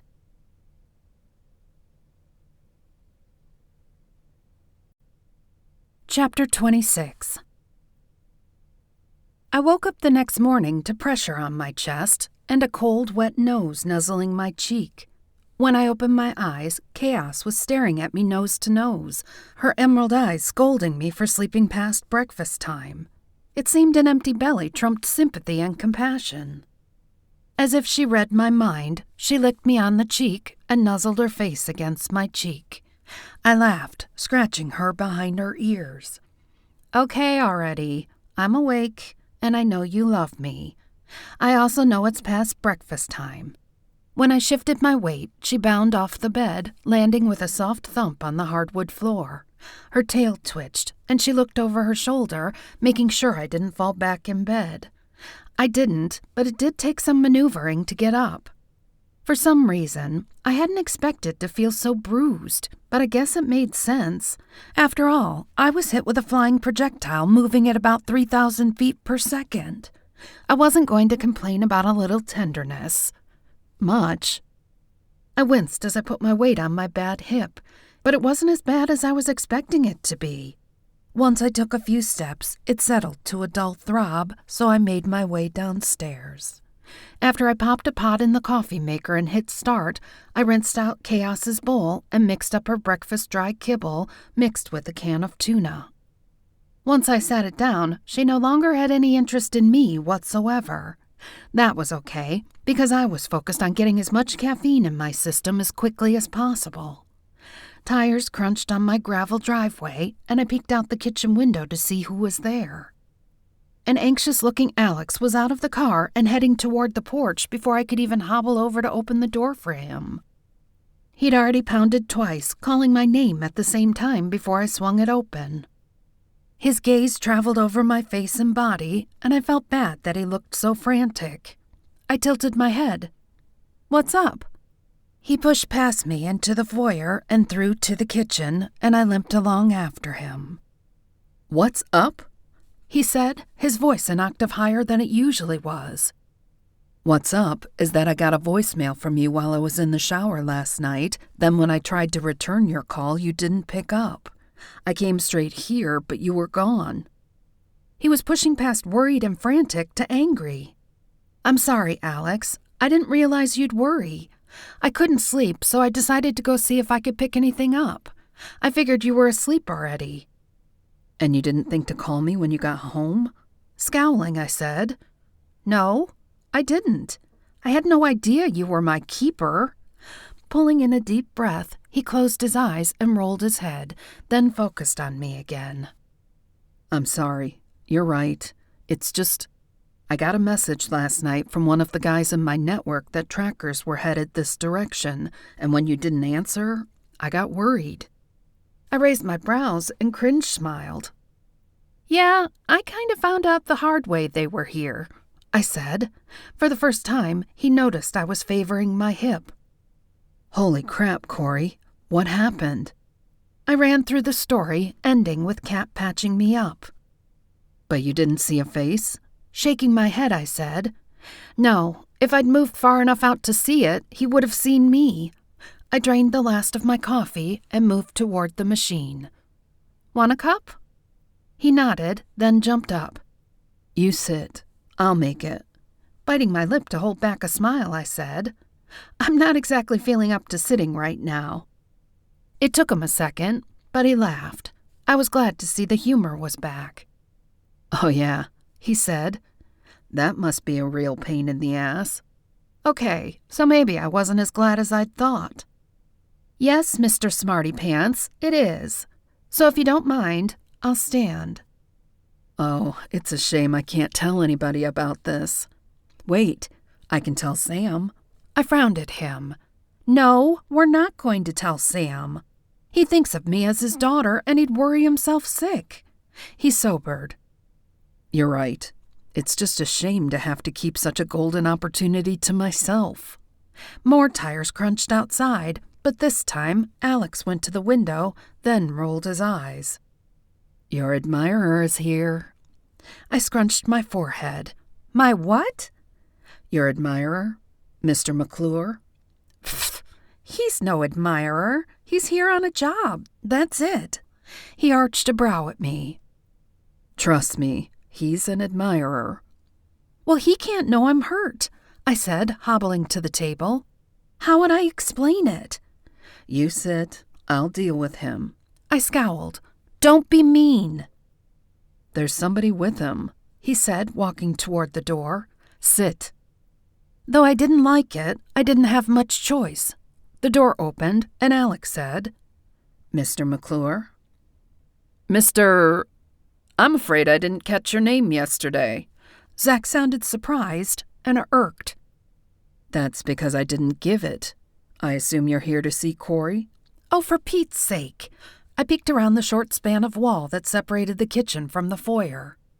"I'm in here, Zach. Please, come in." Alex shot me a dirty look, but I returned it. It would be worse if he didn't let him in. He stepped back and made a sweeping motion with his hand. "Ms. Sloane will apparently see you now." Chaos hopped up onto my lap, and I cringed as she circled, then laid down in my lap, peering up at me with sparkling eyes.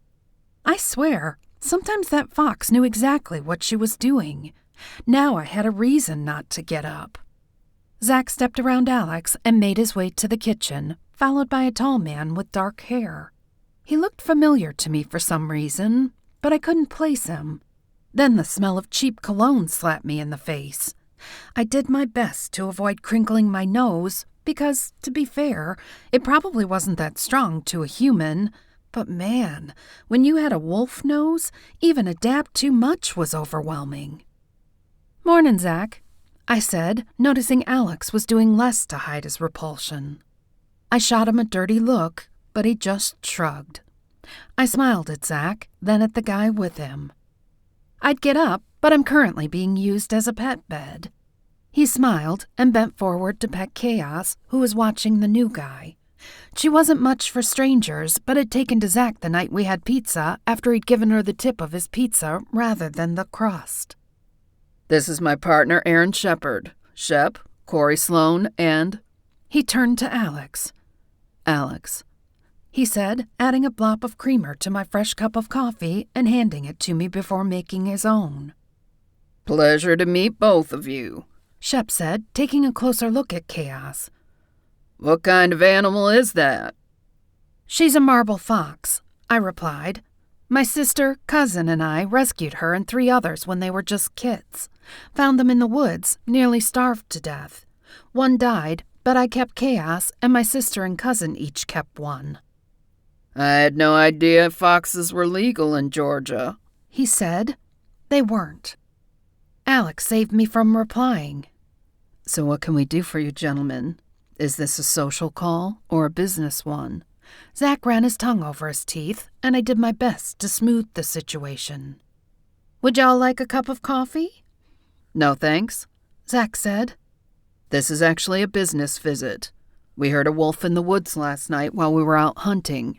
My eyes snapped to him. "Where exactly were you hunting?" He drew his brows together. "Near the murder scenes." I set my cup down, and Chaos stirred, picking up on my irritation. "I closed that entire end of the park."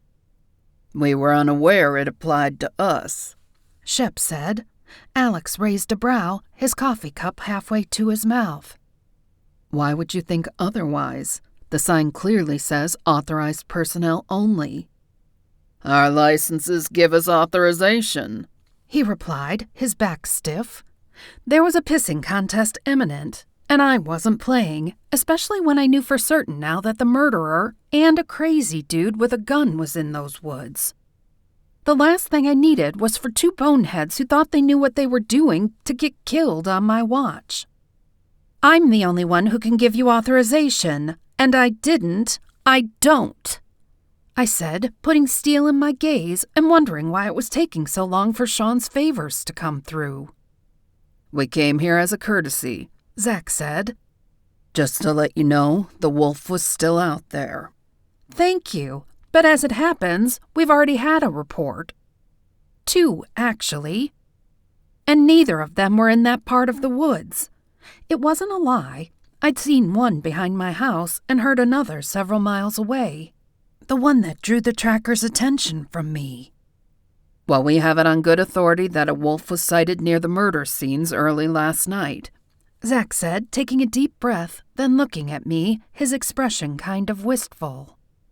"I just wanted to let you know, okay? Be careful." For once, Alex was quiet, and I was thankful. This was my chance to end things on a good note. "Thanks, Zach. I will be.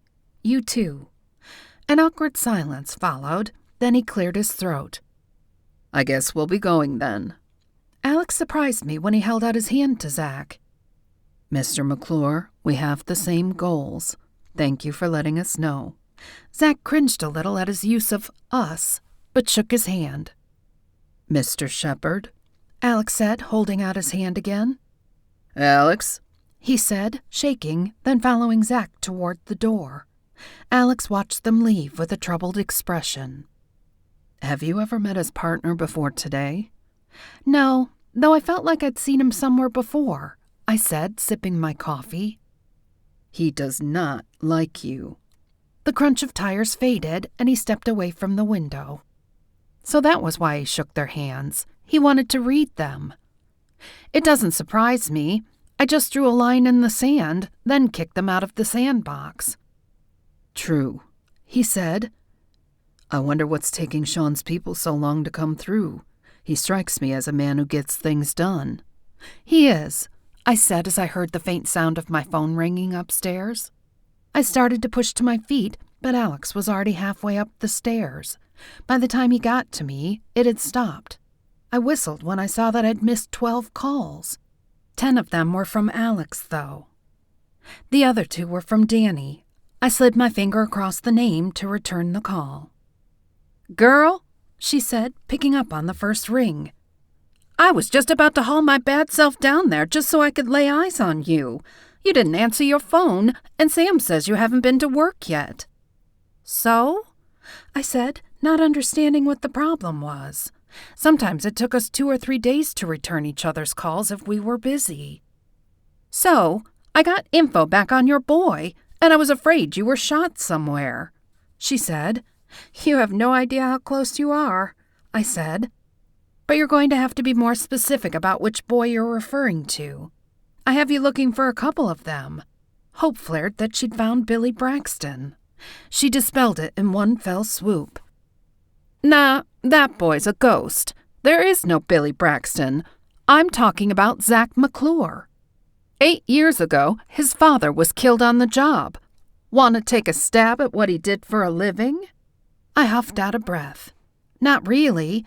When they lived here, he ran a hunting supply store. It's been a rough couple days. How about you just tell me?" "He was a tracker, with a capital T, and your boy is a chip right off the old block." Dizziness overwhelmed me, and Alex snatched the phone from my hand. He'd heard everything she'd said thanks to his wolf hearing. "Danny, this is Alex Dixon. I'm here to help Cori." "Babysitter, you mean?" Danny had never been one to mince words. "No, I mean help her." Alex snapped. "What can you tell us about his partner, Aaron Shepard?" "Nothing yet. This is the first I've heard of him. According to the files, Zach works alone. You need to know?" "If you can." "Of course I can. I'll get on it, and as soon as I know something, you'll know something." "Sooner if possible. Cori's sitting here with a bullet wound in her butt, and I'm pretty sure one of those 2 gave it to her."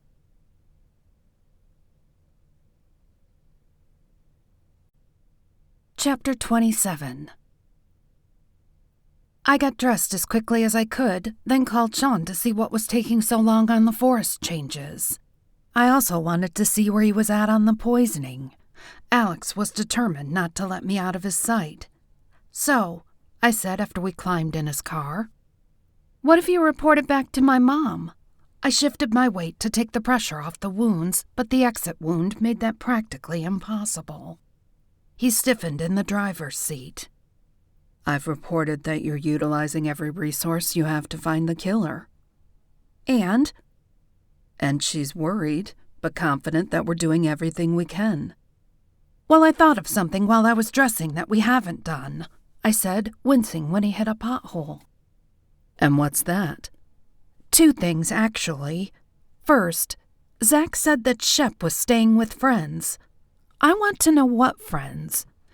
"And the second?" he asked, flipping on the blinker to turn onto the main road. "The second is that you haven't tried touching the victim's clothing." He glanced at me out of the corner of his eye.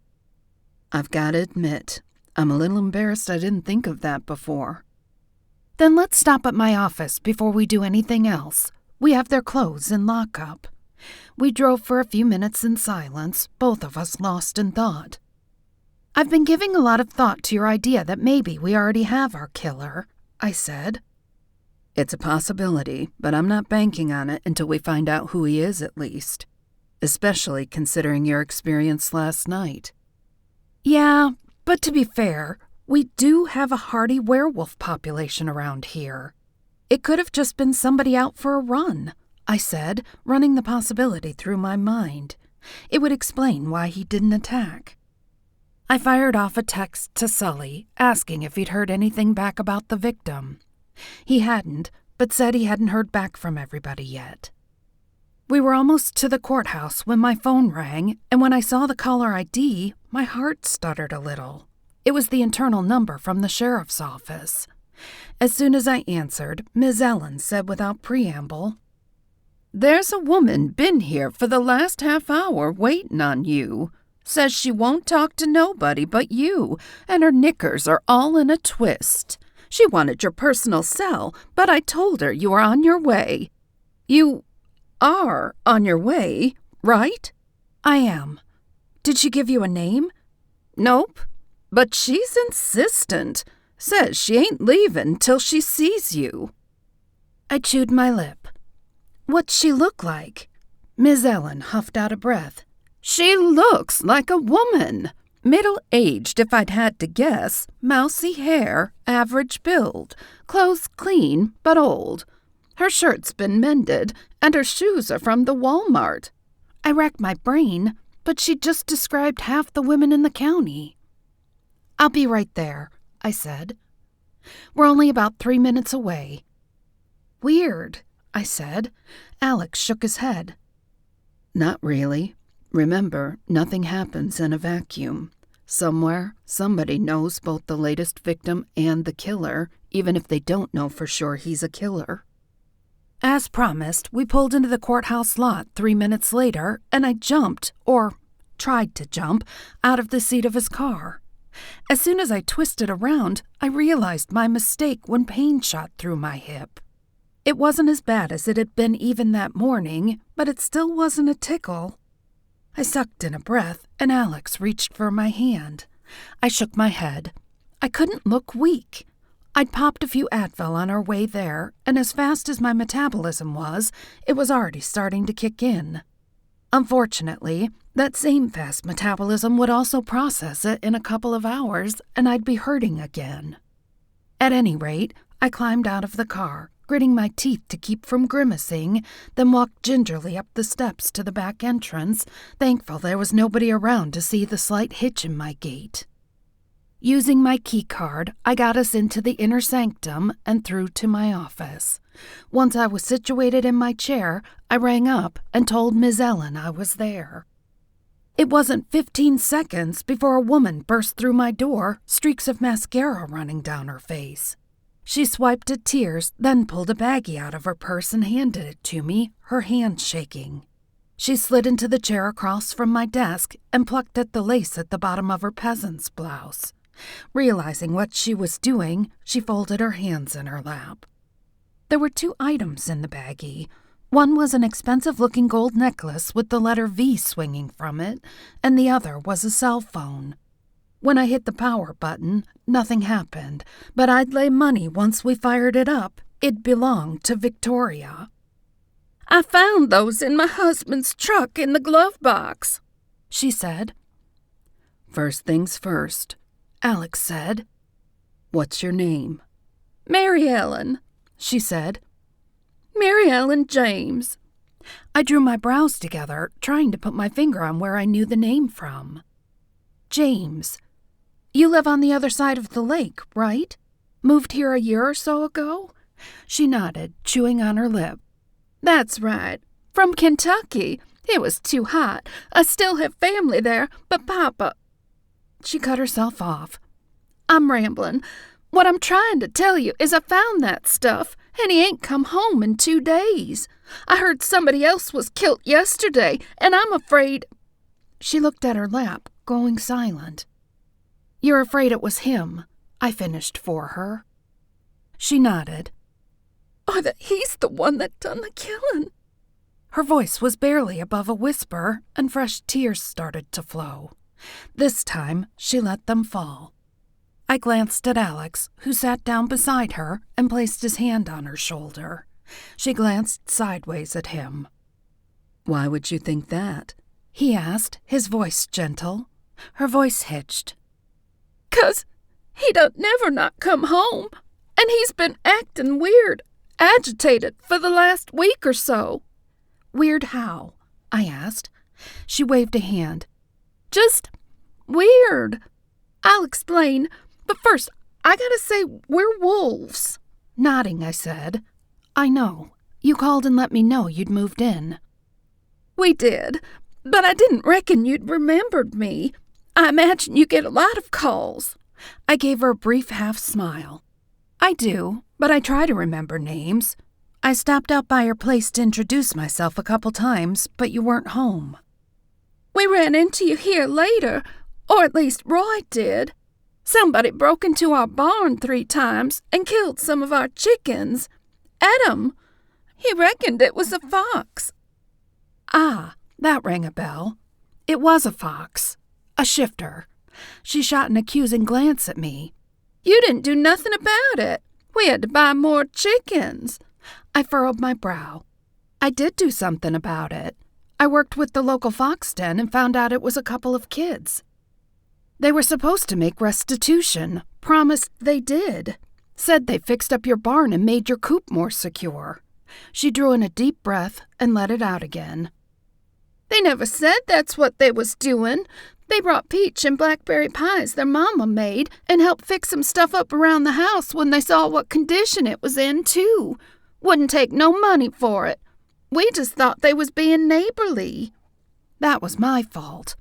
I'd followed up with the kids, but had forgotten to check in with the Jameses. They mostly were, I told her. All they were ordered to do was fix the barn. I know the family, and they're good kids for the most part. They were just being stupid that night. "Well, Roy thought you blew us off 'cause we ain't from here and ain't got no money or pull. Or maybe you just didn't have as much control over the region as you claimed to. It stuck in his craw, and to be fair, mine too," she said. I sighed. Proof that a simple misstep could cause hard feelings when you were in a position of power. I'd dropped the ball, but not in the way she thought. I just hadn't followed up. "I'm sorry. I should have made more of an effort to communicate with you," I said. I took the kids at their word and assumed they'd confessed what they did. She waved it off. "Makes no never mind now. What matters is what's in that bag and who's in your morgue. I reckon I know the answer to the first. Now what about the second?" All I had were the pictures I'd taken at the scene. Far as I knew, Colleen hadn't processed the body yet, so the pictures may be the least traumatizing. I pulled them up on my phone and handed them to her. She didn't take the phone, just glanced at them and nodded, then put her hands over her face and started sobbing. We gave her a couple of minutes, and when her sobs turned to hiccups, Alex put his hand on her shoulder again. "This is important, Mary Ellen. What color wolf was your husband?" She looked at him confused. "Red," she said. "Why?" Alex glanced at me. He was giving me the option of going into detail or not. "I'll get to that in just a minute," I said. "You mentioned he's been agitated lately. Any clue why?" "None," she said, shaking her head. "Now what does it matter what color Roy was?" "Because," I said wearily, "we don't know for a fact whether he was the murderer or not. There was proof of a fight with a black wolf. We'd assumed your husband was a victim, but—" I glanced at the bag she'd brought. "But Roy had possessions from the victims." She dropped her head into her hands. "Yeah," Alex said. "But first we need to figure out who the other wolf is."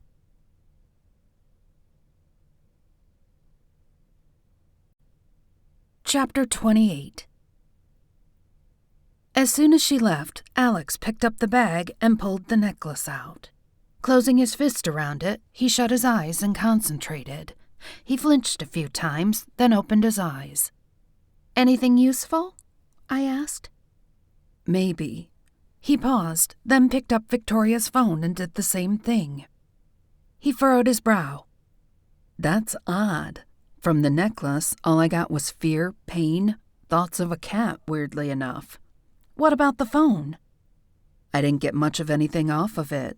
Exhilaration, I assume from the run, then a brief flash of fear. My guess is she dropped it at that point, or it fell off her body. If it wasn't in contact with her, it likely didn't absorb any of her energy after that." I leaned back in my chair, then leaned forward again when pain shot through my butt cheek. "So we have nothing. Not really. I don't know what to make of it. Do you have anything else of Tabby's? Yep, down in lockup. We were almost to the evidence room when my phone rang. I didn't recognize the number. Sheriff Sloane. Sheriff? This is Agnes Ketterling. I told you I'd call if Billy came back. Well, he's back. As usual, Alex heard and followed when I pivoted on my heel and headed for a side door a few feet to our right that led to the lot. It was an emergency door, but I waved my hand over it to silence the alarm before we got to it, then reset it when we were outside. Mrs. Ketterling, about what you know about him. What about it? She asked, a little suspicious. Alex hit the key fob and unlocked the doors, and I jumped in despite the pain. What color is he? She paused for a few seconds. Black. Why? Because I have reason to believe the murderer is a black wolf. Oh, in that case then, gotta go, she said, and the line went dead. I held my phone away from my face and looked at it. She'd hung up. Alex hit the gas, and we made it to the trailer in 6 minutes rather than the 10 it would have usually taken. Deciding it wouldn't make any difference whether he saw us coming or not, we pulled up in front of the trailer and bolted toward the front door. A voice stopped us in our tracks. Over here, Sheriff. I turned, and Mrs. Ketterling was sitting in her chair on the porch, her bright pink curlers matching her pink-flowered sundress. However, both were in stark contrast to the blued steel of the shotgun she had leveled at Billy Braxton. Holy shit, Alex said under his breath as we loped across the lawn. Well, he loped. I kind of trotted like a horse with one leg shorter than the other. Even the little old ladies around here pack. I smiled as we reached the porch. Not all of them, but the ones who do are harmless as long as you don't cross them. Billy was sitting on the edge of the porch, his hands behind his head. Understand, son. It ain't personal. I think you're a good kid. But so was Tabby, she said to him. For his part, I expected hostility, but was surprised when a tear trickled down his cheek. Glancing toward Agnes, I said, "Thank you, Mrs. Ketterling. We've got it from here." I think I'll keep him pinned till you get the cuffs on him, she said. Just in case. How about we talk to him first? Alex said. Billy, care to explain what's going on? Yeah, he said. I do. He peeked over his shoulder at the shotgun still pointed in his direction. But I'd feel a whole lot better about it if I wasn't worried about her accidentally shooting me. Agnes scowled. Don't you worry none about that, she said. I don't accidentally shoot anything, said the last person who accidentally shot somebody. Billy grumbled. We got him, I told her. Promise. She narrowed her eyes and looked between me and Alex. He gave her that 1,000-watt smile, and she humphed. Ain't no need to turn on the charm with me, Mr. Tall, Dark, and Handsome. I've been around long enough. I'm immune. She lowered the shotgun. I caught him for you against my better judgment, I might add. If you let him loose before you get your answers, it's on you. He nodded, moving his gaze back to Billy. Understood. And thank you. I hadn't taken my eyes off Billy, but he didn't show any signs of going anywhere. He just sat, shoulders slumped and swinging his feet, looking miserable. So, Mr. Braxton, I said, or at least we'll call you that for now, but you're going to tell me your real name before we're done talking. We had a date at my office a few days ago. Mind telling me why you didn't show up? My dad's sick, he said. I had to go home. And where might home be? Alex asked. He took a big breath through his nose and puffed it out through his cheeks. Just outside of Savannah. That's outside of our territory, I said. Mrs. Ketterling cut in. Which, unless I miss my guess, is why he moved here and why he didn't come clean with his name, she said. I'd forgotten she was sitting there, and panic flushed through me. She rolled her fingers, telling us to get on with it. My best friend way back when was a wolf, she said. You're not talking about anything I don't already know. Alex stared at her for a long moment, then at me. I made the call. Go on, Billy. She's right, he said. It's why I moved here. I'm tired of all the fighting, and I met Tabby at the diner when I was passing through. He looked me in the eye. It's time I introduce myself. My name really is Billy. Well, William, but my last name is Arrington. Alex sucked in a breath, and I let my head fall back on my shoulders when he said the name. The Arringtons were the isolationist pack leaders of a sliver of territory that ran up the coast of Georgia. They were holdouts to uniting the region, refusing to even negotiate, even though being part of the regional pack would offer many more protections and opportunities than staying apart would. Yeah, Billy said, huffing a self-deprecating laugh out of his nose.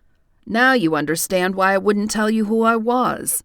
I glanced at Alex, confused. He just raised his brows in a "don't ask me" expression and shrugged. No, I said. I really don't. He scowled at me. Don't tell me you wouldn't have ripped me to shreds the first chance you got. I'm the heir to the Alpha. I drew my brows together and leaned back, appalled. I don't know what you've been told, but we don't go around ripping people to shreds, though we're concerned that you do. Me? He said, his voice higher than usual. I tried to warn you, but you tried to kill me. Then I saved your ass when that tracker almost had you. Wait, what? I frowned, trying to figure out what he was talking about. I came to see you to tell you what was going on. I'd just come back from the coast, in wolf form. I kept to the woods, so I came through the back way, planning to shift back and come talk to you. It was the middle of the night, I said. He lifted a shoulder. It's when I got back. And I wanted to clear the air right off the bat. I didn't want to wait until morning. Okay, I said. Then why didn't you? Because you came out the back gate before I got there. Then, when I tried to turn around and shift, you started chasing me, and all I could think was that you were going to kill me like my parents said you would. I heaved a big sigh. In retrospect, considering my behavior and the misinformation his parents were apparently spreading, I understood why he ran. But then I circled back around. I figured you were looking for whoever killed Tabby, and if you found him, I wanted to make sure you had backup. His cheeks turned red and anger lit his eyes. And get a piece of him myself if I could. Then I saw the tracker, and before I could warn you, he shot at you. Glancing toward my leg, he said, I assume he got you based on the way you're favoring that hip. I dipped my head. He did. Why didn't you help her? Alex demanded. Mrs. Ketterling spoke up. What? And get himself killed in the process? Alex scowled at her. She's right, Billy said. I didn't want to die, but I did run down a ways and howl to draw him away from her. Everything clicked into place in my mind, except for one thing. Okay, then. Why didn't you come this morning? I did, but the tracker's car was there. I recognized it from the parking lot in the park last night. It was the only vehicle there, so I came here instead to try to figure out what to do. Okay, so you're the black wolf, and we have another wolf, a red one, dead. If you didn't kill anybody... I studied his face. You didn't kill him, right? There were signs of a fight in the woods, and we found patches of both black and red fur. And I was attacked the other night in the woods by a black wolf. He shook his head. It wasn't me, either time. Okay, then, Alex said. If you didn't kill him, then we have another wolf on the loose. We're no closer than we were. I let everything roll around in my head for a minute. We still have the clothes, I said. You didn't get anything off her phone, but you didn't get a chance to check her clothes. There's still a chance there. What phone? Billy asked. Tabby wasn't carrying her phone when she was killed. Her phone is at the house." He motioned toward the trailer. Alex and I glanced at each other. The phone. There was a chance it belonged to Victoria, but if not, we rushed back toward his car. "Hey, what about me?" Billy called, and I paused. "Come on," I yelled over my shoulder. I didn't trust him to run off half-cocked and do something stupid to prove himself or to avenge Tabby. He beat me to the car and was in the back seat before I slid as quickly as my injuries would allow into the passenger side, and we were off.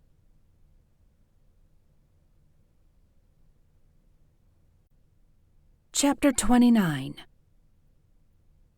My phone rang on the way there, and Danny's number popped up on the screen. "Hey, Danny, shoot, you're on speaker." It's not like everybody in the car didn't have super hearing anyway. "Probably not the best choice of words," she said. "But okay. Aaron Shepard checks out. He's been a tracker for the last 23 years, and his daddy was one before him.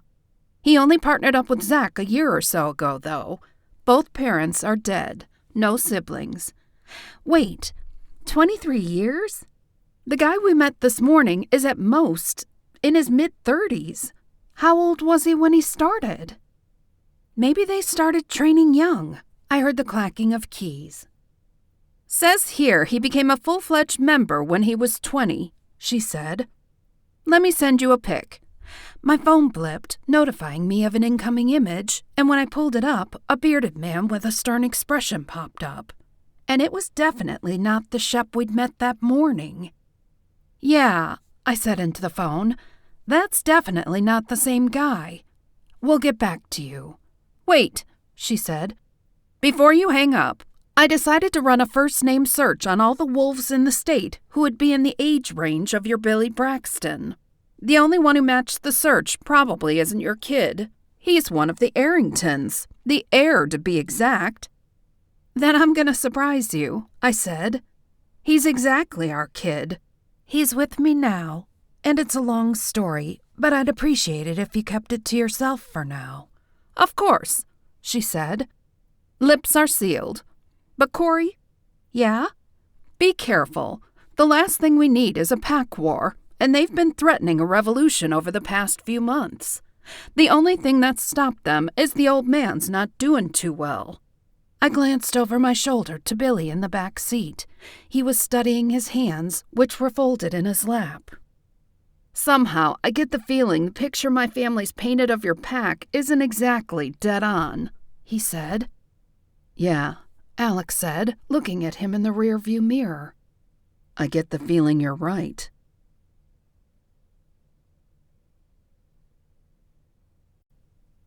Chapter 30. "So," I said, "if Zach's partner isn't Shep, then who is he?" "You're the cops. Plus, you're connected to one of the biggest packs in the country. Don't y'all have some sort of facial recognition software or something?" Billy asked. I thought about that for a second. It seemed only logical that we would, but I know I didn't have access to it as sheriff. "We're a small town. I don't have that kind of equipment." "What about Danny, though?" Alex asked. Shrugging, I replied, "I guess she probably does. I mean, if she has pictures to match with names, then knowing her, she has some kind of reverse program to match names with faces." "Yeah," Alex said. "but we don't have a picture, and it's not like we're just going to be able to go up to your admirer and ask for a photo op." "True." I pinched my lips together. "The best bet we have is that phone. If Roy wasn't the killer, he was hanging on to it for some reason." My phone rang, and I picked it up from my lap. It was the number Zach had given me, or at least I thought it was. I'd only glanced at it. "Sheriff Sloane?" "I just got notification from my boss that my permits have been pulled, and this entire area has been declared state land in your control. Care to explain?" He was not a happy camper.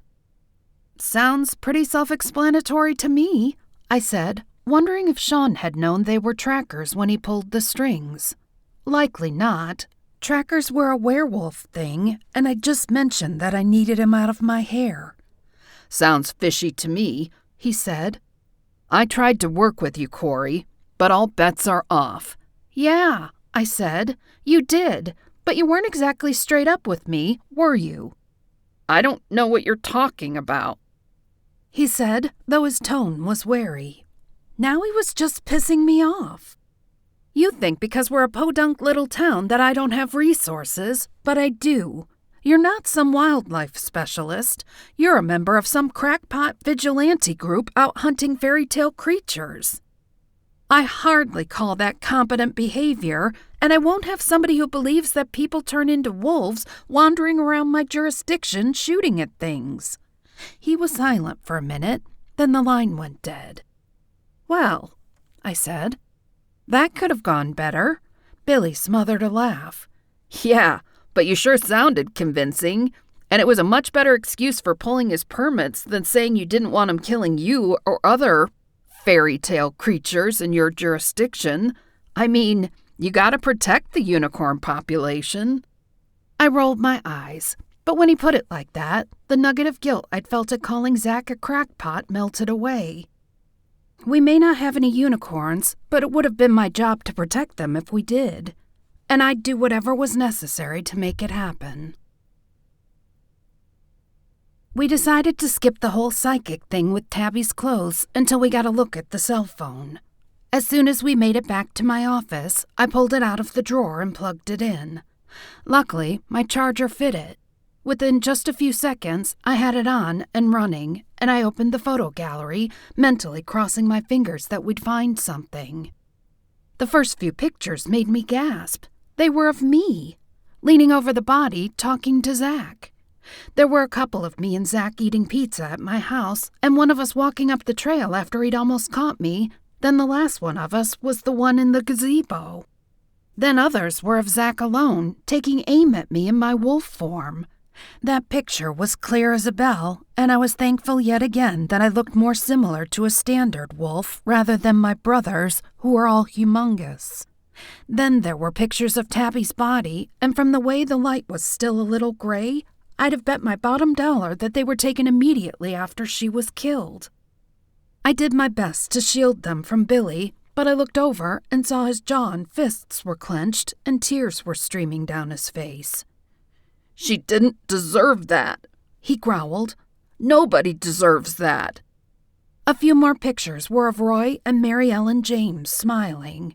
A few more in, Roy didn't look so happy anymore. Though Mary Ellen's face still smiled openly from the pictures, Roy's smile looked forced. The next several were of the date on the happy pictures was right after the first murder. Then the later ones were after Tabby was killed, right before the ones of me and Zach. They don't make any sense, Alex said. Pictures of you and Zach and Mary Ellen and Roy all on the same phone? It was starting to make sense to me, though. I was fairly sure I knew who the phone belonged to. The only thing I couldn't figure out was the why. My suspicions were confirmed when I scrolled down a few more pictures and came to a single long-distance one of Mary Ellen and a man calling himself Aaron Shepard. They were candids and fuzzy, as if they'd been taken in a hurry. In one, they were throwing horseshoes, and the man's face was in profile. The other was a straight-on shot, though it was still fuzzy. Still, though, why? Let me see that, Billy said, snatching the phone from me. He zoomed in on the picture, and the blood drained from his face. I know who that is. His name is Eric, and he's my uncle, my dad's brother.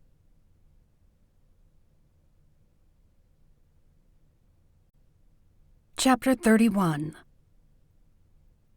Everything fell into place. My mother's warnings that pack politics were tenuous, the lies that Billy, the heir to the only remaining isolationist pack, had been told about us. The pictures of me, the regional leader, with a tracker. It had takeover written all over it. They, or at least he, was trying to set me up as incompetent or a traitor. No matter what pack you were from or how high or low on the totem pole, consorting with a tracker would be treason. Those pictures would have discredited me and made the area ripe for takeover, especially given that many local families weren't gung-ho to have such a young leader. I fell backward into my chair, barely feeling the pain of my injury. They'd set out to discredit me and disgrace me. Not only was I unable to protect the citizens of the region, I was in cahoots with a tracker. Mary Ellen's words drifted back to me. Maybe you didn't have as much control over the region as you claimed to. It's stuck in his craw, and mine too. They'd already been set to believe the worst about me. Something else occurred to me, and I felt as if somebody dumped a bucket of water over me. "Zach," I said. "He's with Zach, and we just pulled their permits. Zach is of no more use to him. He already has the pics." "Call him," Alex said. "Tell him to meet you to whatever. Talk about the cases, get naked, whatever it takes to get him here so we can end this." "Before we do anything, I need to call Mom." Words I never thought I would say. If this goes south, she needs to know what's going on. Billy pulled out his phone. "I better call mine, too. My dad's too sick to do much. I'm surprised he's lasted this long, to be honest. Mom stepped up. As Beta, she needs to know what's going on." His face paled. "Oh, God. What if she already knows?" Alex put his hand on his shoulder. "Then better you find out now. You're the heir. When your dad passes, it's going to be your job to make the tough decisions. And building a relationship with our pack, or not, will be up to you." I dialed Zach's number and waited. It rang several times, then went straight to voicemail. He was either ignoring me or unable to answer. Chances were about 50-50 either direction. He'd said he was staying at his old homestead, so I grabbed Alex by the arm. "Let's go. I know where he's staying, and I hope he's there alone." Mary Ellen's face popped into my head. She was a loose end. I started to call Sam, but there was no way I was putting him in the path of a vengeful werewolf. Instead, I grabbed the keys to one of the county cruisers. "What are you doing?" Alex asked. "You two have got to go pick up Mary Ellen," I said. I'd gotten her contact info before I left, and I scribbled Zach's address on it, too. I shoved the paper into his hand. "My guess is she's his next target. If he hasn't gotten her already, there's a good chance you'll run into him there. Here's her number and address, and the one where I'll be is on the bottom. I'll get Zach, then meet you back here." Billy had stepped out of my office to make his call, and I was counting on his integrity. At that point, I had to trust him, and I was betting that he wanted revenge even worse than I did because of Tabby. "She didn't know anything about it," he said. "She's put out a watch and will report back if he shows up there. But we know he won't. He's going to see this through to the end." "And what happens if he dies? He's your father's brother." Billy shook his head. "Not anymore, he's not. Dad said to use lethal force if necessary. If not, and he's turned back over to our pack, he'll get a death sentence anyway." He looked at his feet. "I think it would be merciful if we did it here. My dad's sick. I don't want his last order to have to be the death of his brother." I nodded once. "Go." Pushing out of my office, I tried Zach's phone again on the way to the car. No answer. His old place was on the outskirts of town, so I had almost as long a drive as Alex and Billy did.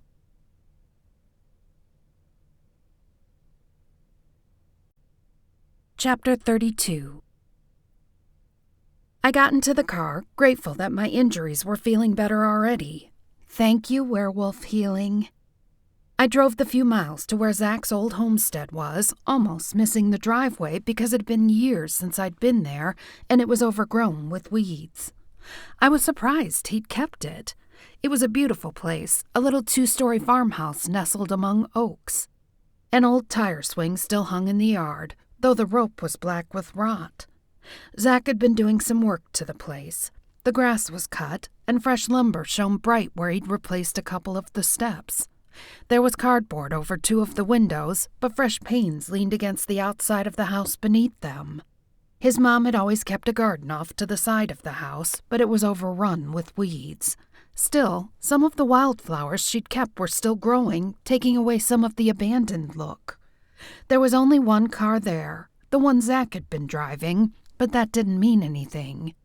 The one time I'd seen them together, they'd been in the same car. That didn't mean Eric didn't have his own vehicle, but if he did, it wasn't there. I tossed a little prayer to whatever beings were listening that Alex and Billy got to Mary Ellen before he did. I stopped my car and shut off the engine. Stepping out of the vehicle, I took the time to look all around, watching for movement in the shadows. I opened my witch senses up, too. They weren't strong, but I could often sense the presence of other people. Someone was there, but I didn't know whether it was Zach, Eric, or both. I heard a noise behind me. Heart pounding, I spun around, but it was just the rope on the tire swing, creaking as it swayed in the breeze. Taking a deep breath, I made my way to the house, keeping an ear out for any sound as I climbed the 5 steps up to the wraparound. I tiptoed to the closest window and peered in.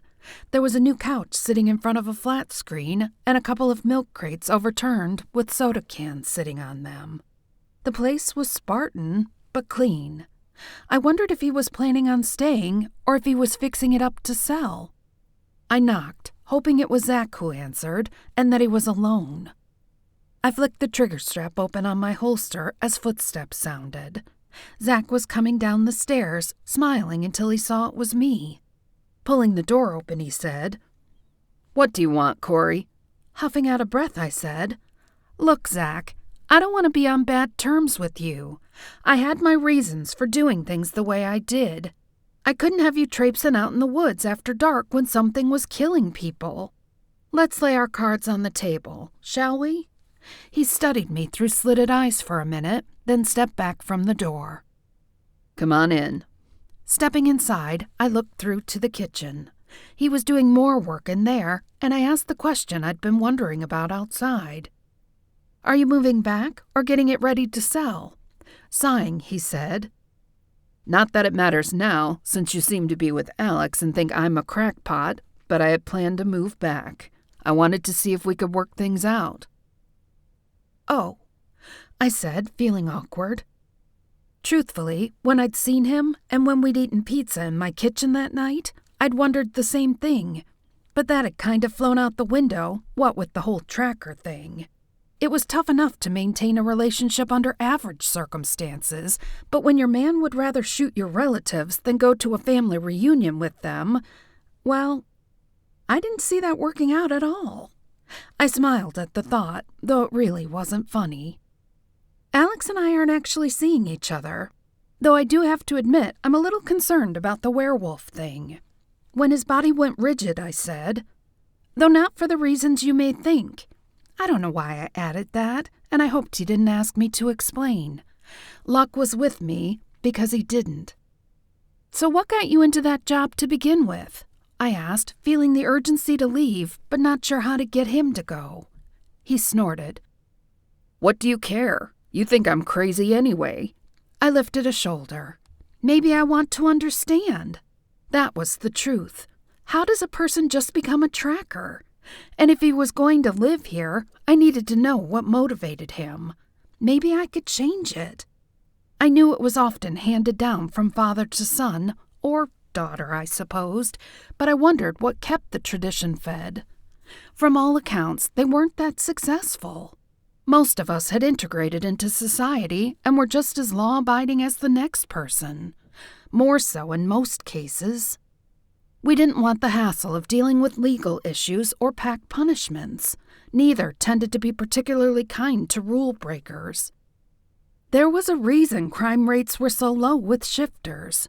Our laws were harsher than human ones.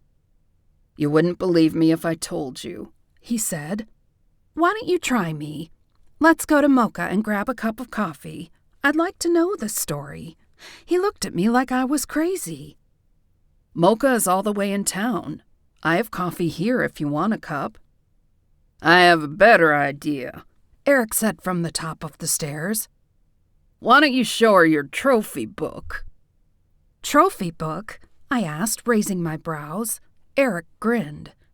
It's lovely. Kinda slim, because there's only one picture in it. And it was his father's, but still, it's enough to make him believe. Zach pressed his mouth into a firm line. Now you're going to tell me you don't really believe either? Even though you're in the same business I am? Oh no, I said, deciding to go for broke. If necessary, I could always get Kat to work some of her charm on his memory later. He definitely believes because he sees proof of it every morning when he looks in the mirror. Don't you, Eric? Eric laughed. So I do, he said. But I'm not the only one, am I, Cori? Zach was looking back and forth between the two of us, trying to figure out what was going on. Why did you call him Eric? I didn't take my eyes off the guy who tried to frame me and was likely going to try to kill me. Because that's his name, Eric Arrington. He tried to discredit me, he killed those people, and the last one was one of his best friends. That's where you're wrong, Eric said. Roy was my cousin. He'd moved to Kentucky when he married that girl and got himself excommunicated. It's why he moved into your territory and not ours. He reached out a few months ago, complaining about how incompetent you are. What? Zach was trying to connect the pieces, but his brain just wouldn't pull the pieces together. My guess was that some part of his brain hadn't really believed in werewolves. More likely, that little piece thought he was hunting plain old wolves. Eric's gaze snapped to him. Wake up, idiot. I'm not your partner. Good old Shep died so I could take his place. I knew you had ties to Castle's Bluff and that it wouldn't take much to get you to come back here. Go on, I said, egging him on. Tell him how you killed those girls just because you wanted to start a war. I didn't want to start a war, you naive twit. I wanted to avoid a war. If your pack took you out of here, a takeover wouldn't have been that hard. I snorted. You underestimate the Sloanes then. They would have just replaced me with somebody else. Then I would have gone public in the wolf community with the pictures and made this scorched earth. If nothing else, it would have put distance between your territory and ours and would have gotten you off our backs. He drew a gun from his waistband. Or I would have pinned Roy's murder on you and started the war as a last resort. Whatever it took to get your pack out of our way. We don't want any part of joining up with other packs. Really, Eric? A gun? I raised my brow, then stood from the table and walked into the living room, drawing his attention away from Zach. I have my own gun, if that's how you want to play it. He put his hand in his pocket. You caught me. It isn't how I want to play it at all, because this will never work if he dies from a gunshot wound. He dropped the gun, and my witchy senses warned me a split second before he lunged. I leapt toward him, changing in midair, and was shocked when something pierced my skin.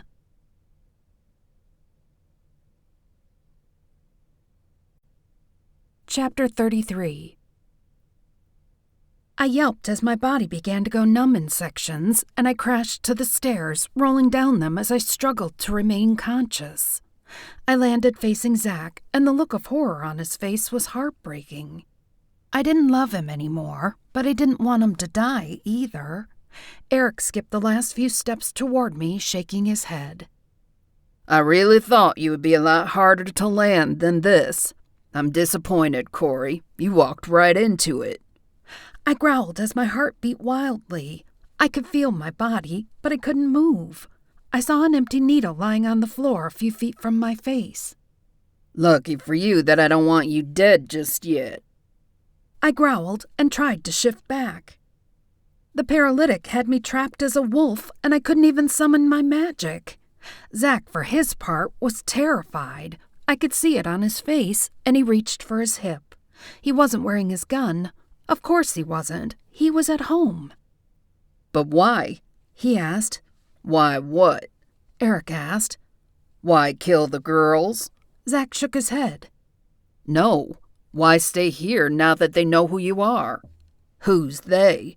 She's way too independent to have told anybody outside of her pack, and they'd have to out themselves if they wanted to defend her. They won't start a war either, because they're already on shaky ground with the northern packs. He kicked me in the ribs.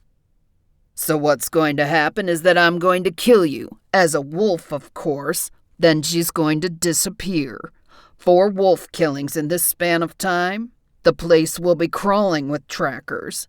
I tried to move my left rear leg, the one underneath me that he couldn't see, and found that, though it was a little tingly, I had almost full use of it. That was good. My metabolism was burning off the drug. I growled. Just a few more seconds, and I could probably put an end to all of this. The front door creaked open, and the last person on the planet I expected to find was Sean Castle. He cocked a brow and looked at me. Really, Cori, I'm gonna have to work with you on some impulse control. You werewolves are horrible about leaping before you think things through. I rolled my shoulders when Eric looked away from me toward Sean. I finally had full use of my limbs and concentrated on shifting. Within a matter of a few seconds, I was in human form again. Eric's back was still to me, and I grinned at Sean, whose mouth twitched a little in return, though he kept Eric's attention on him. You know what your mistake was, Eric? Well, your biggest one? What's that? Eric said. Please, I love critique from a mere human. Oh, snap. He'd just mistaken one of the most powerful vampires in the world for a human. Sean's pupils went wide, and I knew he'd just whammied Eric with persuasion. I had a minute to gain control of myself, because it was a sure thing that Eric wasn't going anywhere until Sean released his hold.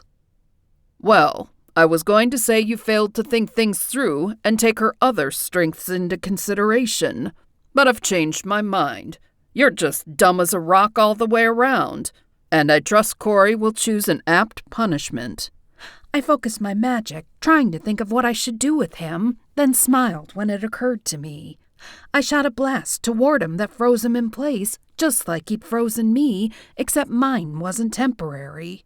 I turned him to stone. Sean laughed, delighted. Well done, my girl, and all without bloodshed, per se. Your father would be proud. Your mother, maybe not so much, because she has a bit of a wicked streak, but I approve. For his part, Zach sat immobilized. He had no idea what to do. I was standing there buck naked after changing from a human to a werewolf and back again. Some strange guy had waltzed into his place as if the whole thing entertained him, which, to be fair, it did. Then I turned his sort of partner into statuary that would do wonders for keeping the birds out of his mom's old garden. Sean walked toward him, a kind smile on his face. I know this is difficult for you. Zach just watched him approach, stunned. Yeah, you could say that. He gazed around him at Eric, or what used to be Eric, lying tipped over on the floor. Sean glanced at me, a question in his eyes. I knew what he was asking, and knew he was showing me huge respect by even bothering. He knew what needed done, and so did I. I nodded. You may want to do something with the statue formerly known as Eric and put some clothes on, he said. Though I have to say, the view is impressive. I scowled at him, but moved to do as he suggested. Alex and Billy burst through the door, and Billy had the good grace to look away while Alex pulled off his button-down and handed it to me. I slipped it on and was glad to see that it came almost to my knees. You guys are here just in time, I said. I need help getting that. I pointed toward Eric. Outside. Though what we're going to do with him beyond there is beyond me. I think it's a little creepy to just put him in the garden, though that was my initial thought. Alex laughed. I'm not carrying that. He gripped the stone around his neck, the blue quartz I'd noticed the first night I'd met him, and closed his eyes for a second. Sean huffed out a breath. All you halflings wandering around, you need to spend more time practicing your skills than playing human. Cori, Alex, I'll expect both of you at the mansion weekly for lessons. I have a wonderful witch in residence who's absolutely charming. You'll love her, I'm sure. Now get moving. I have a memory to modify. I frowned, semi-ignoring him in favor of watching the stone glow between Alex's fingers. He opened his eyes, then pointed toward the statue, raising it up and moving it toward the door. "Wow," said Billy, his eyes round. "Dude, you can change into a wolf and do magic? That's amazeballs." I laughed, but waited until he got the stone outside before saying anything. "How did you—" He put his hand out, shushing me, then raised it higher and pushed it out 30 or 40 yards. "Duck," he said. "What?"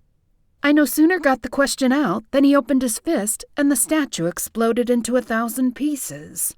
A small piece thunked against the hood of Sean's Lambo, and I cringed.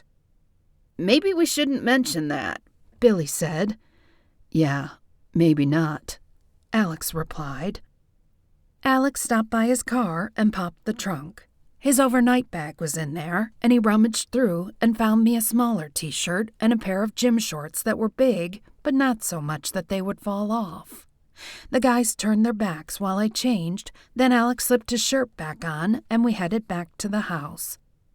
"So what does the crystal do?" I asked. "It's meant to help me organize my thoughts and balance my two halves. I had a ton of trouble with my magic until my aunt, a healer, got me this for my 20th birthday. Now I never take it off." I humphed. "I gotta get me one of those then." When we got back inside, I did a double take. Sean was sitting at the table chatting with Zach. "Hey guys," he said. "Sean said you were coming, but I was starting to worry." I glanced at Sean, wondering what lead I was supposed to be following. "I was just telling Zach here that you were coming to help him paint, since he's been doing this all himself. It's a nice welcome home gift," he said. "Very generous of the three of you." I rolled my eyes. "What?" he said, raising a brow. "You're obviously dressed to paint." "Yes," I said, giving him my most smarmy grin.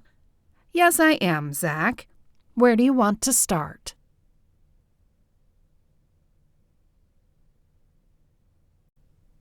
Chapter 34. Zach ordered pizza, and we helped him paint until almost midnight. He went on and on about how close he was to opening up his own sandwich shop, something he'd always wanted to do. I knew the sandwich shop thing was real, but I didn't know what string Sean had pulled, both in Zach's mind and in real life, to make it happen. I did know, though, that if he planted those memories, it was a sure bet that there would be a sandwich shop, or the beginnings of one, at the exact location Sean had planted in Zach's head. By the time I made it home, I was exhausted. All I wanted to do was collapse in a chair, drink a glass of wine, and chillax. Chaos jumped into my lap as soon as I sat down, then curled up and went to sleep, and I leaned my head back, enjoying being still. "Hey, roomie," Kat said, dancing down the stairs. Not that I wasn't glad to see her, but she had way too much energy for me right then. "Hey yourself. I can't decide if I love you or hate you for being so Miss Mary Sunshine right now." She poured herself a glass of wine and joined me. "You love me, but whether it's because I'm in a good mood or in spite of it is a question only you can answer." "So, have you had any more leads on who poisoned you?" I asked, taking a sip of my wine and stroking Chaos. "As a matter of fact, I did," she said, pulling her feet up underneath her. "Lindsay Leanne Hall." I raised a brow. "Never heard of her. Why on earth would she want you dead?" "It seems her boyfriend was working a gazillion overtime hours so he could buy her a super nice engagement ring, and she got it into her head he was cheating. Rather than just call his work and verify, she started nosing through his phone." She took a deep breath and shook her head. "It so happened he'd called the bar one night, probably to order to-go food since he works right up the street, and she took another idiotic leap and assumed he must be calling a girl." I groaned. "You gotta be kidding me." "Nope. And guess who the lucky girl working that night was?" "Just Wow. So what's Sean gonna do with her? She crinkled her brow. Honestly, I'm not sure. It's such a convoluted mess that I don't think he knows either. He's brutal, but he's fair. We're not necessarily sure that standard punishment fits here, so she's cooling her heels in the dungeon while he decides. Drawing my brows together, I said, "Won't anybody notice she's gone?" "Doubt it," she said, shaking her head. "The guy left her because, well, she's batshit crazy, obviously. She has no family and no job because he was supporting her, too. Sometimes people astounded me." "So tell me about your day," she said. "Sean says there was a little excitement." "Yeah, you could say that," I said, smiling. I gave her the rundown, pausing to tell her about the blue quartz pendant Alex used to balance himself so he could control his magic. She crinkled her forehead. "That is so weird that you'd say that." "Why?" I asked as she pushed to her feet and set her wine glass down.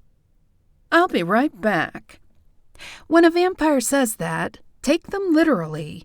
Within 3 seconds, she was back, dangling one of the most beautiful pieces of blue quartz I'd ever seen from her fingers. "Wow," I said, turning the stone as it dangled. "Where did you get that?" "That's what's so weird," she said. "A good friend that I roomed with in Paris for 20 years or so stopped in to see me last week. She's an earth witch."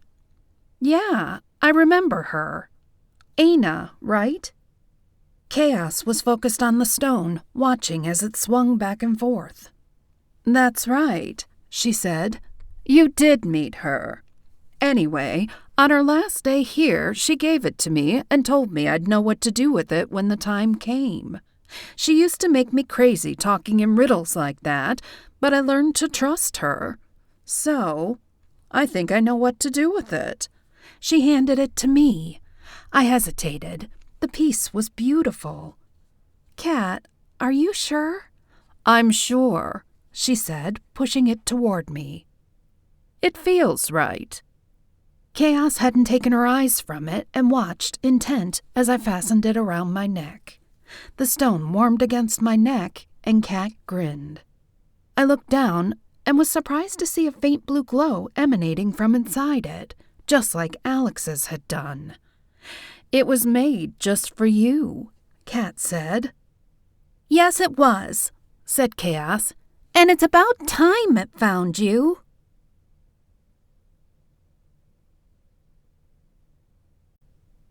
This has been Howling for Revenge, a Cori Sloane paranormal cozy mystery. Cori Sloane Witch Mysteries, Book 1. Written by Tegan Maher. Narrated by Megan Kelly. Copyright 2018 by Tegan Maher. Production copyright by Tegan Maher.